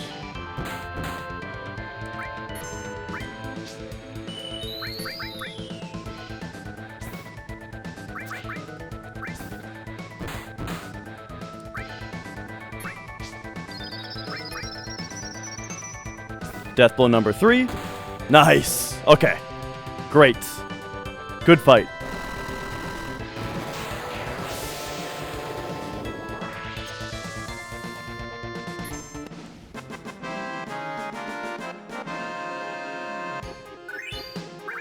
Woo!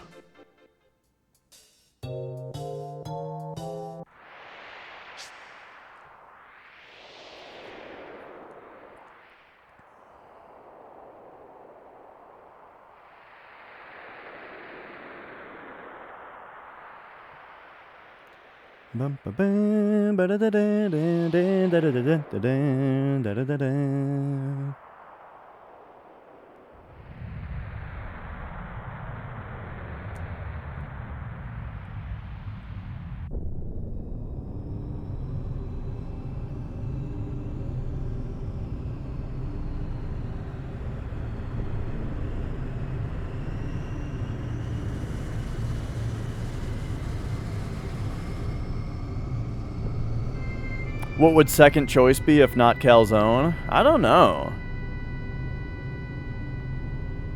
Could probably get like a steak at a restaurant for a similar price.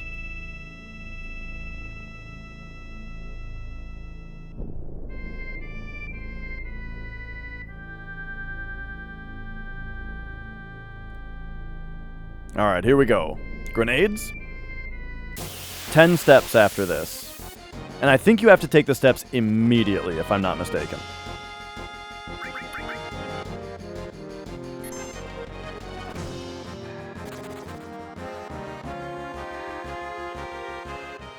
One, 2, 3, 4, 5, 6, 7, 8, 9, 10.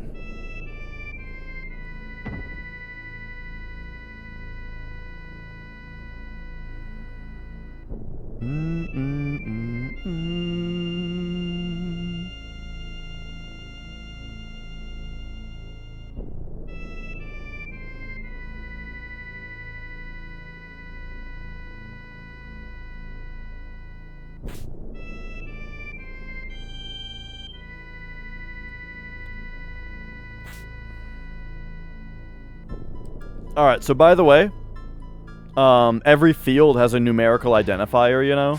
This one's number 69 for anyone who cares. Field 69 right here.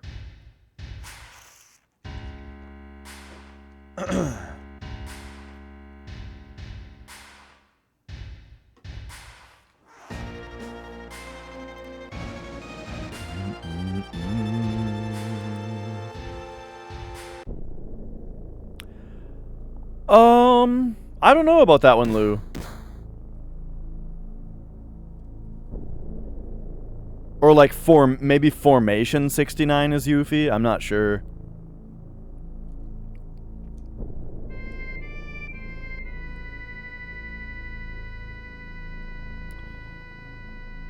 Yeah, 420 is the elevator with the bong water.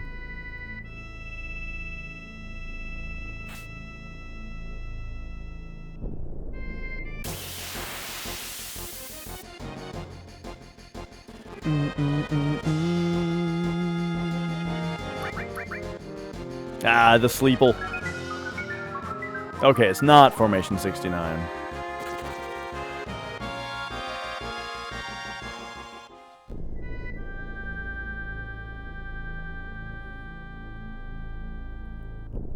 Alright, one more battle. There it is. I'm doing defends here instead of changes because, you know, things have happened on these fields before. Okay, upcoming menu is arranged by type, Potion Cloud, Phoenix Down, Tifa. That's it. Here we go. Arranged by type, Potion Cloud. Whoop, Phoenix Down, Tifa. Okay, I did that pretty slowly.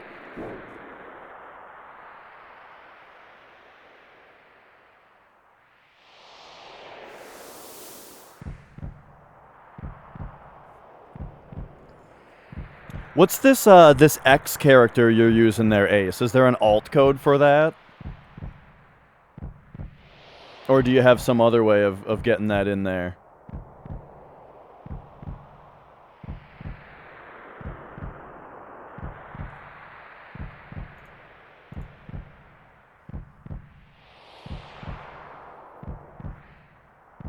Icon, how's it going? Really? Oh, it's a multiplication sign. I see, I see. Thanks, Twitch.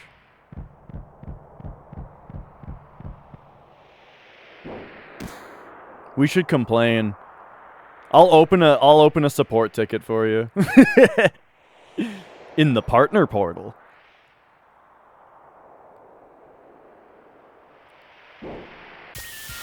Oh, by the way, this is Big Guard, Death Blow, hold on attack.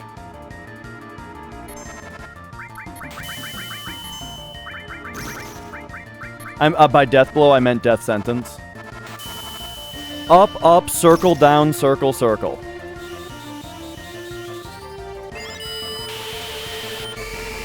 Up, up, circle, down, circle, circle.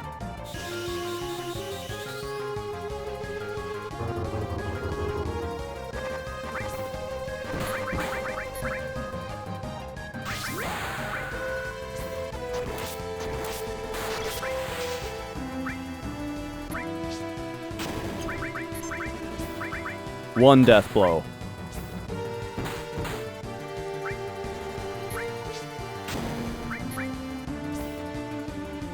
Two death blows.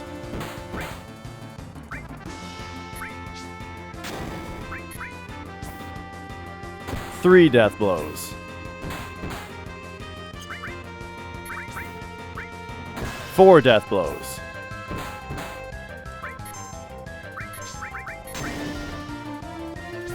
And this kills. There it is. That's why we use the grenades. We can still miss death blows, however, Genova was paralyzed from the cross slash on that fight.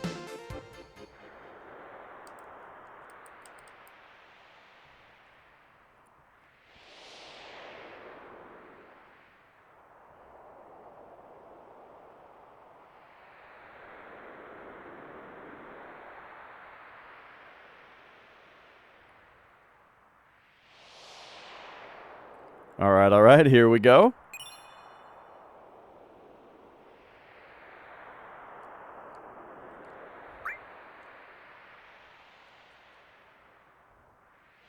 Ten and a half steps after MP Turbo.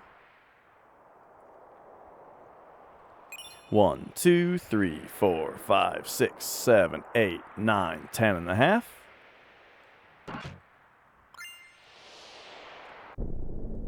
Oh, PB is more than realistic. This run is looking good.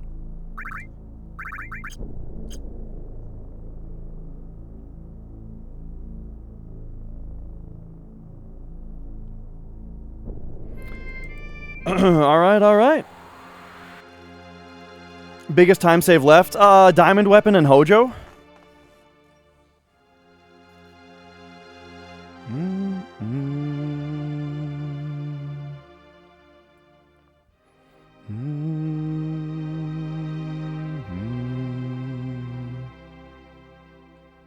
Like, we're getting to the point where it's gonna be an upset if this isn't a PB. You know, we're getting there. Like, we still have carry armor to contend with. Carry armor could very well totally botch the run. But, you know, Diamond Weapon could still totally botch the run, right? Like, there's stuff coming up.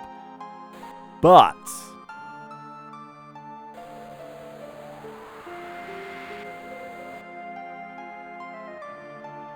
it'll be an upset if that happens, is what I'm getting at.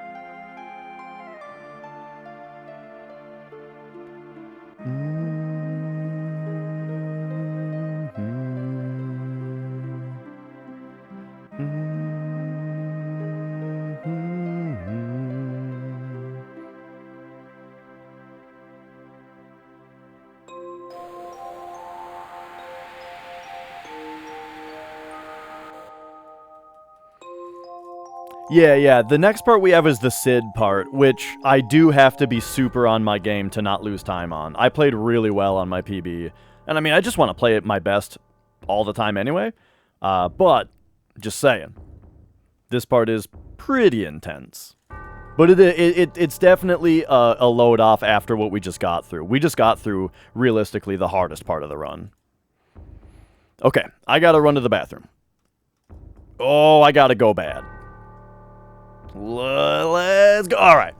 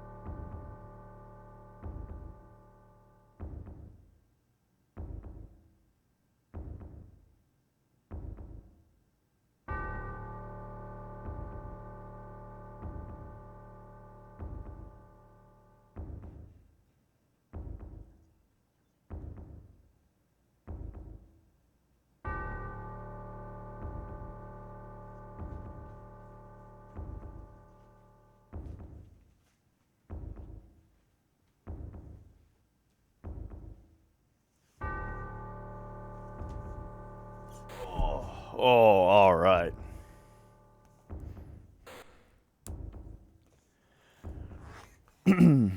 Well, yeah, unlike usual, I'm not really feeling, we're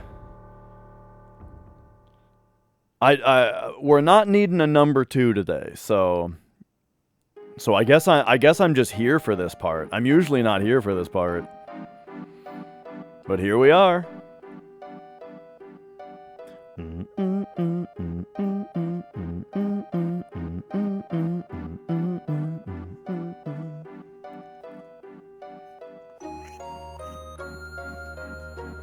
These headaches I've been getting today, though, I'm feeling like a pressure in the right side of my ear. Zofer! Thank you for subscribing for 3 months. Do I have enough do you have enough fiber in your diet? Yeah, I think so. I think my fiber intake is pretty fine.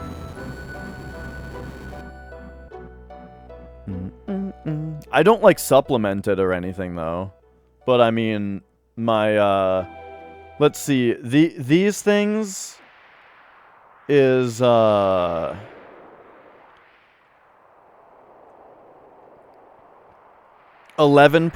I get 11% from each of these bottles, which I drink 2 of. So I guess that's 22%. Maybe that's not a lot.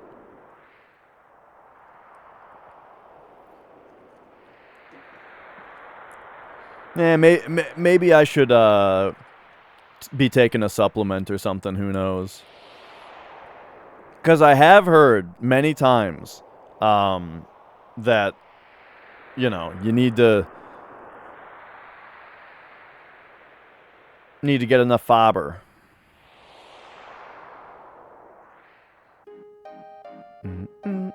I mean, I don't eat a lot of calzones. We're talking about so the calzones that I get from this place, they're kind of expensive. So we usually get them as like some kind of celebration, right? Like what it's been the last few times is a PB celebration, right? If I get a PB, how much are they? It's like, I think if you consider like the delivery fee and stuff, it's like $20 for one, which is kind of a lot. But like, oh, they're good. But yeah, so we usually get them as like a victory celebration for a PB or something, you know? Yeah, that's what I was saying, Ebenezer, about that.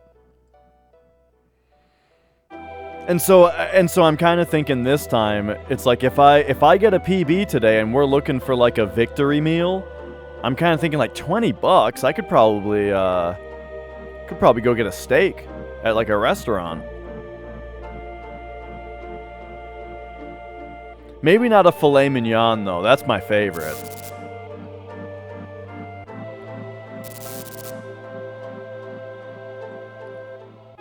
Which restaurant? Honestly, where I usually go for a good steak, and this is partly so that Mrs. Dash has something to get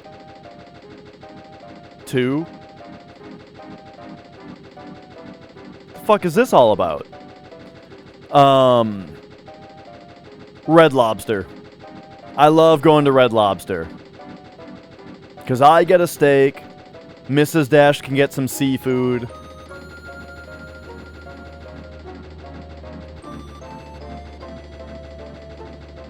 Don't mind the noise. I think we just exited the last field at a bad time.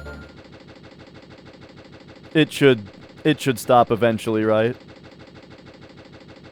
Oh yeah. Oh, I forgot to walk Cloud over to this position to save a half a second.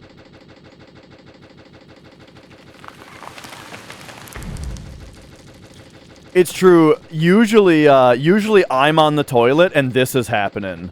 And I'm like, are we doing this? And I do a little wiggle, right?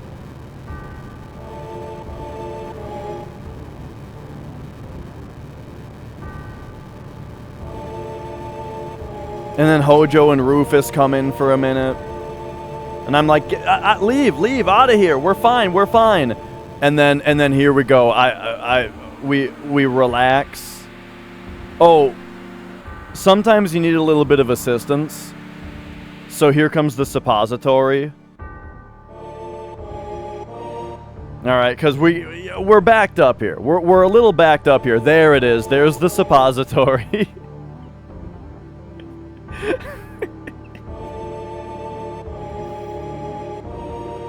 And then, all right, it's working its magic.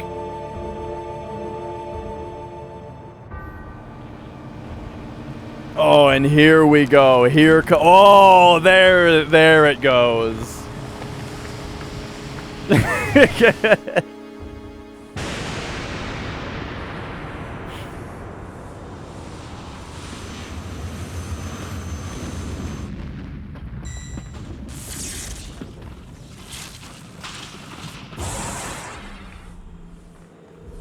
Galva, thank you for the good luck.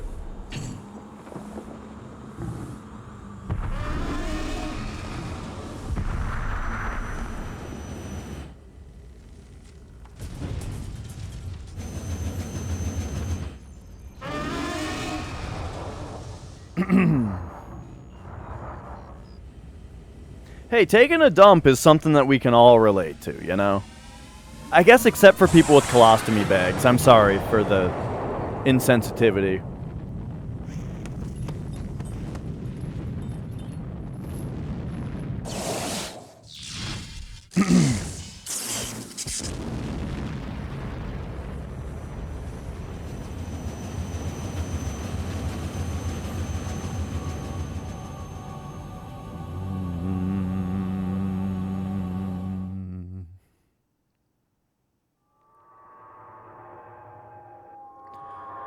All right, here we go. So we are coming up now to a part that's not necessarily very hard, but you got to be on your game, you know, to do it all right. And that's kind of the joy of speedrunning, you know, is that even even like an easier part of the game, the difficulty of the easy part is raised up to as well as you're able to do it. You know what I mean? Like even an easy game, if you're speedrunning, you're trying to beat your PB. So nothing is easy.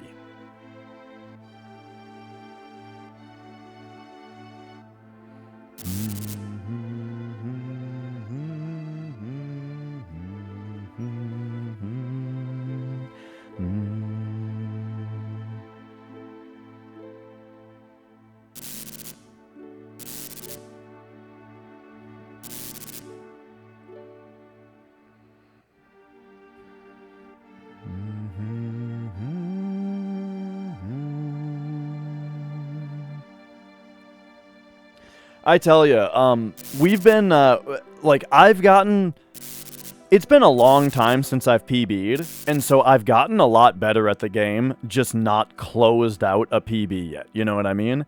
And so, we're kind of looking at, like, really, like, a lot of green lately. We've had a lot of runs that are 40 seconds, a minute, up to 2 minutes ahead, you know, because I've gotten a lot better. But one of these days, we're gonna nail a PB, and then we're gonna have a 158 Genova split to contend with.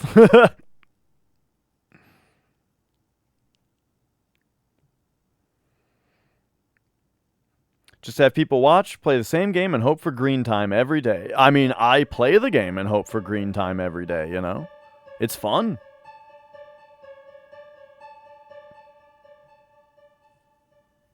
But yeah, the stream has been very Pace Pal friendly lately, due to,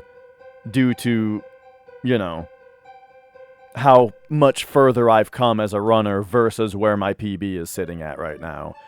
But yeah, one of these days, I'm gonna hit one of these big PBs, and then we're gonna be struggling to be on pace. Like, getting in the green is gonna be a huge struggle.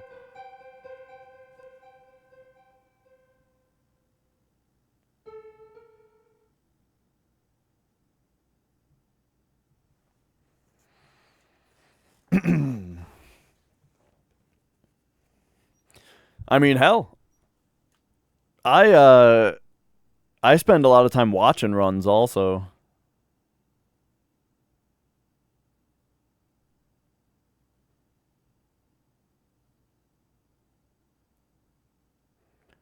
All right, here we go.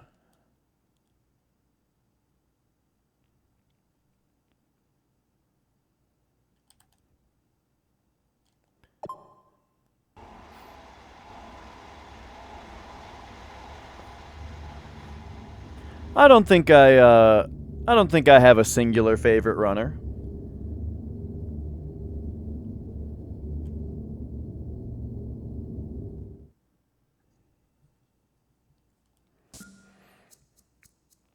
What I'll say though is RJ's got the power of, like, what's the word?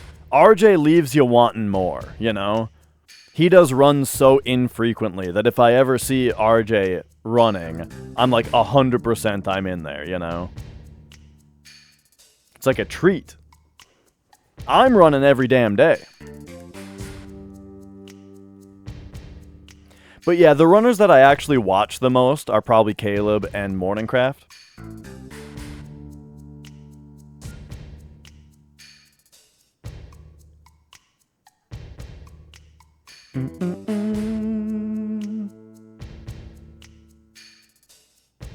Big time saves left? Yes. This run is in very good shape right now.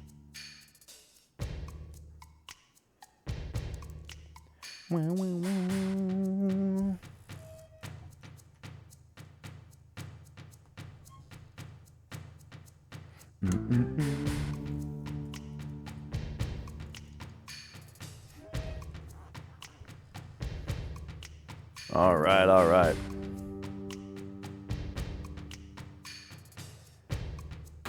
The people in chat right now that I know of that run, well, RJ has been here all day.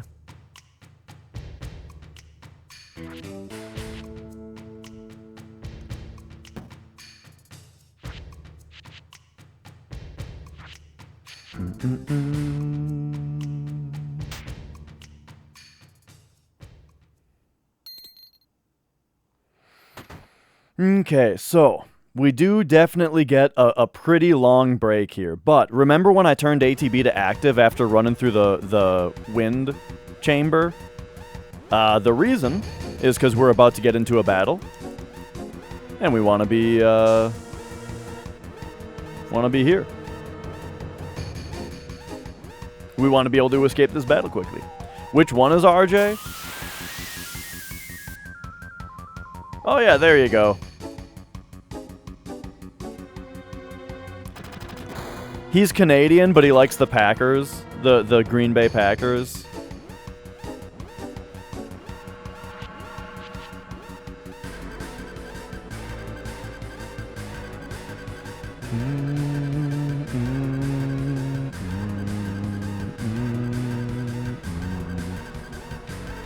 If you've ever tried to learn the run, you've probably been recommended to look at his notes.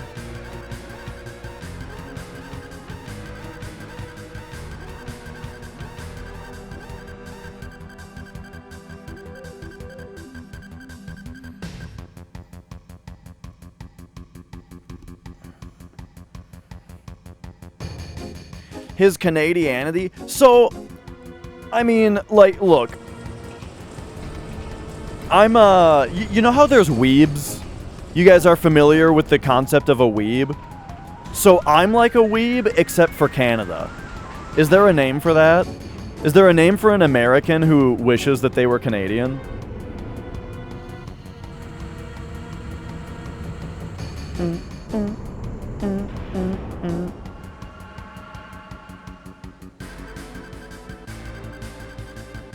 All right. So we are about we're about to do a cutscene skip, by the way. So there's an FMV here, and then there's about to be like 90 more seconds of cutscenes. But part of how this game works is that you always have an invisible character on the screen. If your party isn't in a cutscene, they do exist, but invisible. Like right here, there's an invisible Barrett on this scene that you can't move. Here, there's an invisible Barrett that you can't move. On this screen, there's an invisible Barrett that you can't move. But on the next screen, there's an invisible Barrett that you can move by accident. And we just left the room with him. We ran the invisible Barrett out of the room, skipping the rest of the cutscenes. And now we just run in here to close the time loop and reconverge the alternate dimension Barrett with this Barrett. And now we can continue.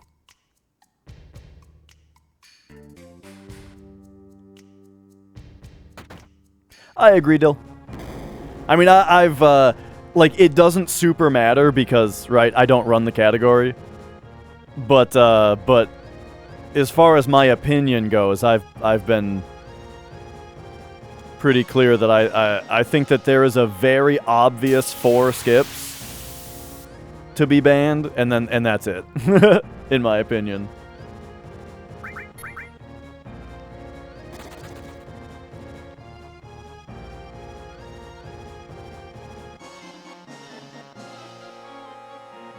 All right, here we go.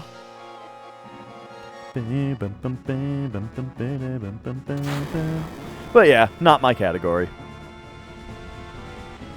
Like, if it was that way, would I run it? No.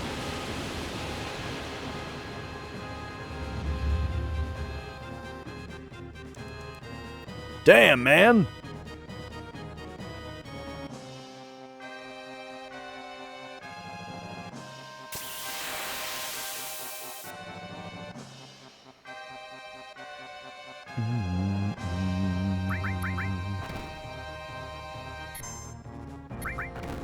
Ah.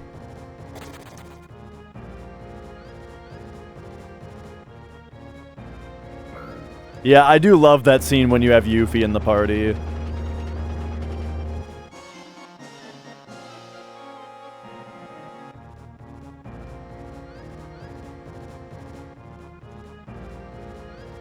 Okay.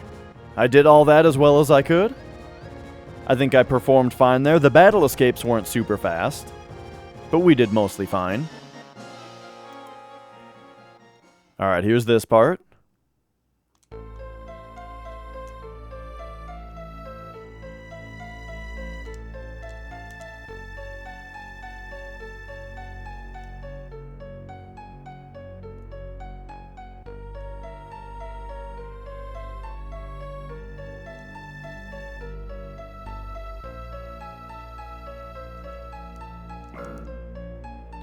Okay.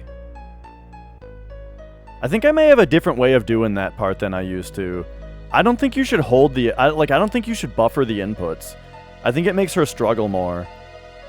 And instead, if you wait for the animation to be over, the previous animation to be over, and then you hit them at the same time, it might be better. I'll have to workshop that, maybe. Seems like it saves a couple seconds to wait, though.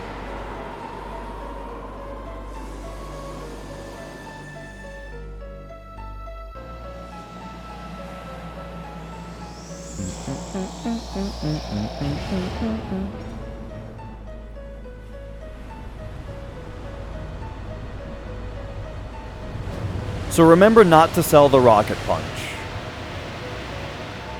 So it's not just Fury Wizard Curse we have to not sell. We have to not sell Rocket Fury Wizard Curse, which is kind of annoying. Oh, and then I have to sell a potion and a high potion, I think.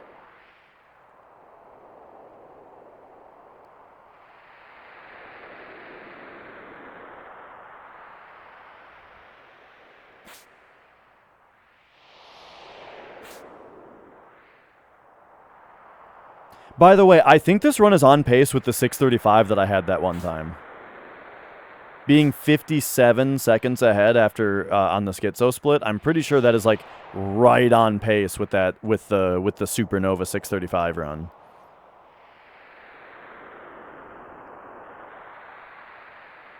That run had a good carry armor though.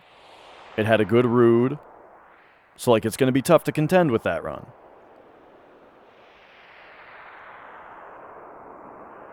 But all I got to do is play my best and maybe we'll get there.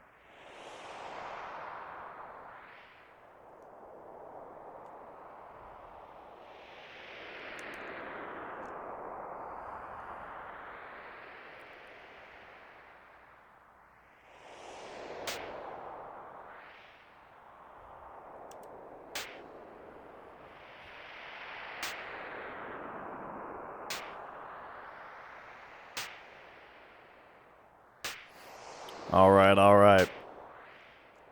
It's a little bit faster, or it's much more consistent to just let Tifa get slapped there.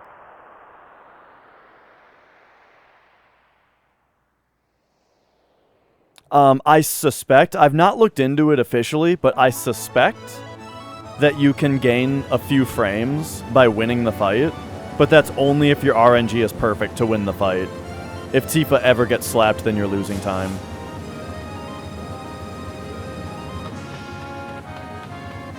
But if you just sit there, you will consistently have a reasonably fast fight.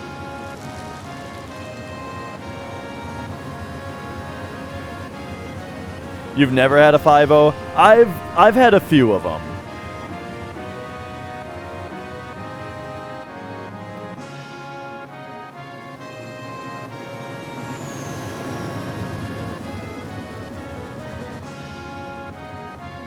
All right, here we go. We're getting, pretty soon here, we're getting to some real gameplay again.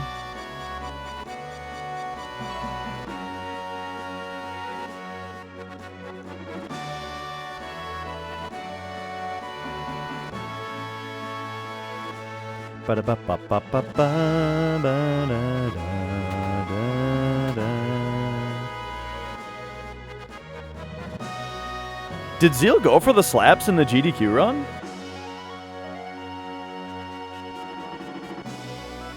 I don't remember that.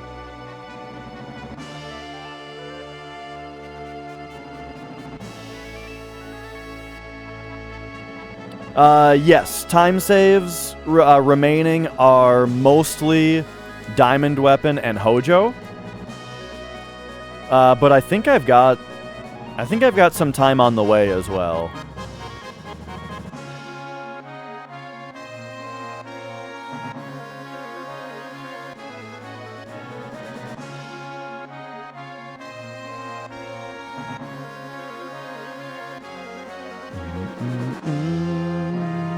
All right, when when Red looks back at the camera, that's when we stop mashing. There it is. Talk to this guy.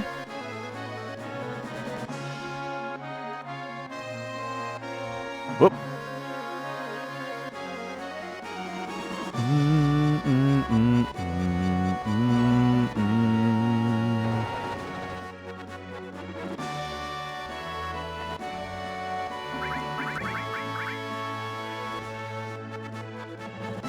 Oh yeah. Because this is kind of like the dark middle chapter, you know, where like Cloud's gone and morale is low. But obtaining the high wind is a big victory.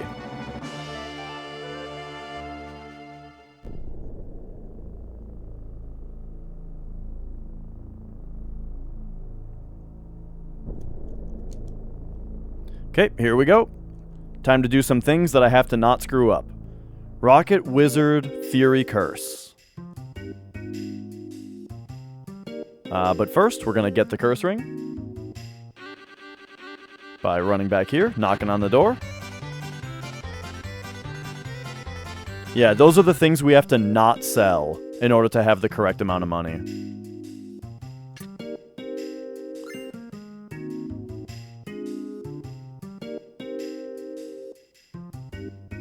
Exactly, yeah, those are the things we don't sell.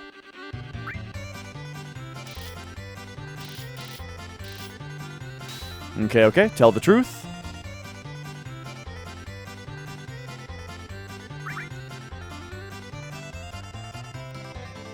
Yeah, I think I need to also sell a potion and a high potion.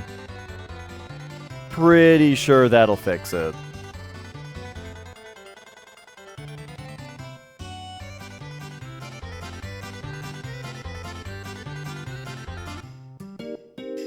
Alright, so there's the curse ring. And then here's the big shop.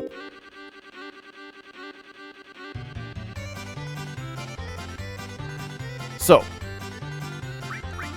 potion, high potion, and then don't sell the rocket punch, wizard, fury, curse. Oh my god, perfect. Perfect money. There you go, see? I did it right. Nice.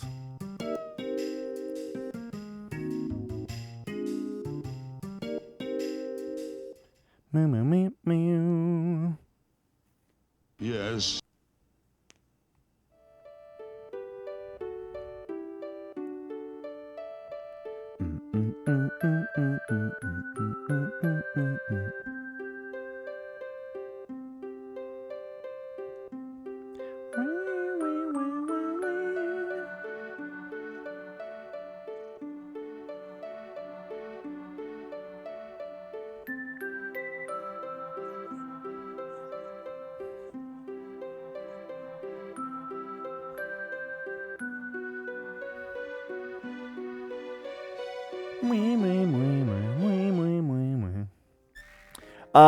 Mia is... she's real big. In fact, like, do we have time for this? Can we give you guys a couple of Mia jiggles?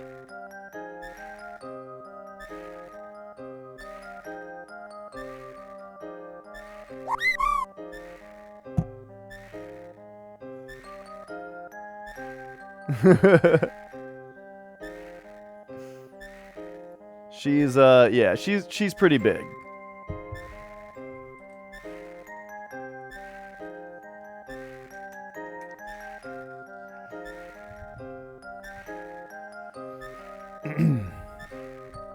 Yeah, Popo, when he visited, he met Mia. Took a picture of her and was like, that's a big fucking cat.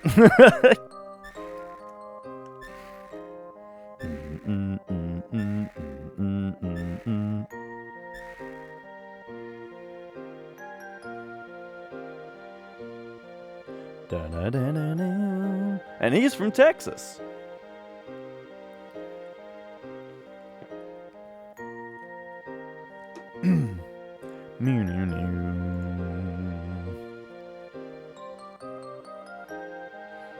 Oh yeah, Mia likes everybody. She's a very social, friendly cat. I mean, look how good she is. Hi.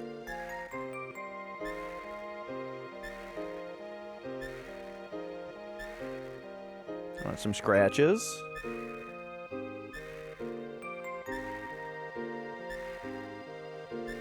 Womp, womp, womp, womp.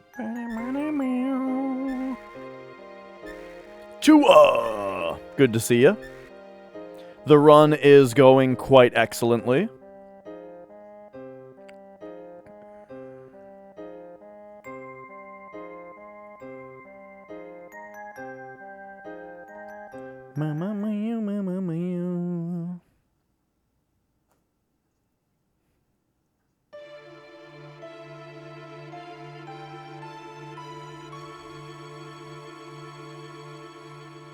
Oh yeah, Mia loves, she loves the pets.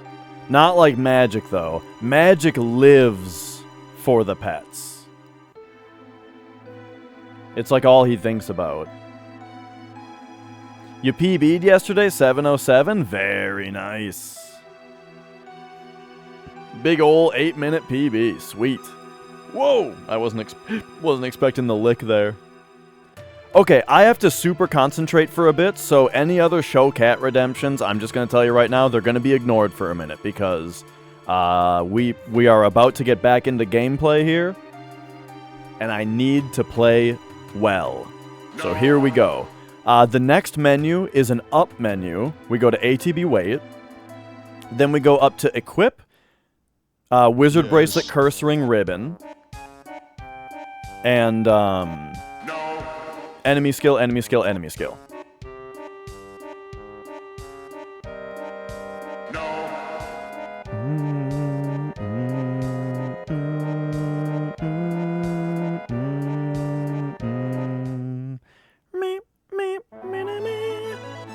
Wait, that happened to you, Tua?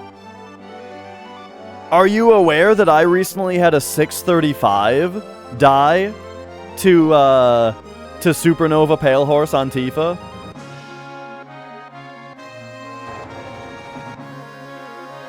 And it ended up a 638?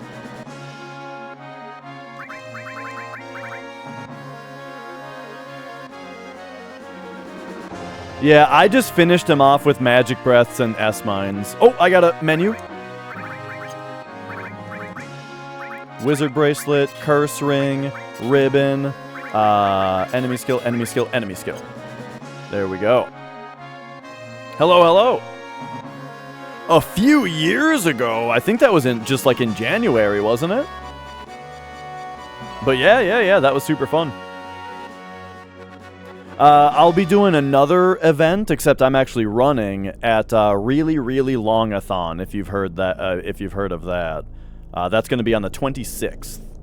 No, wait, what am I? Oh my God, I wasn't thinking. I went into Junon mode, return to Junon mode there. Shit. Okay, that was really stupid. But we're back on track. Okay, like I said, I gotta focus. Oh fuck, that was stupid. But alright, here we go.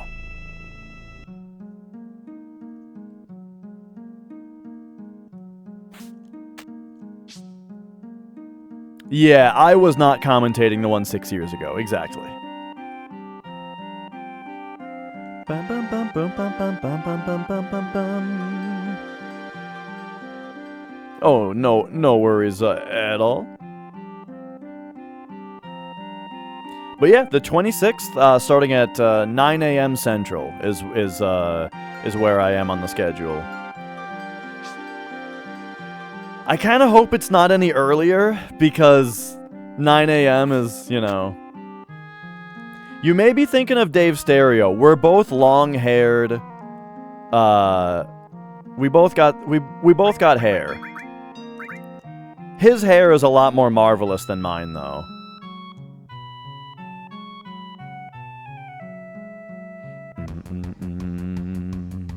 Alright. Boom, just like that. And now here's the payoff for all that money. All that money talk.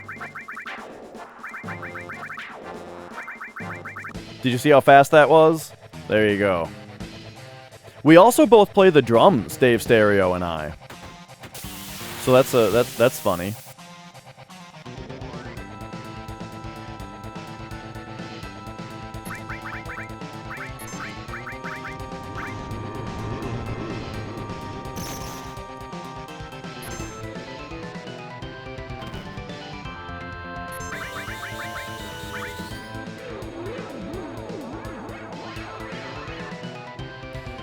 Okay. Unfortunately, we didn't get first turn. So I lost.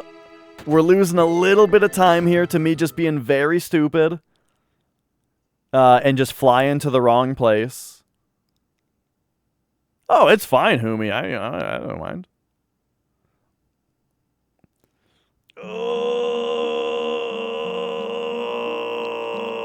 Okay. Now.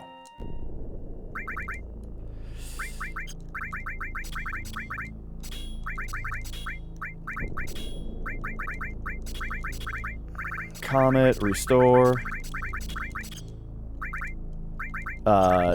Tranks, tent.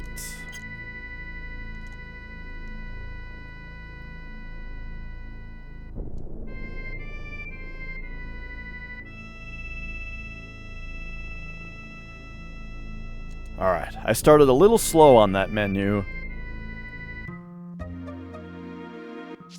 Ah!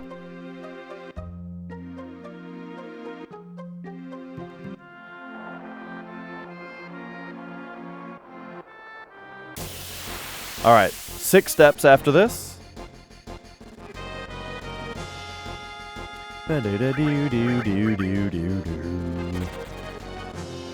Gotta shape up here. 1, 2, 3, 4, 5, 6. Alright, alright. We got this.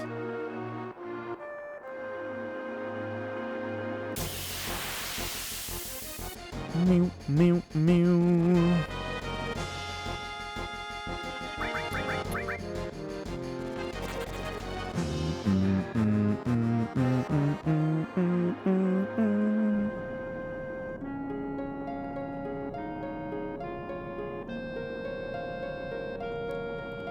Around the corner here, we'll get a battle on the next screen, and we take 10.5 steps after it. So pretty early here. There it is. 10.5 steps.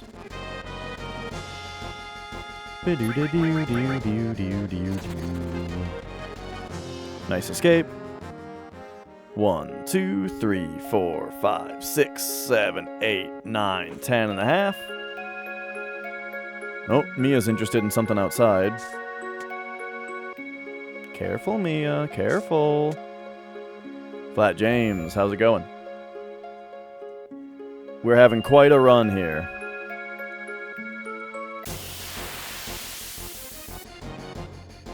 Okay, so forcing this battle here puts us on a certain step ID, where if we run straight into the next encounter, we will get a preemptive.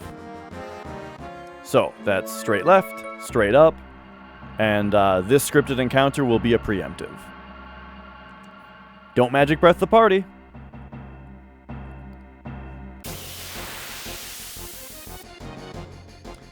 World record did have that. It's variable how much time it saves. But you know, anywhere between 20 and 40 seconds, I think. I got a right arm on this run.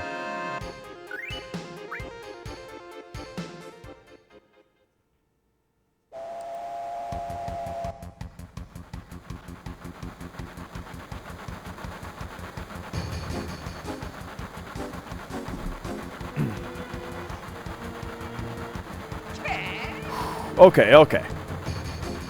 Time for the old train game. Train game! Yeah, the variance is because there's still a 50-50 chance for him to counter. There's whether or not you get the first turn. So maybe it's more like 25 to 35.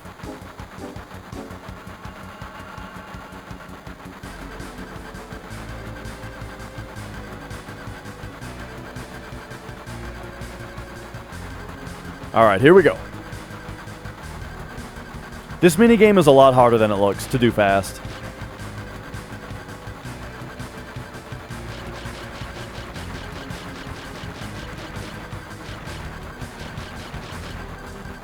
So that was a little weird. I actually forgot which text box it starts after.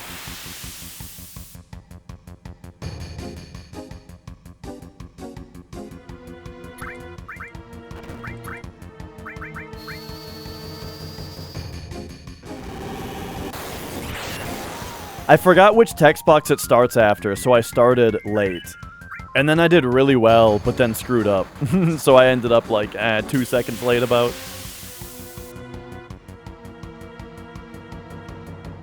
Okay, this is a Cait Magic Breath. After we Dragon Fang.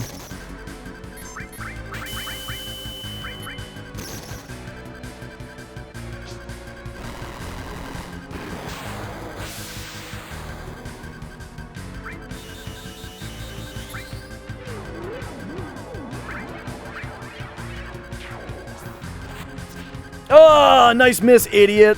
Fuck. Oh, then he gets 2 turns? Come on.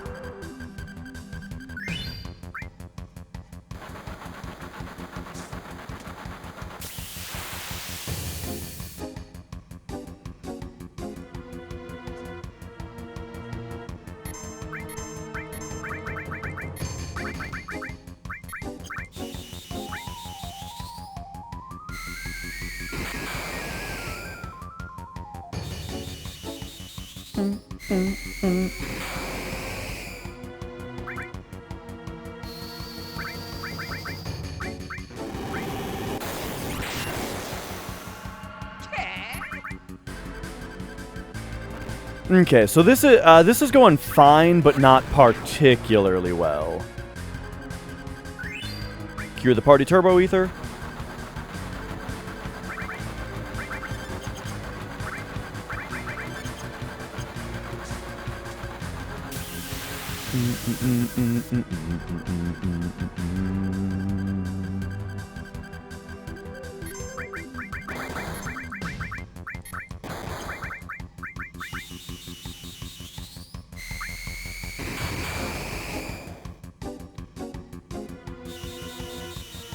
Do we have an S mine? I gotta figure that out.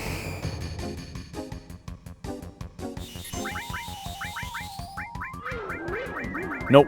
Okay.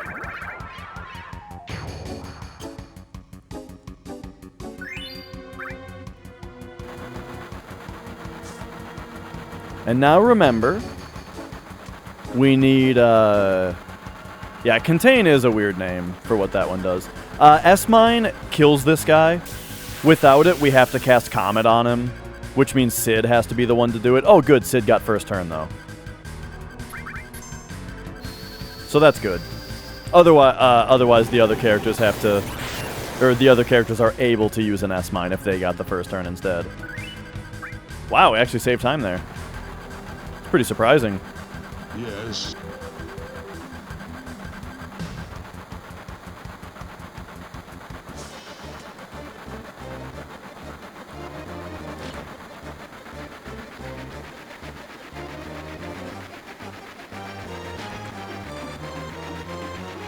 Oh, okay. Menu coming up. We go straight to equipment, take off the ribbon, over to materia, remove all, elemental, take off the materia, cure the party.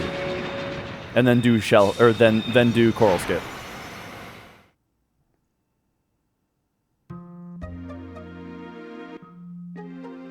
Alright, so here we go.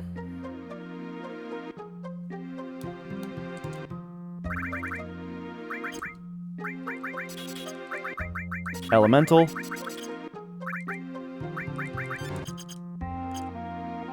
Boom.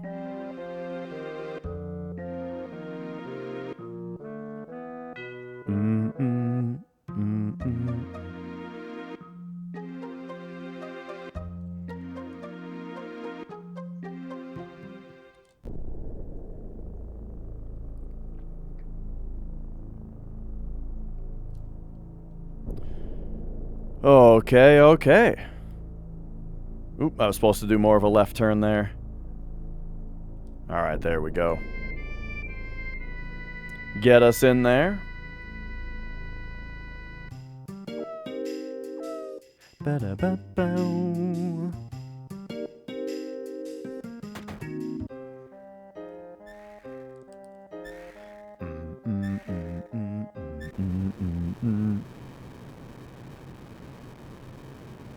So one thing to be careful of is not to talk to the nurse here. Right there. If you talk to the nurse there, she cures the party, which de-tranquilizes the party, and then his quake kills everybody. That happened to Chocobo like last night.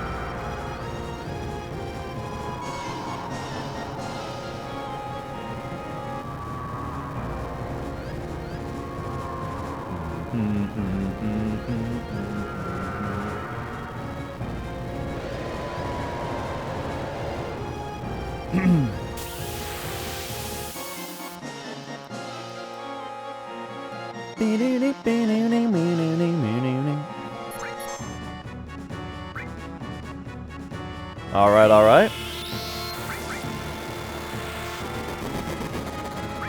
Post far, that's some pretty good timing you got there.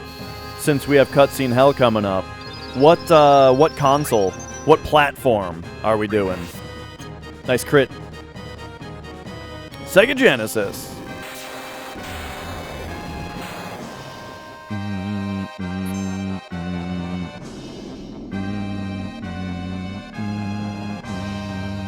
Okay, okay. Let me just run to the bathroom, and then I'll grab a Genesis game.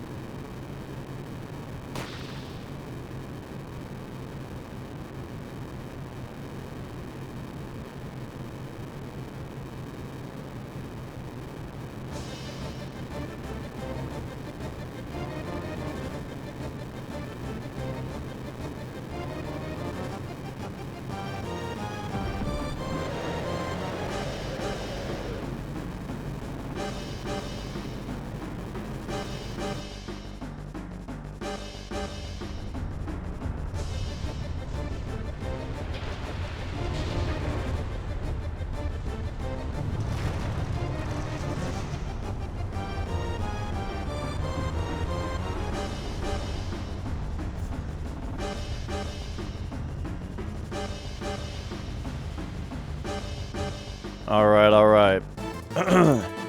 I'm back. And so I got here, off the shelf, one random Genesis game, which is Castlevania Bloodlines. You ever play this one? So I'm a big fan of Castlevania. This is one of the classic Castlevanias, you know, where it's like a straight up action platformer. It's a really cool game. As far as Genesis goes, I really, really like Castlevania Bloodlines.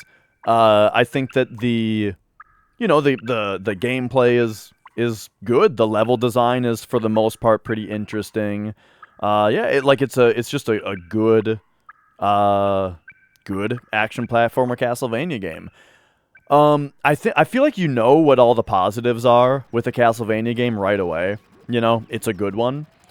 But I guess the thing that it does a bit more... there is no backtracking. That's what I mean when I say that this one is like an action platformer. You know what I mean? It's a classic Castlevania, not a Metroidvania. But even in a Metroidvania game, I never consider backtracking to really be that bad of a thing. In fact, Metroidvania is usually... like, the whole point of a Metroidvania is that backtracking is great. Because you have new abilities, and it kind of makes you view the places that you've already been in a different light, you know, and that's interesting and cool. But we're not talking about Metroidvanias, we're talking about Bloodlines. So Bloodlines, you kind of already know the things that are good about it as far as it being a Castlevania game. I guess the other stuff about it that's kind of neat is that there's 2 playable characters. You can be your standard whip boy, but you can also be a pole boy. You know, a guy with like a pole arm, who has kind of better range, and he can also do like a super jump, you know? So that's kind of cool. But yeah, generally, it's a fun, jammin' Castlevania game. If I have any criticism of it, though, there is one level that I really didn't like in it. It was I think it was the Leaning Tower of Pisa level. I just thought was kind of lame. Like, that level, it starts out okay, but then you get into this room that's just, like, tipping back and forth, right? And it's just really easy and boring, where it's like all you have to do is just wait for this fucking auto-scroller to slowly scroll up this tipping tower, and the tipping action isn't really doing anything interesting with the gameplay, right? It's only a visual thing, and so what you just have is like this easy, boring, slow auto-scroller up, you know? And then the next part is like, you have to go around a spiral up, of falling platforms, and it's like, well, that sounds interesting, except that the fact that it's a spiral also has no gameplay consequence, so it's actually just I have to jump up platforms for like 2 minutes straight, you know? No, the rotating tower in Super Castlevania 4 actually did it worse, but we'll get into that a different time. So yeah, I thought that level was kind of lame. I also thought that the boss battles were overall, like, a couple of them they're very silly. Some of them are fun, some of them are stupid. They're all very silly, the bosses. In fact, I think Castlevania Bloodlines is overall a much sillier game than you normally get out of Castlevania. Like, the main character, for example, he looks like Jack Black's character in Brutal Legend, you know? Where he's got tiny little legs and like a giant torso, you know? With his like, he looks ridiculous. And then, like, the bosses, Genesis has this thing where, like, they're able to have a lot of independently moving sprites, but, like, they can't rotate, so they end up doing this thing where they have, like, a suit of armor that's made of a whole bunch of different parts, but he just looks like a wobbly, goofy dumbass, you know, because of, like, how they have to animate it. And this isn't just Castlevania Bloodlines. Other Genesis games have the same problem.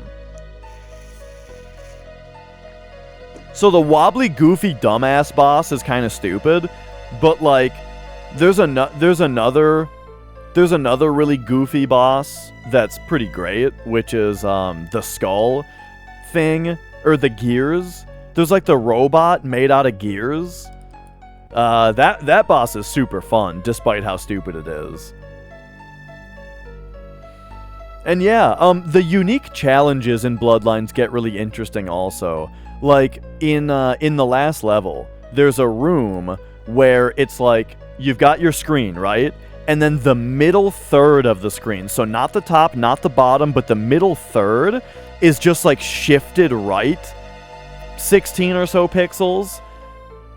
And so, like, when you jump, your character, like, appears over, and then it's really weird. But it's really cool. Like, it makes that part super weird. There's also, like, an upside down part, but, like, the part where the middle is just shifted is, like, really unique, and I've never seen anything like that before. So that was super memorable. So overall, yeah, I mean, I liked it. It was another great Castlevania game. I thought it was better than Super Castlevania 4, but it was not as good as Rondo of Blood from, like, the same time period. I also didn't like it as much as Dracula X, I wouldn't say. Like, Rondo of Blood and Dracula X are both quite good. I don't know. Between Bloodlines and Dracula X, I'm not sure which one I like better of those two. You know what? Probably Bloodlines. I probably like Bloodlines more. But yeah. That's, those are my thoughts on Castlevania Bloodlines for Sega Genesis.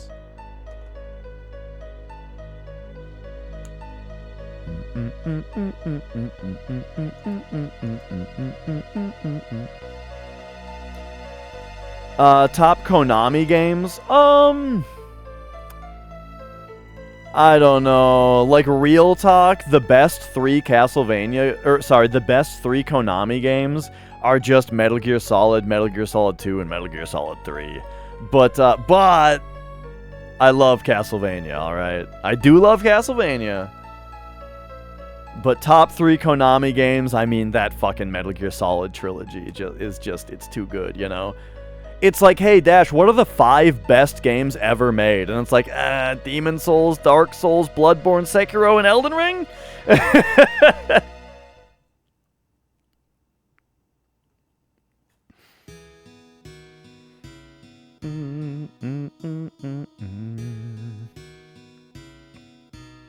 Like, I don't know what to tell you. FromSoft just made the best game ever 5 times. No. The 5 best games ever made are Super Mario Bros., Mario 3, Mario World, Mario 64. Oh, and Mario 2.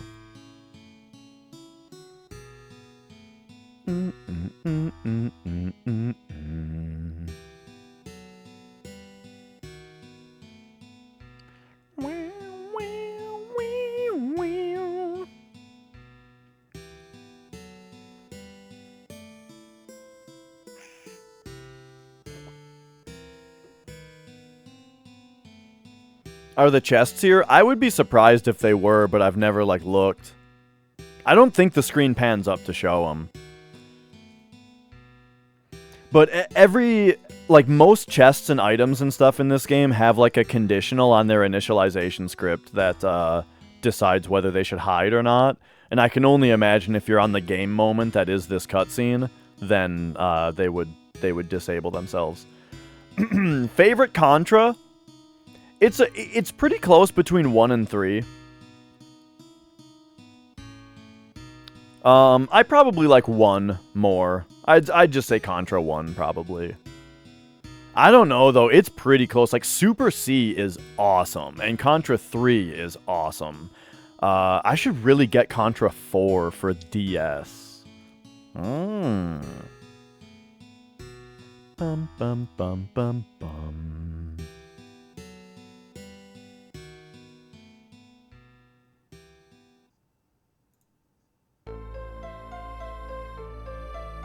Okay. Favorite Metal Gear? Metal Gear Solid 2. 2 is the best one. Oh, Solid 2 if we're including the originals. So my big thing is that, like, Metal Gear Solid 1 and 2 are more about, like, being in corridors, while Metal Gear Solid 3 is more about camouflaging in the open, right? And while I like both, I love both, I like the corridors more. And then between Metal Gear Solid 1, 2, and 3, I just love the gameplay enhancements of 2, you know? With, like, the putting guys out and dragging them around and stuffing them in lockers, or if they die and you have to clean up the blood, and, you know, the searches that they do, and, like, there's just so much more in 2, you know? That I really like gameplay-wise. And then also, I love Raiden. I think Raiden as the main character is so good. With, like, Snake as Pliskin is so fun. Like, what they did story-wise. And then, like, we don't even got to get into the ending. But the ending really seals the deal. Just the way that, like, when the, you know, to speak as spoiler-free as possible, and everyone will know what I'm talking about. Just the fact that when the bad guys, like, reveal what their plan is, and their plan is something that is, like, more relevant every year that goes by, the shit that they talk about in that game, the way that they justify themselves is more and more relevant with every year, you know? It's crazy.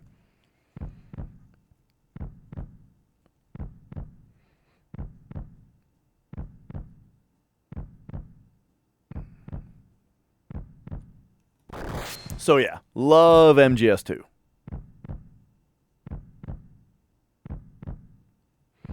Speaking of Snake Plissken, did I tell you that I watched Escape from New York the other day?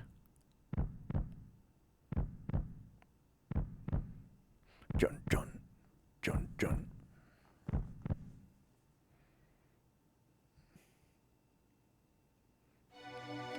It was pretty funny. Like, it was really funny because it's like, Solid Snake is definitely 100% no question, you know, based on Snake Plissken.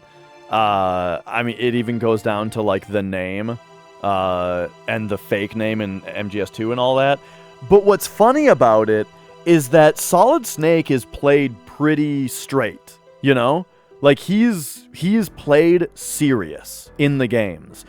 But, like, in the movie, Kurt Russell is so cheesy that it's like a parody of Solid Snake. You know what I mean? Even though Solid Snake is based on, largely, Snake Plissken,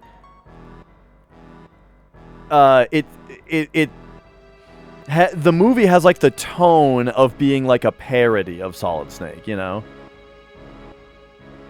No, I've not seen My Cousin Vinny. I almost watched it the other day.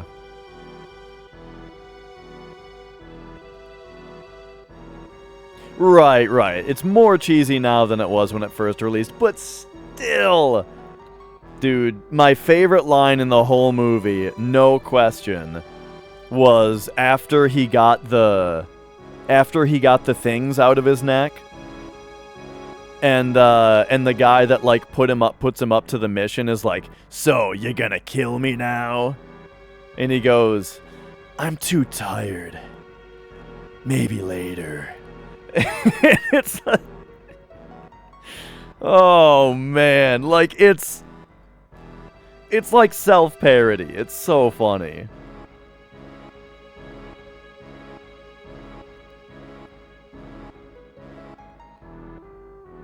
I don't only watch old movies, but I do watch a lot of older movies, you know, just movies that people have talked about my whole life that I never watched, you know. Original Matrix, yeah, that's one of my favorite movies. I mean, it might be my favorite movie, The Matrix. Love that movie.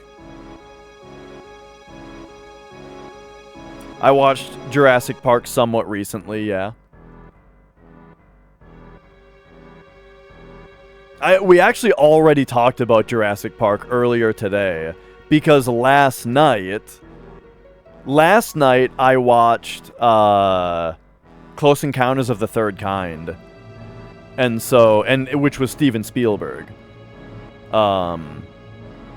So, you know, talking about Steven Spielberg brought up Jurassic Park, of course.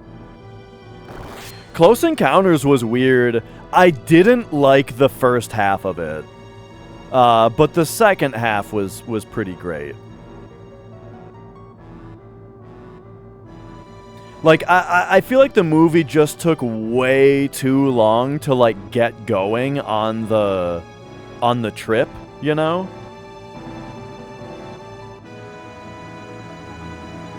And before that, it was, like, just a bunch of weird scenes of people talking over each other, you know?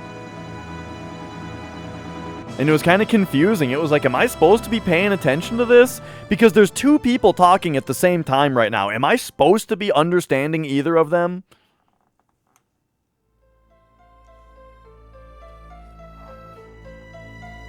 Yeah, that's the Devil's Tower movie, yeah.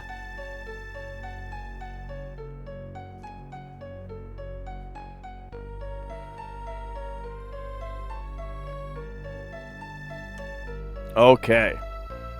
We are almost out of cutscene hell. Are you guys ready to take this run home? I gotta get back into focus mode here. Back into focus mode so we can take it home. So we're about to have to do a menu in front of Junon. That menu is go straight to equip and accessory. Double tap for ribbon, go left, double tap for firing, go left, double tap for curse ring. Pop over to materia. What's the first thing on materia? We put on enemy skill. Pop over to materia, Sid, put on enemy skill, boom, boom, boom, boom, boom, arrange. And then go to cloud, HP plus cover, manipulate enemy skill, all restore. Over to Tifa. Add cut elemental, HP plus, long range, death blow steel. And that's the whole menu. We're done at that point. So it's really just... Oh, no. Tranks Intent. After that, Tranks Intent. That's what we're talking about, Scrabbleface. The menu. Well, step one is to fly to Junon, but that's not a problem. Well, actually, after I flew to the wrong place earlier in the High Wind, maybe we should shout out that the first thing we do is fly to Junon.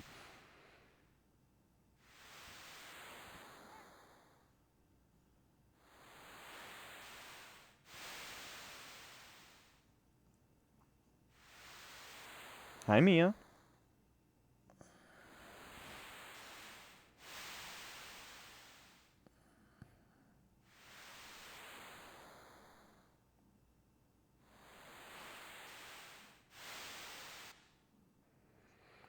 Couple of time saves coming up, that's right. Alright, here we go. So we're in focus mode now. And we're gonna rock.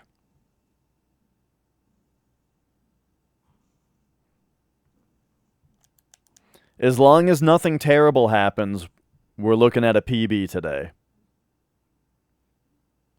We're going to be able to play the PB music in Northern Cave. Oh, yeah.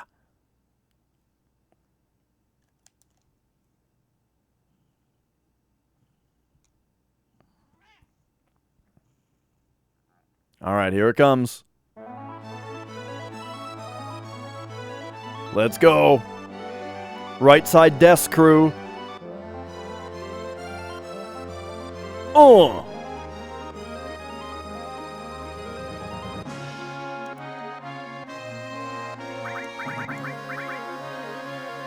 Tifa, Sid.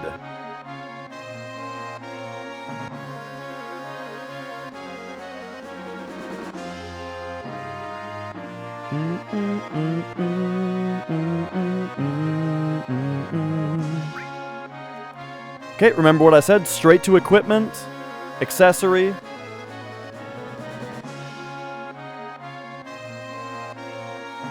Swap to materia and do the things. Here we go. Ribbon firing cursoring. Pop over here. Enemy skill. Boom, boom, boom, boom, boom. Arrange. HP plus. Cover. Manipulate. Enemy skill. All. Restore. What am I doing? Added cut. Elemental. HP plus. HP plus. Long range. Death blow. Steal. Oh, geez. I botched the end of that. Tranks and tent. Okay.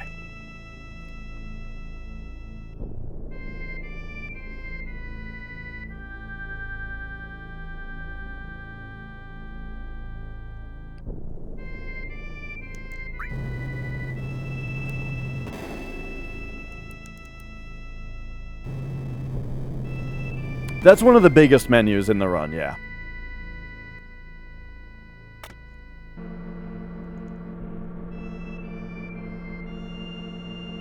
Ladyboy, how's it going?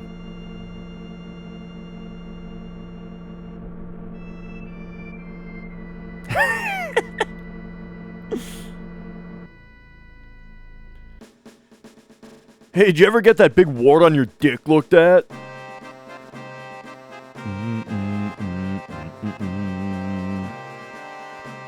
Hey, thank you for the good luck.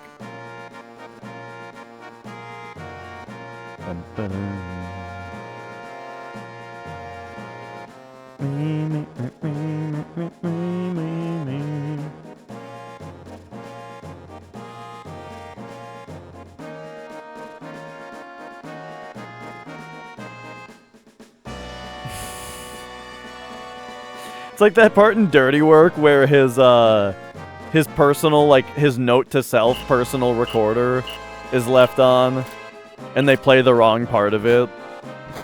It's like, note to self, get cream for giant wart on ass.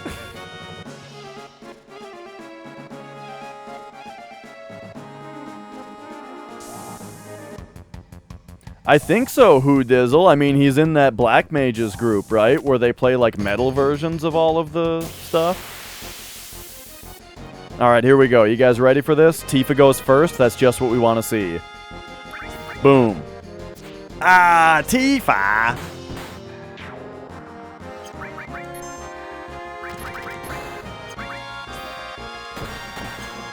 Okay, nice crit to make up for it, I guess. That was her apology crit. There's an S mine, however, I don't think Tifa is low enough level or is high enough level on this run. Like, wait a second. Is she normally one level higher from the temple on this part? Or not?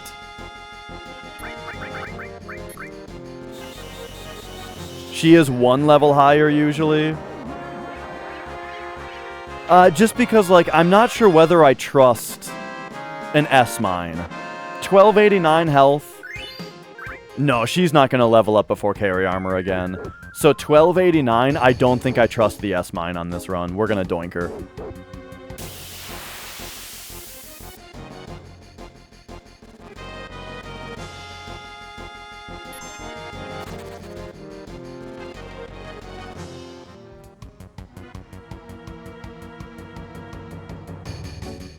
Oh yeah, that song that's like, don't you give up on it. You but the head that feeds you.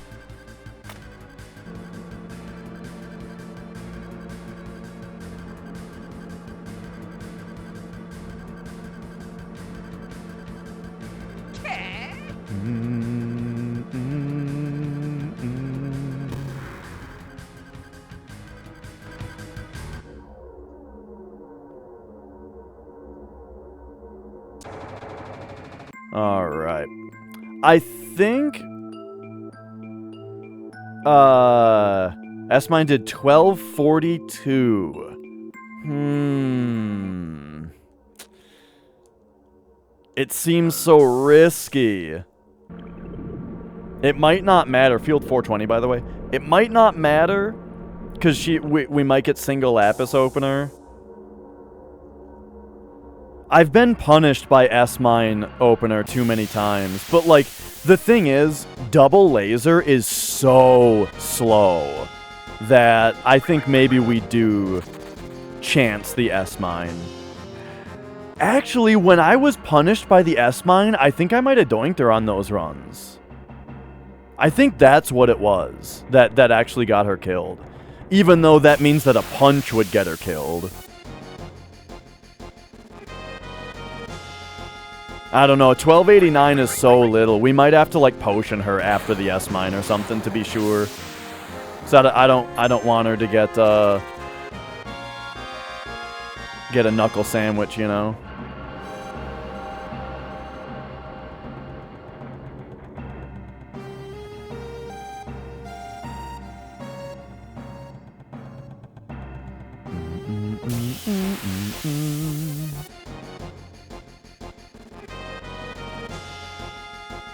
Alright, be kind, please.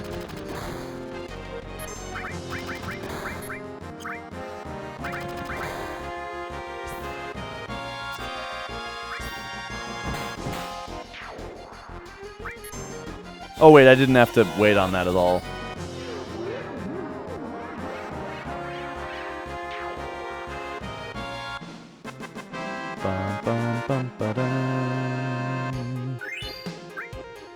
Did she just level up, actually?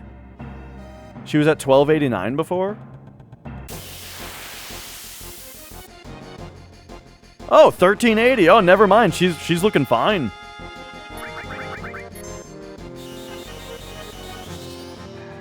Damn, I did not expect her to level up. I guess we're pretty under-leveled right now, and we're actually fighting enemies. All right, so it's just a Mega Elixir, and that's all I'm doing for this. All I'm doing for this is to Mega Elixir.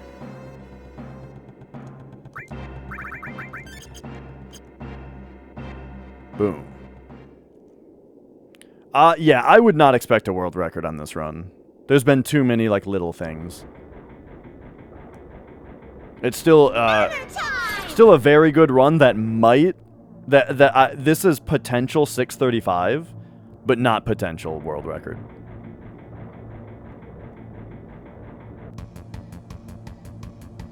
I don't think.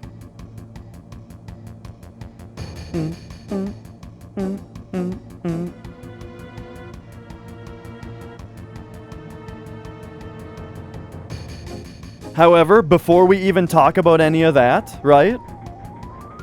Before we talk about any of that, carry armor.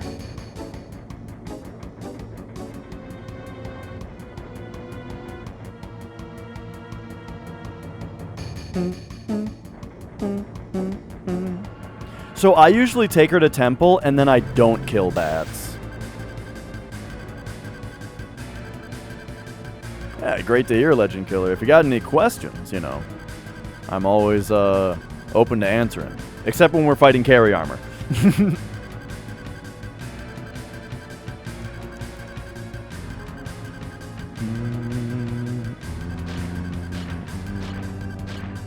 Okay, gotcha. Alright, here we go. Wish me luck, fellas. Single lapis dipshit armor. That's what we're looking for. Single lapis dipshit armor, please. Well.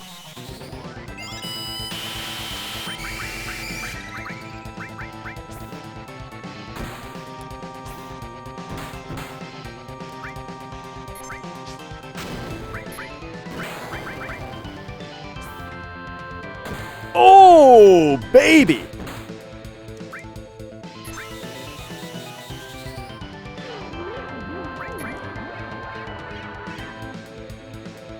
Okay, okay. This is a good start. Oh, baby!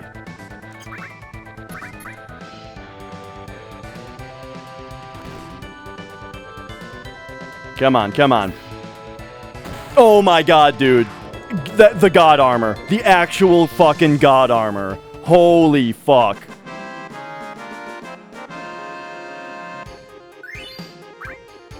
Okay. Okay. So I think Tifa can take 2 potions. 2 potions. Holy shit. Thanks, Kofi Streambot. Perfect time for... Hey, anybody want to tip the streamer? Hey, fucking that bot, dude.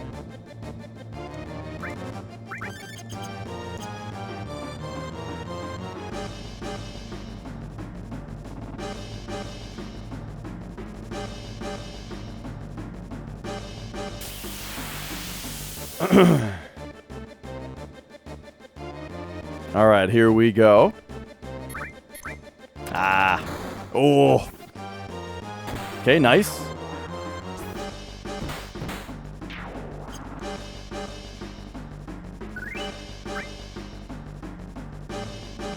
Tifa cannot quite take a potion here.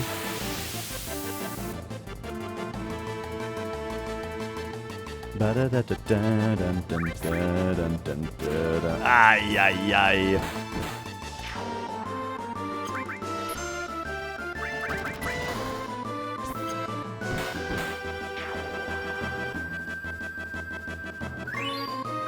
Okay, please, nobody kill Tifa down here. This is where there's a big there's a big RNG moment here of will Tifa die during this fight, which is why 275 is kind of a bad spot for her. 350 was what was much nicer, but we'll see what happens. Ah, they're yep. No! Oh, the cover! Cloud covered it! Yes! And then we boom, boom, boom. Nice. Okay, Tifa can take 2 more potions. Oh yeah, the 2 potions, yes. Oh, I mean, there's a reason I put 2 potions on her after the carry armor fight.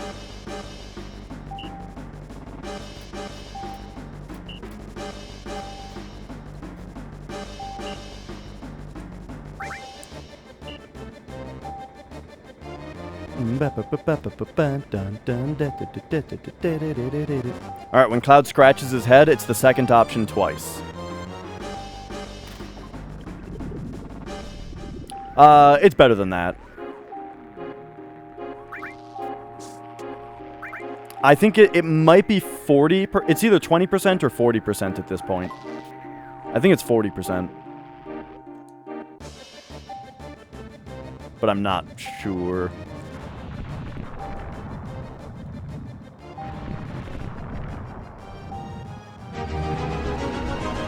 Whoa!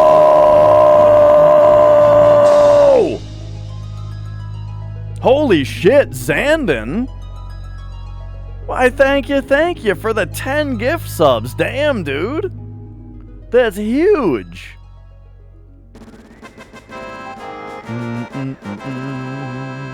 That is huge, huge support. Thank you so much.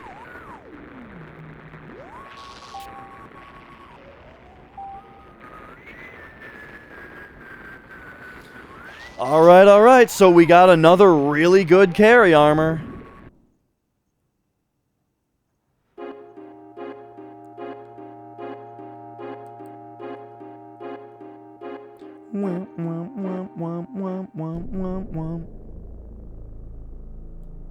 I wouldn't kick that carry armor out of bed.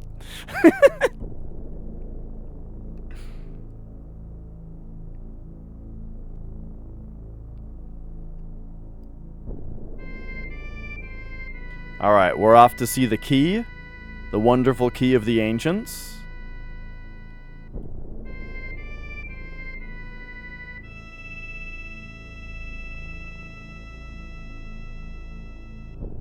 Dude. Yeah, pretty good lineup there.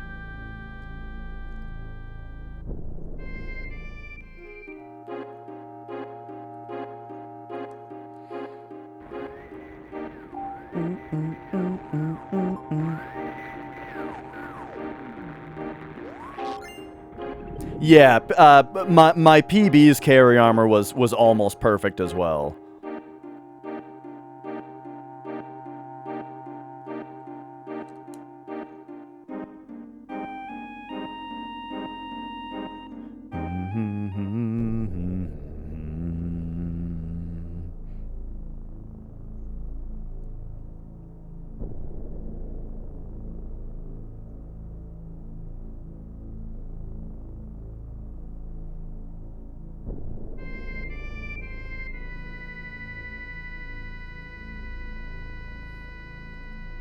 What up, J-Rod?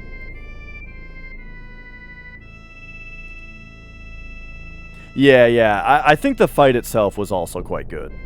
Okay, 2 potions on Tifa, elixir the other 2.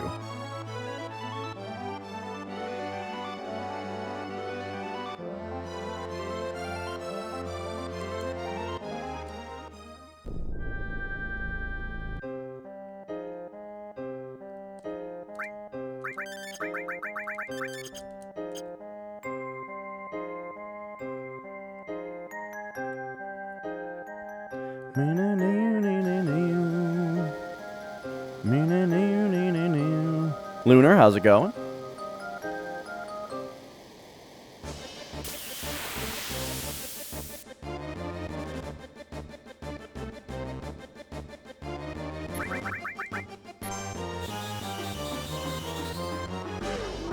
Bum bum bum bum. Bum bum bum.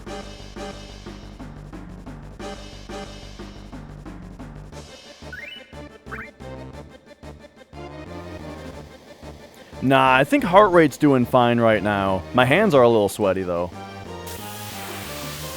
How many more danger moments? Diamond Weapon is... Diamond Weapon's kind of the last thing remaining that could just decide to kill the run.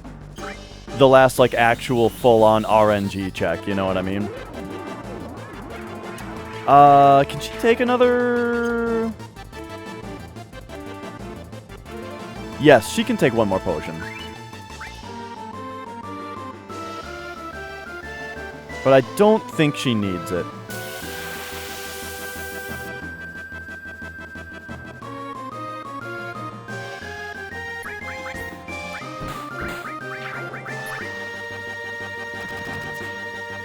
Nice. Oh, come on! Stop it!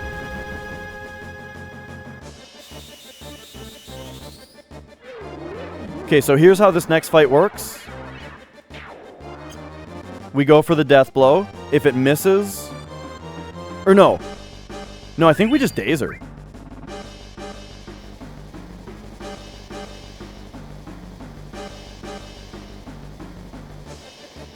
Like, I'm using the dazers.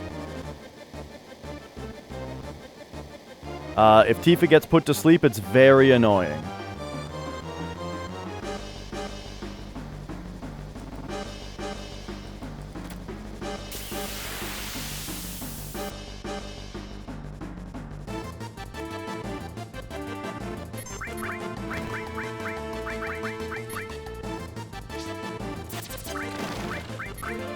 Come on. Come on.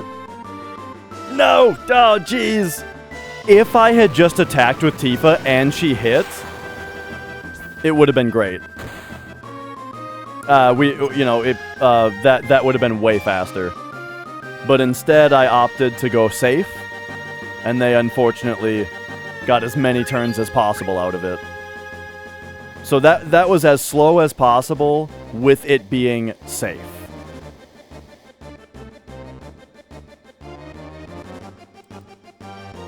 Alright. First turn Tifa, please. Nice. Cloud doesn't have a limit. What the hell happened to Cloud? Why doesn't he have a limit? What? Why doesn't Cloud have a limit?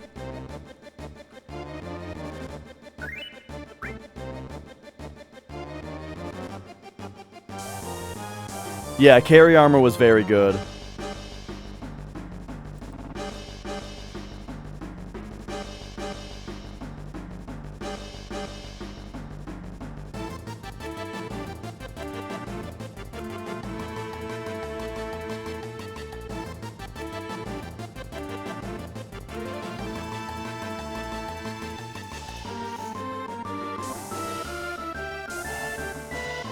It's pretty unlucky that Cloud does not have a limit yet.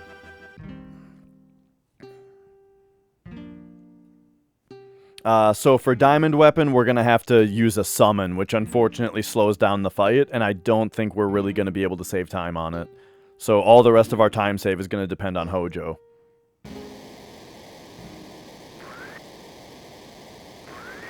Oh, oh, oh! Hi. Ay, ay, ay. Did you get a free gallon? Did they give it to you? Yeah? Yeah, I'm just making sure. I just wanted to know.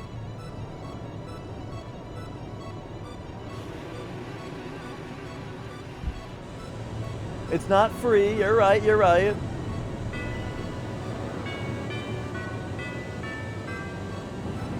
We went to the grocery store the other day, and after buying a gallon of milk, I forgot to put it in the cart. So Nicole had to stop at the grocery store today. And they comped her one, right? They comped her one. Which is good. But she was a little offended that I said free. They gave you a free one. Because it's not free. It's the one she paid for, and I forgot to put it in the cart.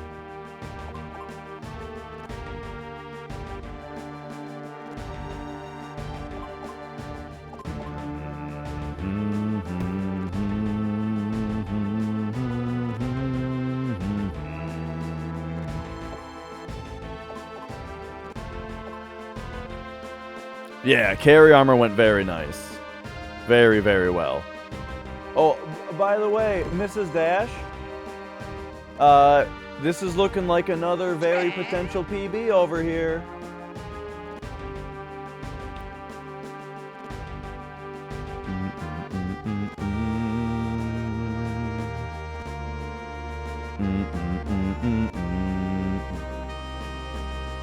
I don't think so.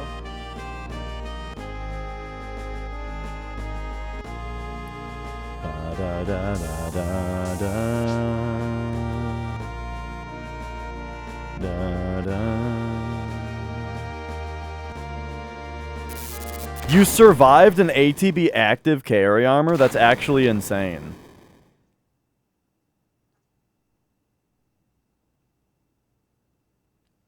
I forgot my 10 ribeye steaks.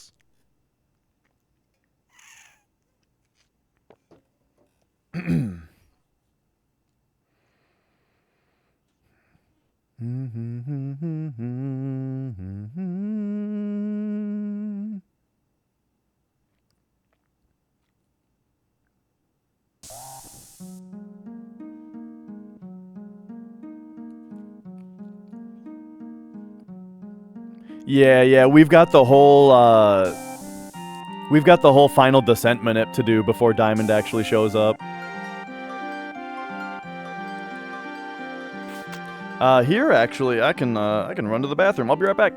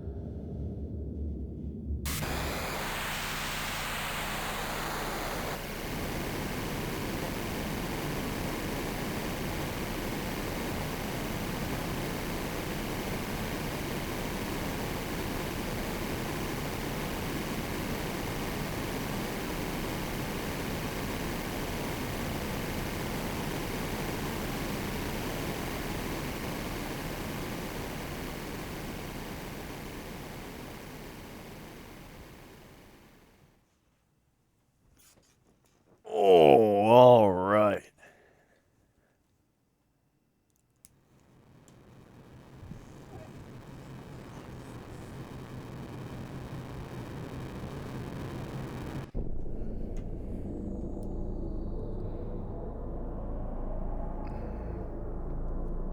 So, we've got a few more tricks to take care of here. A few more things, right. We are in the final hour.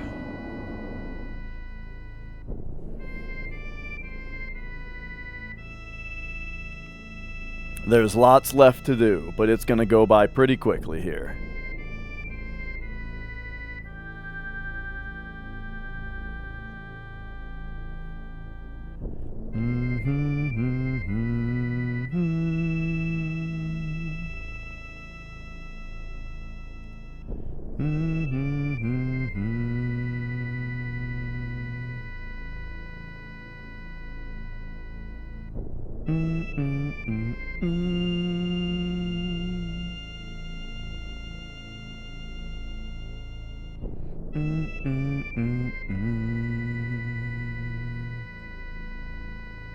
This is one of my favorite cutscenes in the game. I'll show you why in a second.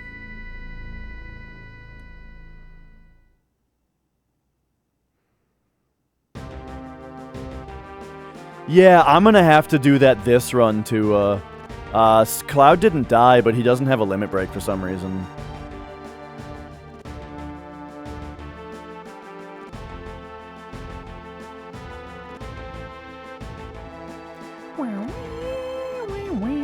I guess he's just not been getting hit at all. Alright, here it is. Look at Cloud. This is my favorite thing. Everybody keep your eyes on Cloud. Even though Tifa moves, don't look at Tifa, look at Cloud. Are you looking at him? He spins a little circle right there.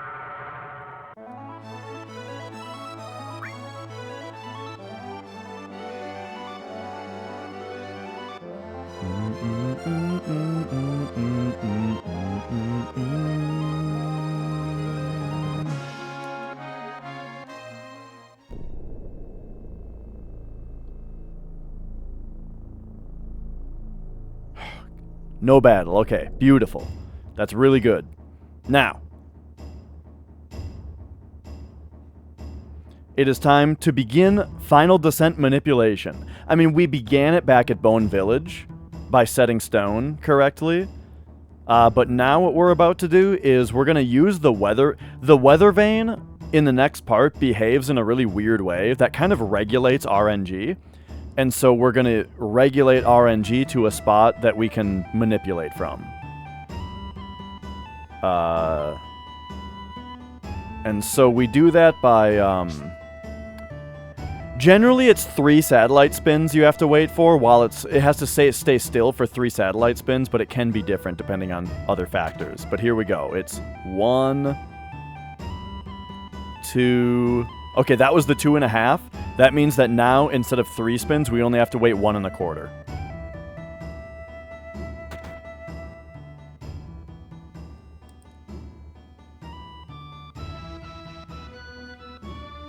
So yeah, that's the more advanced trick that I was talking about, where it's like, we could have waited for 3 satellite spins to be sure, but the thing is, 3 satellite spins always occurs after 2.5. And so, but it takes 1 satellite spin in order to set correctly. And so what that means is that, also on top of all that, the first one gets cut short. So when I saw a 2, I know that that's the 2.5 being cut short, which means I know that the 3 is next, and it takes 1 spin to set list correctly on the 3. So I wait for 1.25, just to be safe. It does blink, yes. It always has a pattern of 4. Like, it always does a pattern of 4, you know, because that's how the programming works. but different stones will affect how many satellite spins it allows for, and in what order. What is the best version of this game to play? It's a matter of opinion, but I will give you the opinion that the original PS1 version is the best. Whether you play it on real hardware or you need to emulate it, you should play the PS1 version. Yeah, it always goes to the same 4 values, but the number of spins also depends on how long it takes to get to those values. And so different stones will make it take a different amount of time to reach the 4 values, because they're laid out differently.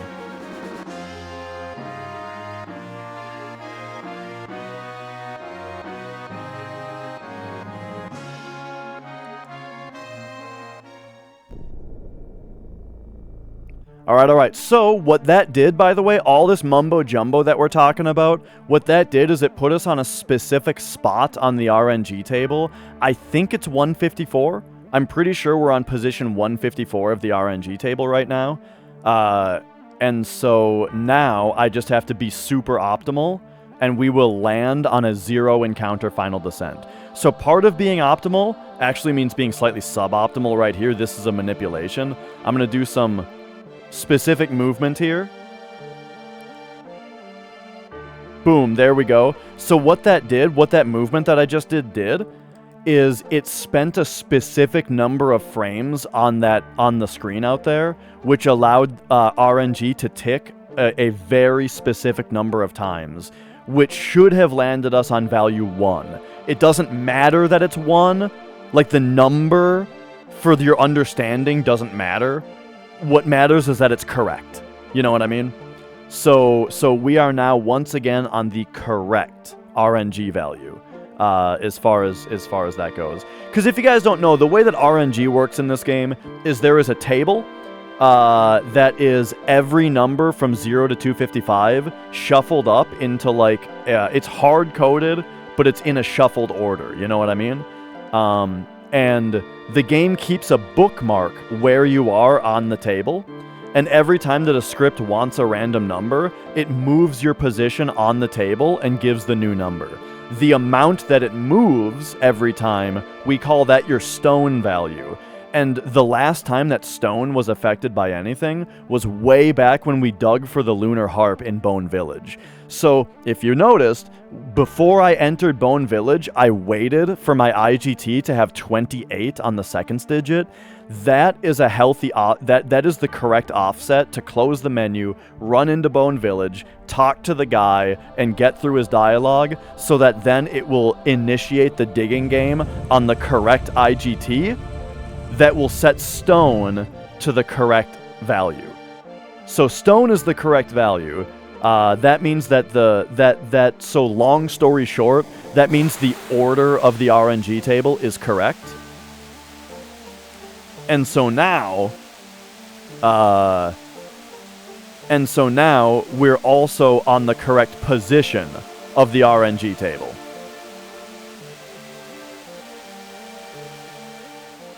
And so the thing is, RNG isn't moving on this screen. It's not moving on this screen, right? So we don't have to worry about list advancing. List is... Oh, by the way, for short, when we say list, we're talking about your current position on the RNG table. So yeah, so the recap, right, is that the IGT thing from Bone Village is what set stone correctly. Now, all these hours later, the weather vane in Cosmo Canyon set our list value, our position on the RNG table, to the correct spot, so that now, given that I do the proper movement in Temple of the Ancients, and I spend the correct amount of time on the right screens, it will set us up so that when we get to the final descent, where you hop down those 13 stones in front of the final boss, this is how we get 0 encounters there every time, is by landing in a window. Because the reason that we went to the stone value that we did is because that particular ordering of the RNG table has a big window of 0 encounter final descents, and we're trying to land in that window. So right now, we have set ourselves a correct offset back from the window. And if from now on I just move optimally and do everything optimally on the RNG relevant screens, we are going to land in the window of zero encounter final descents when we get there. Isn't that fun?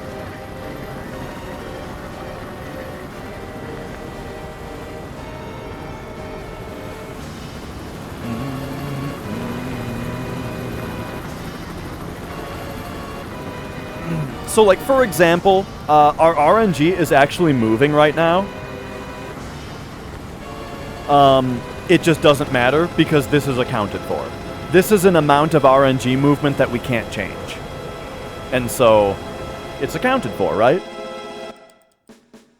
And now, there would be a risk of game over, yeah. But I mean, you can most of the time heal the party, but it's a risk, yeah.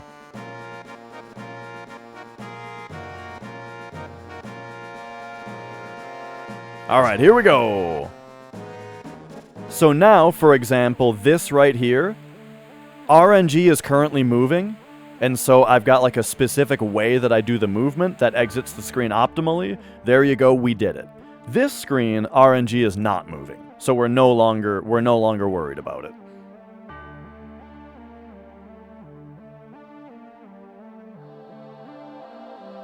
Same with this screen. No RNG movement, not worried about it.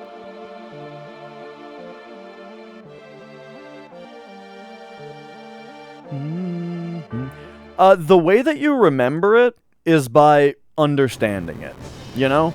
That's why my tutorial is so in-depth, is because if you understand the way that it all works, it's a lot easier to remember the details. Because you have like a base level understanding that where it makes sense, you know what I mean?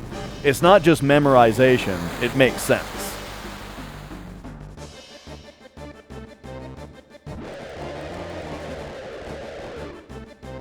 So yeah, for anybody who doesn't know, by the way, I do have a YouTube tutorial, like a fucking 55-part YouTube tutorial on every detail about this speedrun. And you can go !tutorial in the chat if you would like a link to it.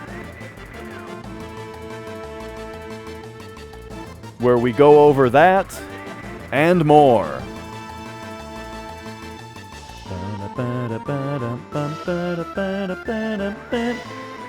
Nice, Bran. Welcome to the rest of the run.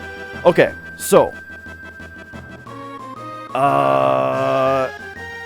do we potion Tifa again? I can't remember. I think we potion Tifa once, cure the other two, put a summon on Cloud, lower the battle speed. Is it still 386? She didn't level up from Rude.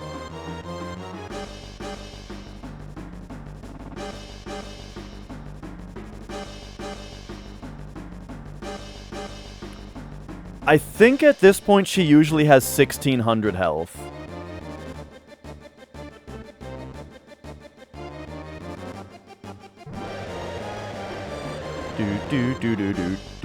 Hey, do you guys remember Calm Skip? Remember Calm Skip from earlier in the run? The Chocobo is still here. Hey, buddy. Be free!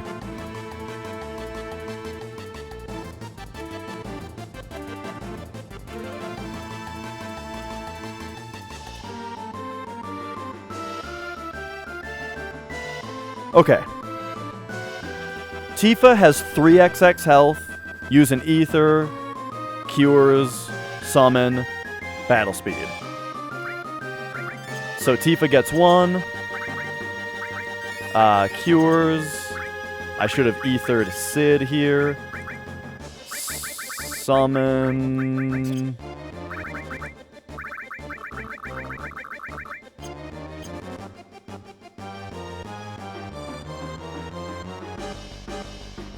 I just remember in my notes I have, like, at this point she always has 1600 or more HP. And so 3xx is what I think, you know. The step route goes all the way until final descent. So we are still on steps. But they're not relevant for this part. You know, we're on the world map. Temple of the Ancients is not hostile. The last hostile screen that we were on was the screen before Carry Armor. And so, once we get to Northern Cave, they will continue at that point. So there's a huge pause in the step route for this section of the game. I think Ifrit is technically faster, but Rama is very comparable and does a lot more damage.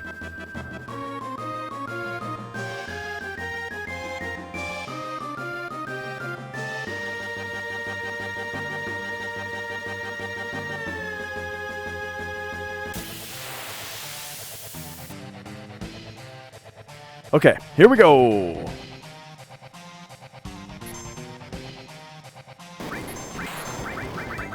Big guard.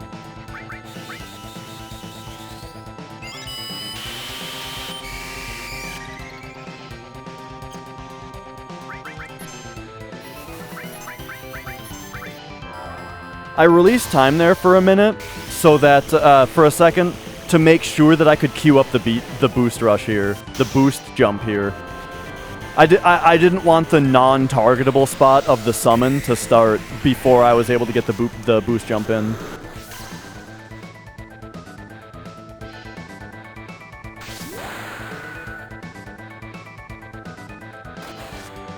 All right, here we go.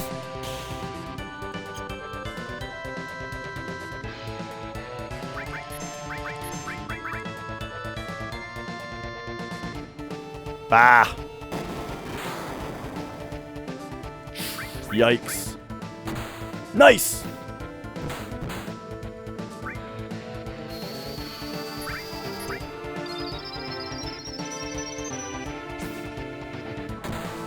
Nice! Alright, we're already looking good.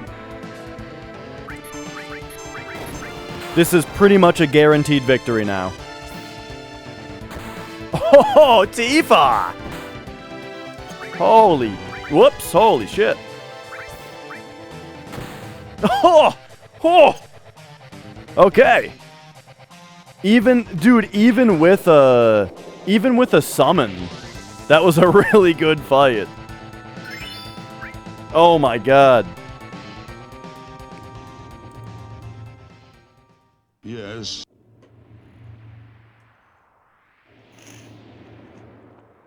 So yeah, we are now looking for we now want Hojo to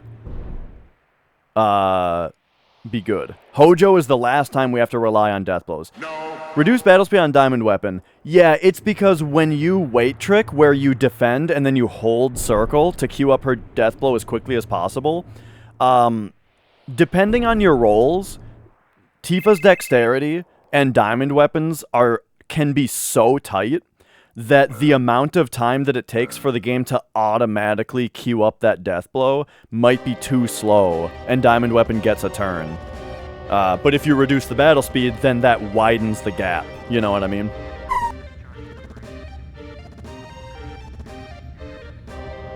But diamond weapon is the only fight where that is a factor.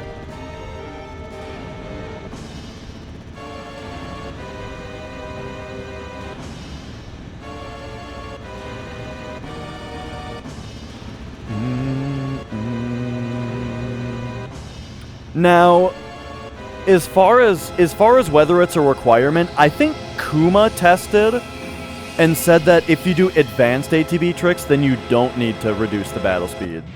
So I'm not sure about that. I haven't tried it.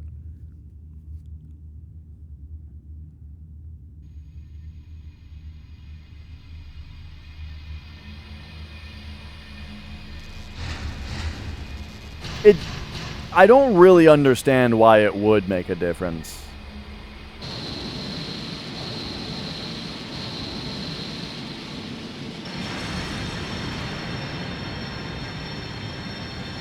If she died earlier in the run, is it possible for her dexterity to be too low? Yes.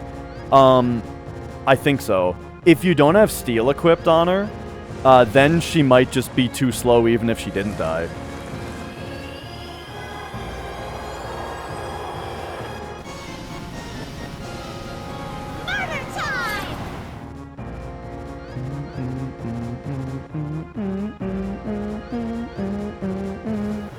Oh, you think it shook? You think it shook it loose?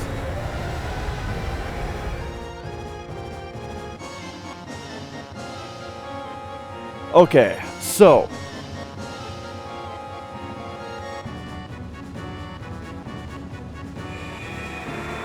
next thing, it turned it off and back on. After they fired that gun, all of a sudden everybody's internet worked again. Oh shit, it's been dead for so long!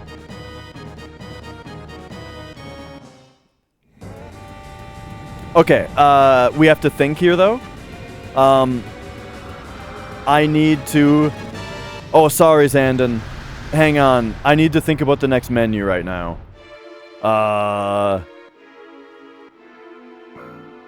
It's gonna be... Tifa's fine, right? She didn't get attacked again? Correct. So Tifa's fine. I think it's gonna be cure the other two, which might not even be necessary. But I'm gonna cure the other two, take off the summon, and put battle speed on active. Yeah, that's what we gotta do.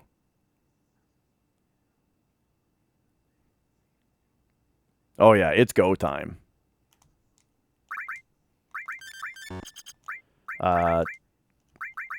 Take that off. Oh my god. I tried to be like too cheeky on that.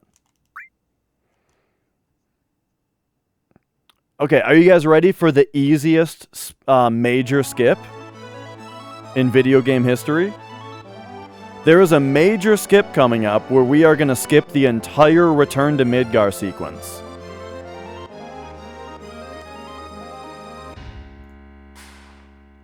Remember earlier? Brutals, you gave me a fucking heart attack. I remember now though. I remember. I turned it off and then I turned it on and then I turned it back off again. We're fine. Oh, you don't even know. Like I sweat in the moment that I read that message. I just like sweat a bunch. Anyway, remember the thing earlier about there always being an invisible party member in the room, because that's how the game works? Well, right here we can run the invisible party member into this boss trigger. This boss trigger that's here for later. You're not supposed to hit this boss trigger until you come up here after the whole raid on Midgar skip. But nope, you just hold right and run into this room and okay, we're gonna fight Hojo now. Those 3 sparks, by the way, means that we did Final Descent manip correctly. Okay, here's the thing though, is it bugs the game out, and then the game plays Final Fantasy VIII music for the rest of the time for some reason. So it's kind of weird, but you know, it's pretty cool though. Yeah, I'm serious.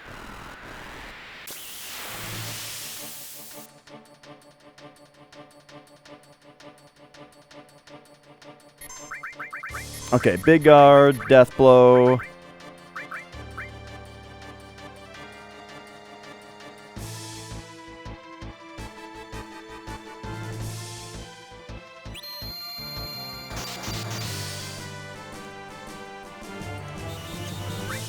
We got the vaccine. All right, all right. All right, Tifa, let's go. One more fight.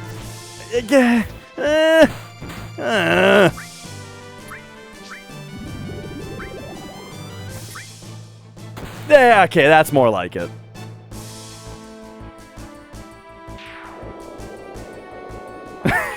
Way too stoned for this.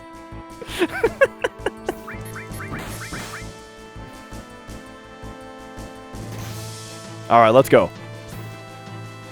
Ooh, baby! How about this one? Fucking marry me, Tifa.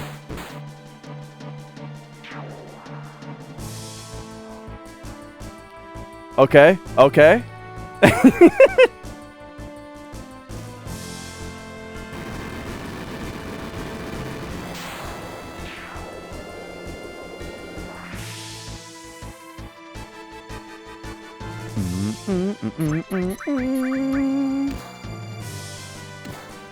All right, 2 more. It was honey badgers. Oh, man. Oh, and the crit! The crit! Oh, man! Holy shit, dude!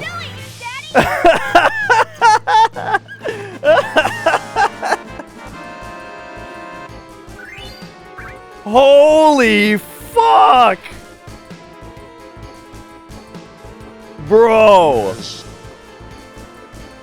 Oh, right. And, okay.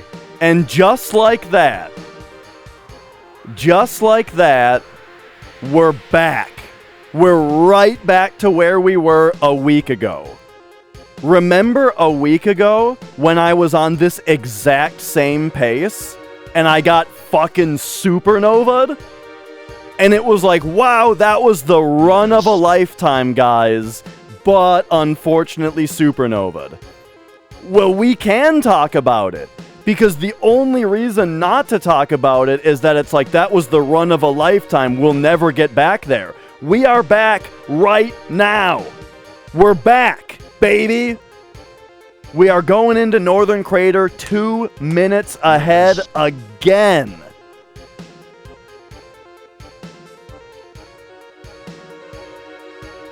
And this time, things are going to be a little different.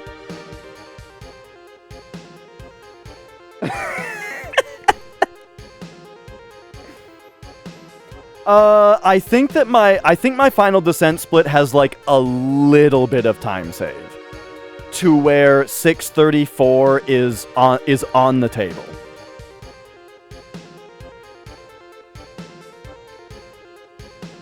No, this will be the first time that this Disc 3 has ever been in my system.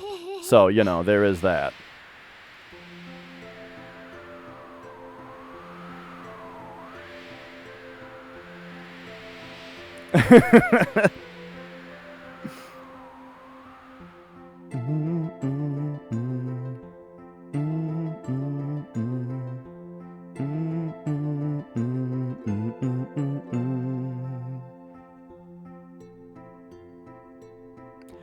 No, steps will resume when we enter Northern Cave. Again, the last hostile screen we were on was the one in front of Carry Armor. The next hostile screen is the start of Northern Cave.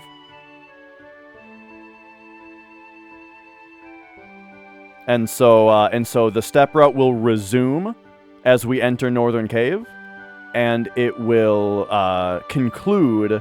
You know the screen that's like a spiral down? It's like really yellow. It's where everybody comes back together. Most people use the save crystal on that screen. And then when you go down, it's like the final descent time. That is the screen. That is the first screen of the step route being concluded.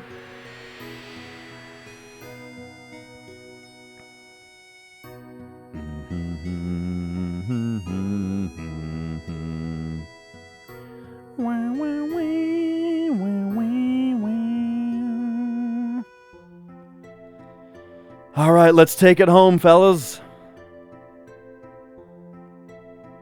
6:33:45 is the world record.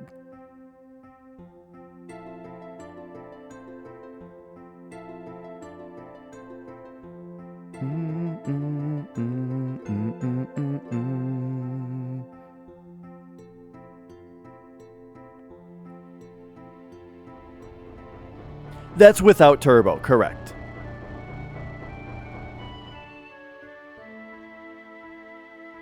What's up, MC? I'm back. I'm back to the pace that got supernova'd the other day.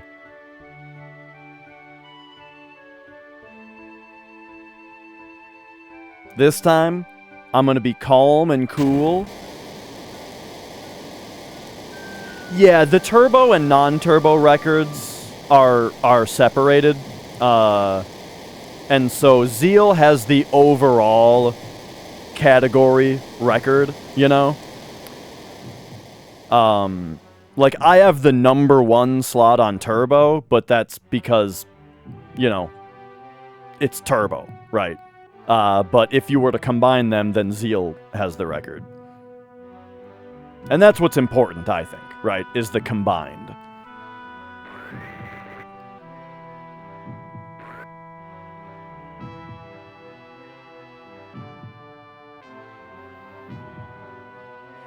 The DX, the crotch chop, it's a bit reward emote.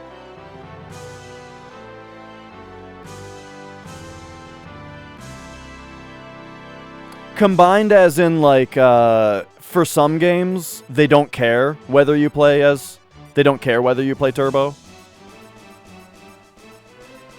And so, like, turbo and non-turbo are all on the same leaderboard.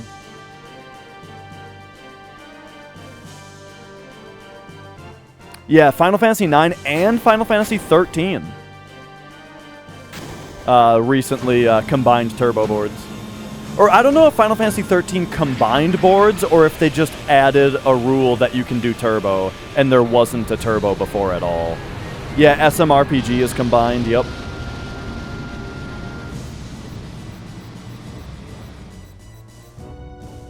This is turbo right now, yes. I only run turbo. Alright, here we go! Disc 3 time.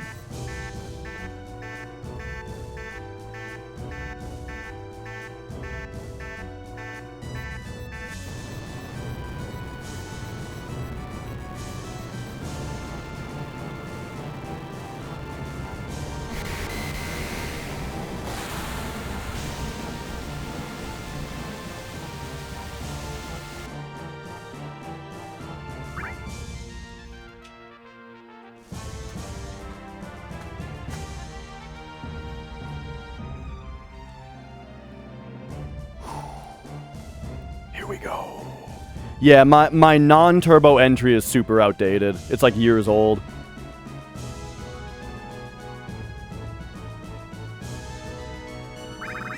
Whoop.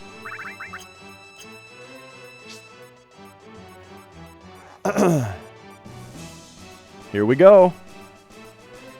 Everybody ready? Oh, we get to put on the PB music. Turn it up. We need it. We need it loud. Loud and proud.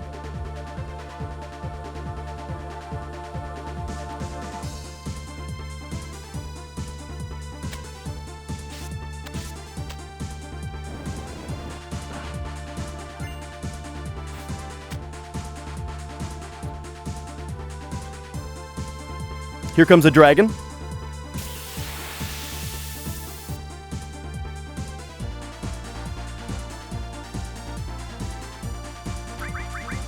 Five and a half steps after the jump. Cloud's got a limit, so we don't have to worry about it. 1, 2, 3, 4, 5.5. Remember when Cloud getting a limit is what got me Supernova?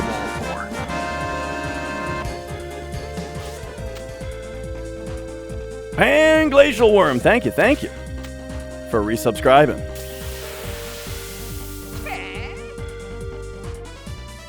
Oh, Tifa, bad ATB. This is gonna be rough. Ah, oh, no, we did get it, okay.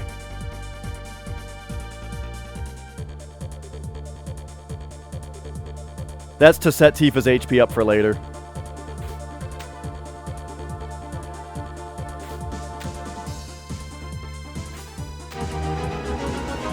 Budo, thank you as well for resubscribing.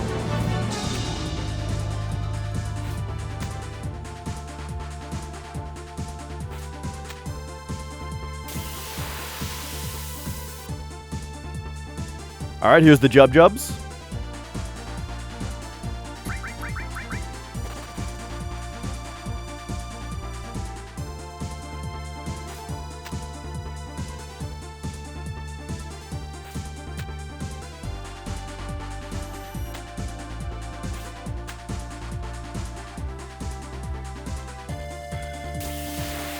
Start me over. We need more.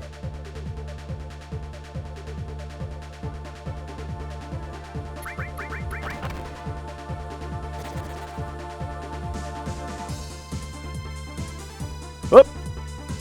All right, walk left. Walk right. 2.5 steps left. 1, 2.5.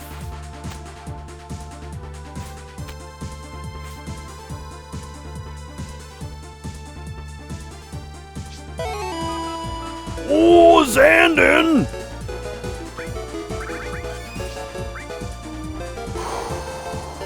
Thank you for those 5 gift subs. Big time.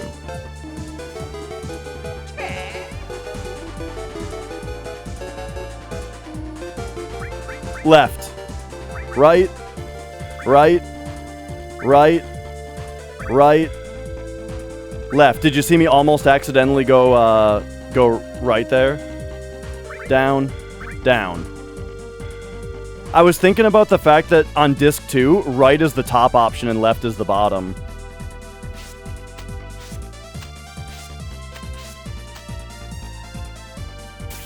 Perfect.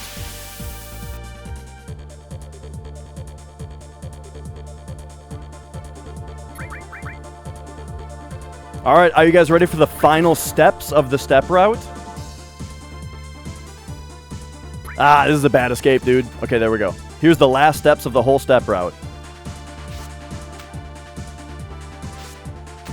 She also retrieves the mistile, honey badgers. That's what's more important. 1, 2, 3, 4.5. There we go.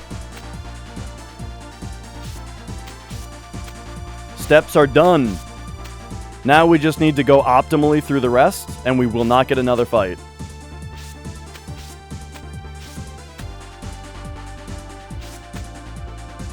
What the hell is going on here?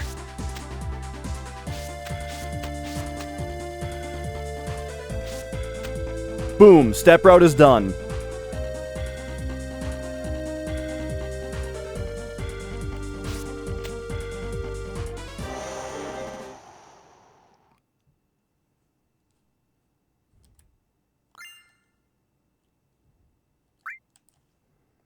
All right, all right.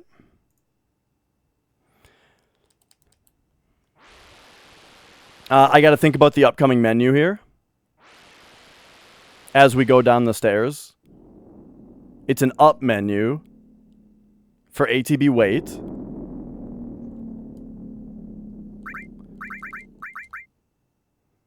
Up menu for ATB weight.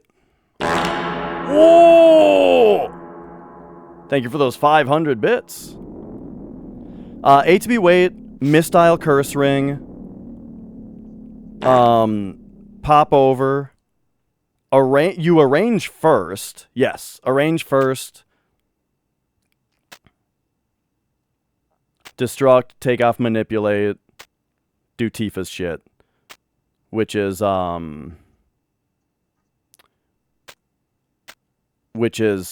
HP plus. What are these holes in the wall for? I'm blanking out on Tifa's materia here, but I think it'll be fine. What are these holes in the wall for? You go equipment, mistile, curse ring, pop over here, arrange, double tap that, take this off, HP plus, HP plus, long range, death blow, added cut, elemental, Rama. And then we just high potion her, trank everybody, and we're ready. Okay. I thought I had a few seconds to spare there, but I think what happened was our battle escapes were pretty bad. And so battle escapes were pretty bad, and so we didn't save time for the 634. Oh yeah, we're on wait. That was the first thing I did.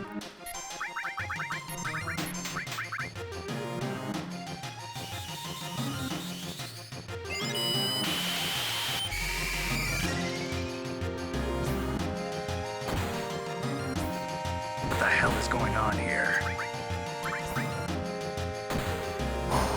Tifa will now hit every death blow because she has the mistile equipped.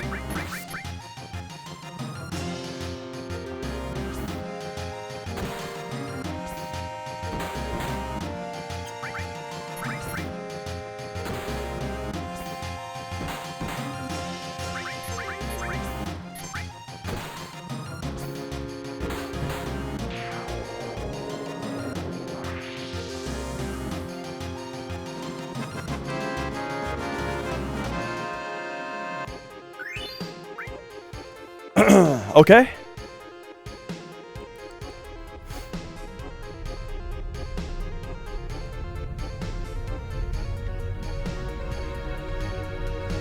Oh yeah. Without Omni Slash, 634 is a given.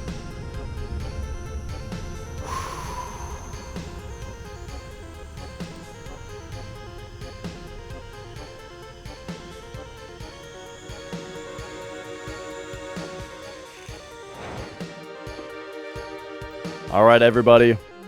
Is everyone ready?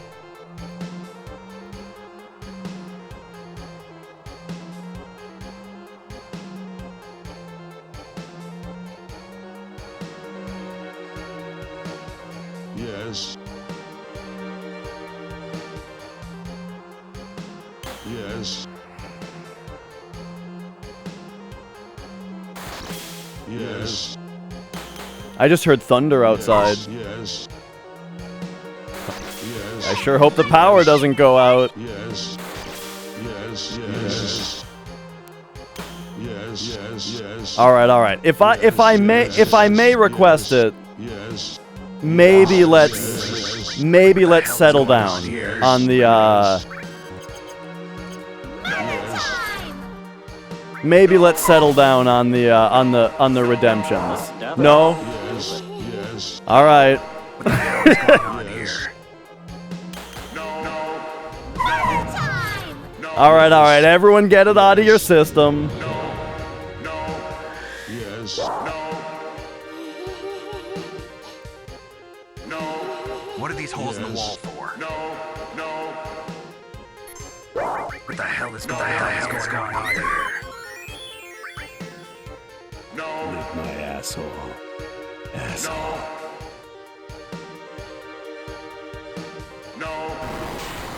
Let's What down are these holes in the wall? What the hell is going on? That's just here? fine.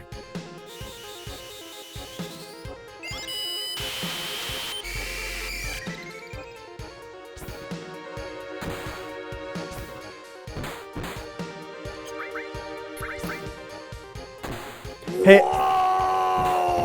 Whoa! I've got a really good idea. You should try to bolt Tifa. Do it. She's got such low health. Bolt Tifa. Her health is so low. Oh shit. Is there any reason to cure this? Lick my asshole. Nah.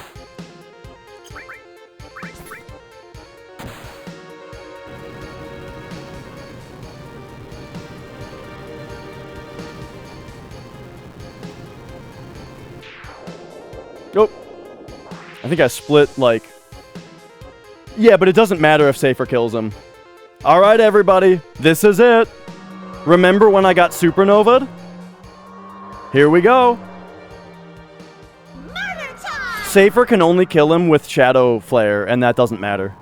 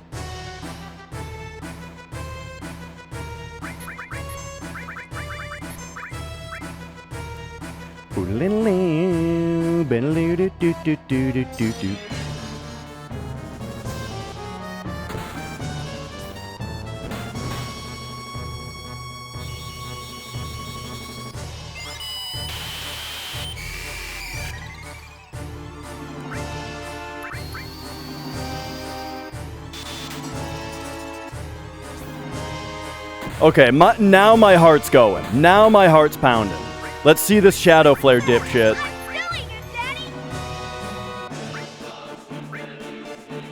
Nice. Alright, this is free now. This is free! We did it! Yes.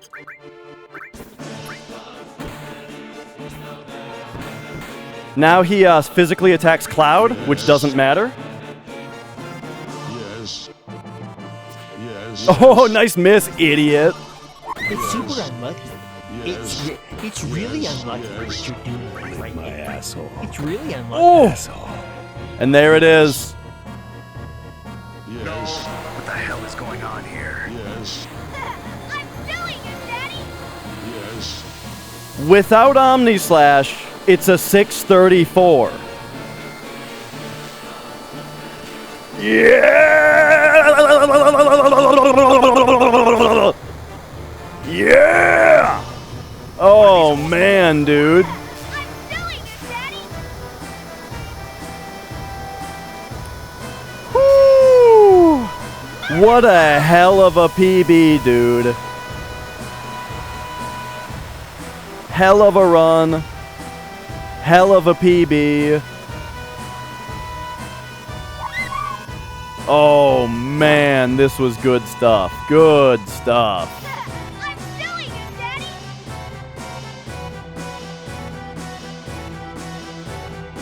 Oh boy. Oh right. Oh wait, we don't need this on anymore. He's dead. He's dead. He's long dead. Whoo! All right. We're in there. We're in there.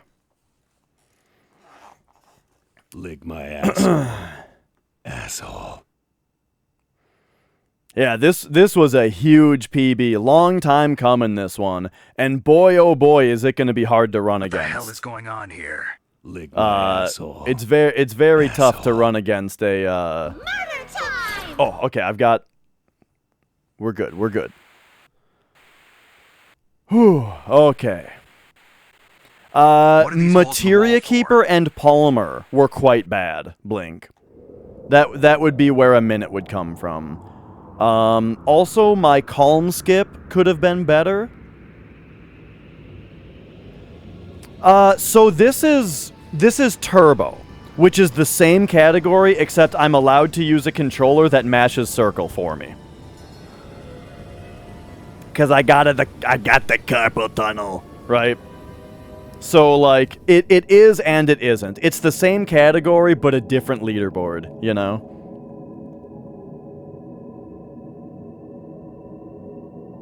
Oh yeah, Demon's Gate was good, Schizo was good. I mean, everything on this run was good, basically, except for, like, Calm Skip, Materia Keeper Palmer.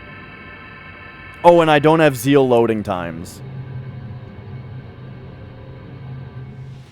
With Zeal loading times, I think this is a 633.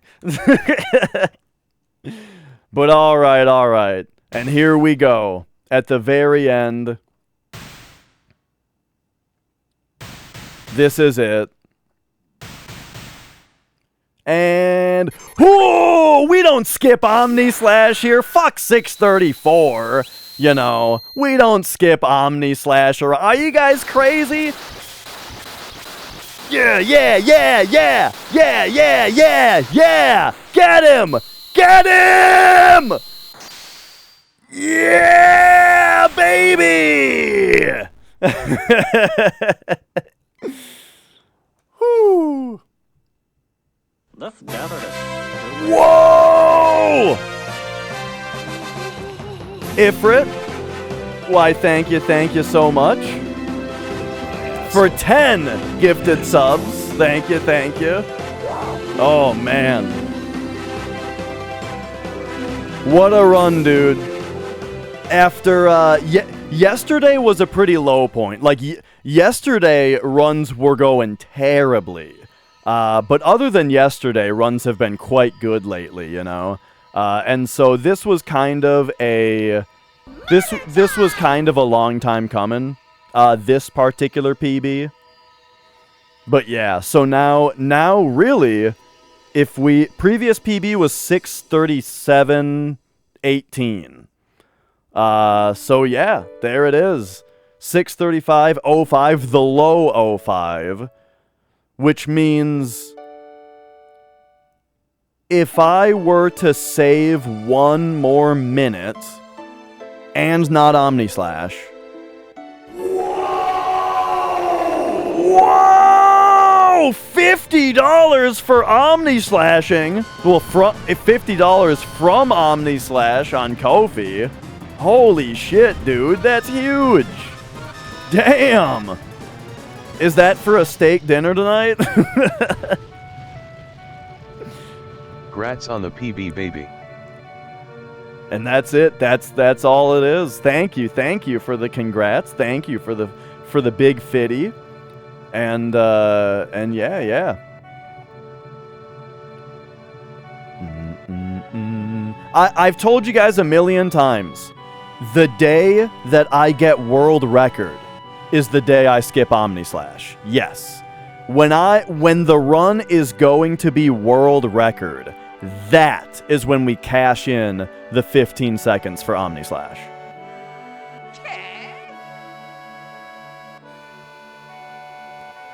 Oh yeah, someone is. What the fuck? Zandon!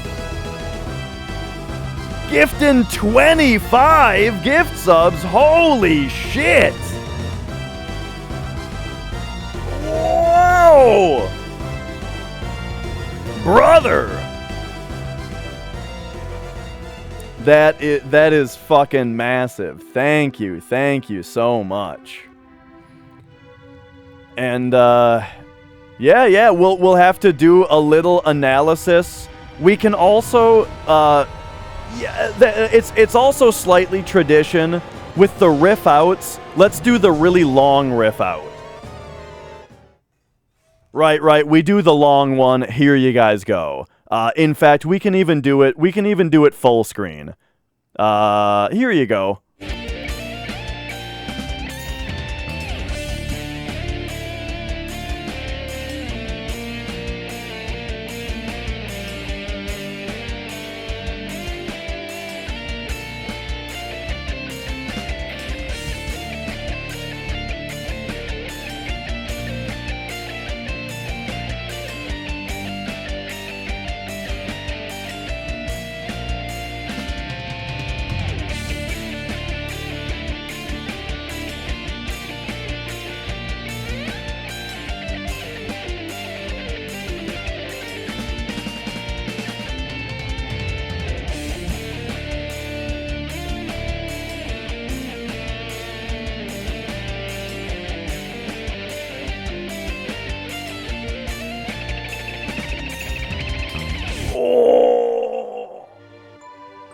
All right, and there you have it. The whole dang solo.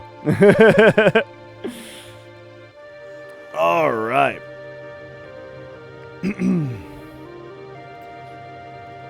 Well, shit. What a great PB. That was huge. I had a really great time on this PB grind. Like, just lately with how well runs have been going, I knew it was coming soon. And here it is. We got it. We got it, dude. But there's more to go. We're almost actually at the point where I'm going to need to add a world record column to my splits, you know? And like and actually be comparing against world record. But all the more though also I got to find a disc. I got to find how to get the better load times, because now that we're less than a minute and a half off of world record, which means like the load times are like a big deal now. So we got to figure out the setup in order to stop losing time to slow loads. But yeah. I think Genova Birth was fine, wasn't it? Just Materia Keeper, Palmer. Yeah, Materia Keeper and Palmer were big time saves. There were lots of little things. Oh yeah, Fort Condor. Right. I flew to the wrong location on the world map at one point. And so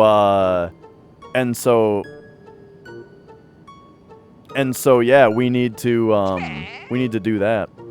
But yeah, we had an insane early game. I mean, besides Calm Skip could have been better. But then yeah, we had one of the best possible send-off games, and got a 158 Genova. Like, if we can recap the run real quick, we started off in the red. How about that? 914 Guard Scorpion, totally acceptable, you know. Barely in the green for Reactor. Now, this, unfortunately, marks the end of my PB having missed Jesse Skip. Because my PB missed Jesse Skip, and so I've been just benefiting. I've been living in the bliss of a free 20-second time save ever since. And so now we don't get that anymore. But yep, we did that. That was fine. Reno was actually a little slow. We have time to save on Reno if I can get the battle skip. So yeah, Reno is our early game time save now. After that, Midgar went amazingly well. I mean, just everything after Reno was great. You know, good elevator manip. Okay sample. I can probably save a little bit of time. I don't know, Glauco. I just didn't feel like it, and then I ended up getting a 637, so that was pretty funny. But this time, didn't happen. Then, let's see. Really good Heligunner fight, good Rufus fight with Dog Skip, Motorball was fine. Then came our first big time loss. Oh, absolutely, Rick. Oh yeah, sorry, Ven Corbin asked earlier, like, how often do I run this game? Almost every day. Well, almost every weekday, right? Monday through Friday, almost every day I run this game. It's my favorite thing, I love it. But anyway, so we lost some time to Calm Skip, just due to bullshit, you know, whatever. We can save time there. We got a second try poison on Bottom's Well, which means first try poison Bottom's Well are going to save time now. Then we had the incredible send-off game that we're always going to lose time on from now on, because that was crazy. We had one of the best possible ones.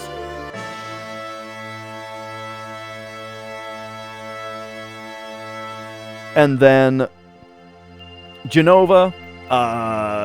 Genova actually went fine. The 15-second time loss here is totally normal because my PB had ridiculous RNG. So the 15-second time loss there is normal. And then, yeah, the 158... So I would like everyone to direct their attention to the 158-58 Mommy Dearest split. I have been going for 158 on that split for so long, and we keep getting so close. And then today, finally got it. 158-58 on that split. So that's real good. Then, decent laser split. I already had cross-slash learned. Or we were on 7 Bravers, so... and Cloud had a Braver going in, I think. So, yeah, it was pretty easy fight there. Dine, I had a right arm. This run had a right arm, which is annoying to run against. But we're going to have to do it. Big guard split went very well. Did not get egged. We got the side attack. Cait got the first manipulate, so big guard couldn't have gone any better. We were fucking cruising, trucking at this point. Space trucking. But then Materia Keeper struck. What happened on Materia Keeper was, get these stats, right? After putting on Buster Sword, after arranging my materia, ideally, Tifa would have 50 attack power, and Cloud would have 31 magic. This is ideal. And you have to do adjustments to get them to that if they didn't roll that. Tifa rolled 54 on her attack stat, which is literally a less than 2% chance. It is a max roll, less than 2% chance. Cloud rolled 33 magic. Now, to put things in perspective, if Cloud has 33 magic, I usually try to reduce Tifa's attack to 45. So she had to take her attack down by 9 in order to in order to like be in the proper range, kind of where I would usually put him, and I couldn't do that. What I did was I took the power soul off of her, and I took the power wrist off of Cloud, and I gave Tifa the leather glove and the power wrist. That has a net reduction of 5 on her attack power, and then I put 2 more materia on her to get her down by 7, and I just rolled with that. And luckily, we rolled a 97 after a second bio attempt, and it wasn't that bad. It was a little bit of extra menuing, but we did get a good roll. However, I also kind of screwed the fight up and got Tifa killed at the end of the fight. That's not a huge time loss, but it's a little time loss. It's a few seconds. But then, of course, the big problem is then I have to re-menu. I have to put the power wrist back on Cloud. I have to put the power soul back on Tifa. I have to put the fire ring back on Tifa, right? So it's some extra menuing because of that. Also, it screwed up my money because without having the power soul on, I didn't get enough money from the AP from Materia Keeper that I usually did, which messed with me later. But that was a later thing. So anyway, that was Materia Keeper. That's how we lost 47 seconds on Materia Keeper. Then Palmer was a second try poison, and he didn't skip any turns. So while it was okay, the extra menuing after Materia Keeper that I mentioned, plus just how the fight went, we lost another 30 seconds about. So this was the bad spot in the run. Then on the Death Blow split, oh yeah! I screwed up the world map manip and got an extra encounter. Right? And so, like, I waited for a manip, and then it was wrong. So yeah, the Death Blow split was pretty bad as well. So these 3 right here, Materia Keeper, Palmer, Death Blow, that's where my time save is to get another minute back. But after that, things went well. Red Dragon went normal, so I still have time save against Red Dragon because it was a normal fight. Demon's Gate went great. We got Lid Skip. Death Sentence went well. Genova went well. Snowboarding, I did a big bonk on snowboarding, but other than that, it was fine. This split was fine. Icicles was fine. And maybe we can save some time in the future. Schizo was good. Genova Death was good. All of this stuff was good. Here's where I lost 20 seconds also to flying the wrong direction on the world map. So we do have 20 seconds to save there in the future as well. But then Train Heist went well. Cutscene Hell was fine. Carry Armor was godlike. This split was great. Rude went well. Diamond Weapon was pretty godlike. Hojo was godlike. Everything else went great. And that's how it ended up. The whole ending section of the run was nutty. And it's going to be really hard to run against. But there it is. The best FF7 run I've ever done. That much closer to world record. If the speedrun.com leaderboards were combined, this would be number 2, I believe. I can't remember what Morningcraft's time is, but I think this Morningcraft has a 6:35 in the hopper, but I don't think it's a 6:35:05.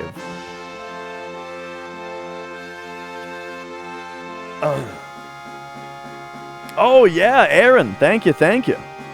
I'm glad you enjoyed. So that was that run. No, I mean if it was combined, this would be second. For Turbo, it's the top time. All right. And there we go. So yeah, thank you everybody for all the congrats. Thanks everyone.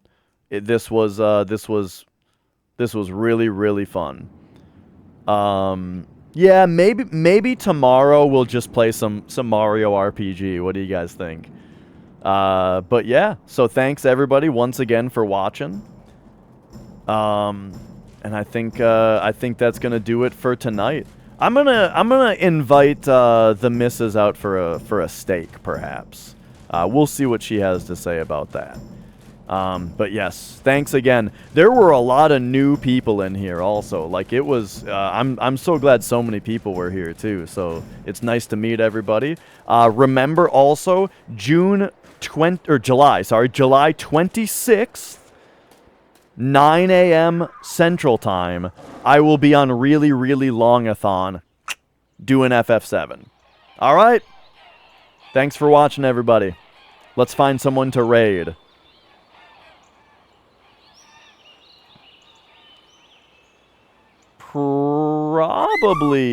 Probably Monetary Dragon, right?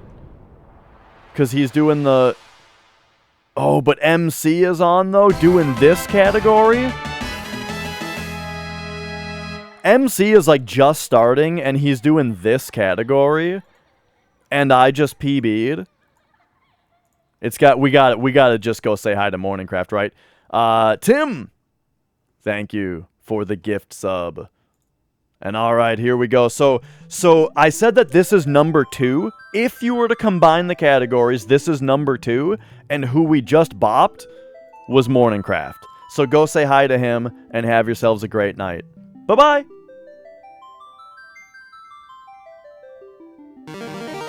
Whoa, Tim! Thank you for gifting another sub!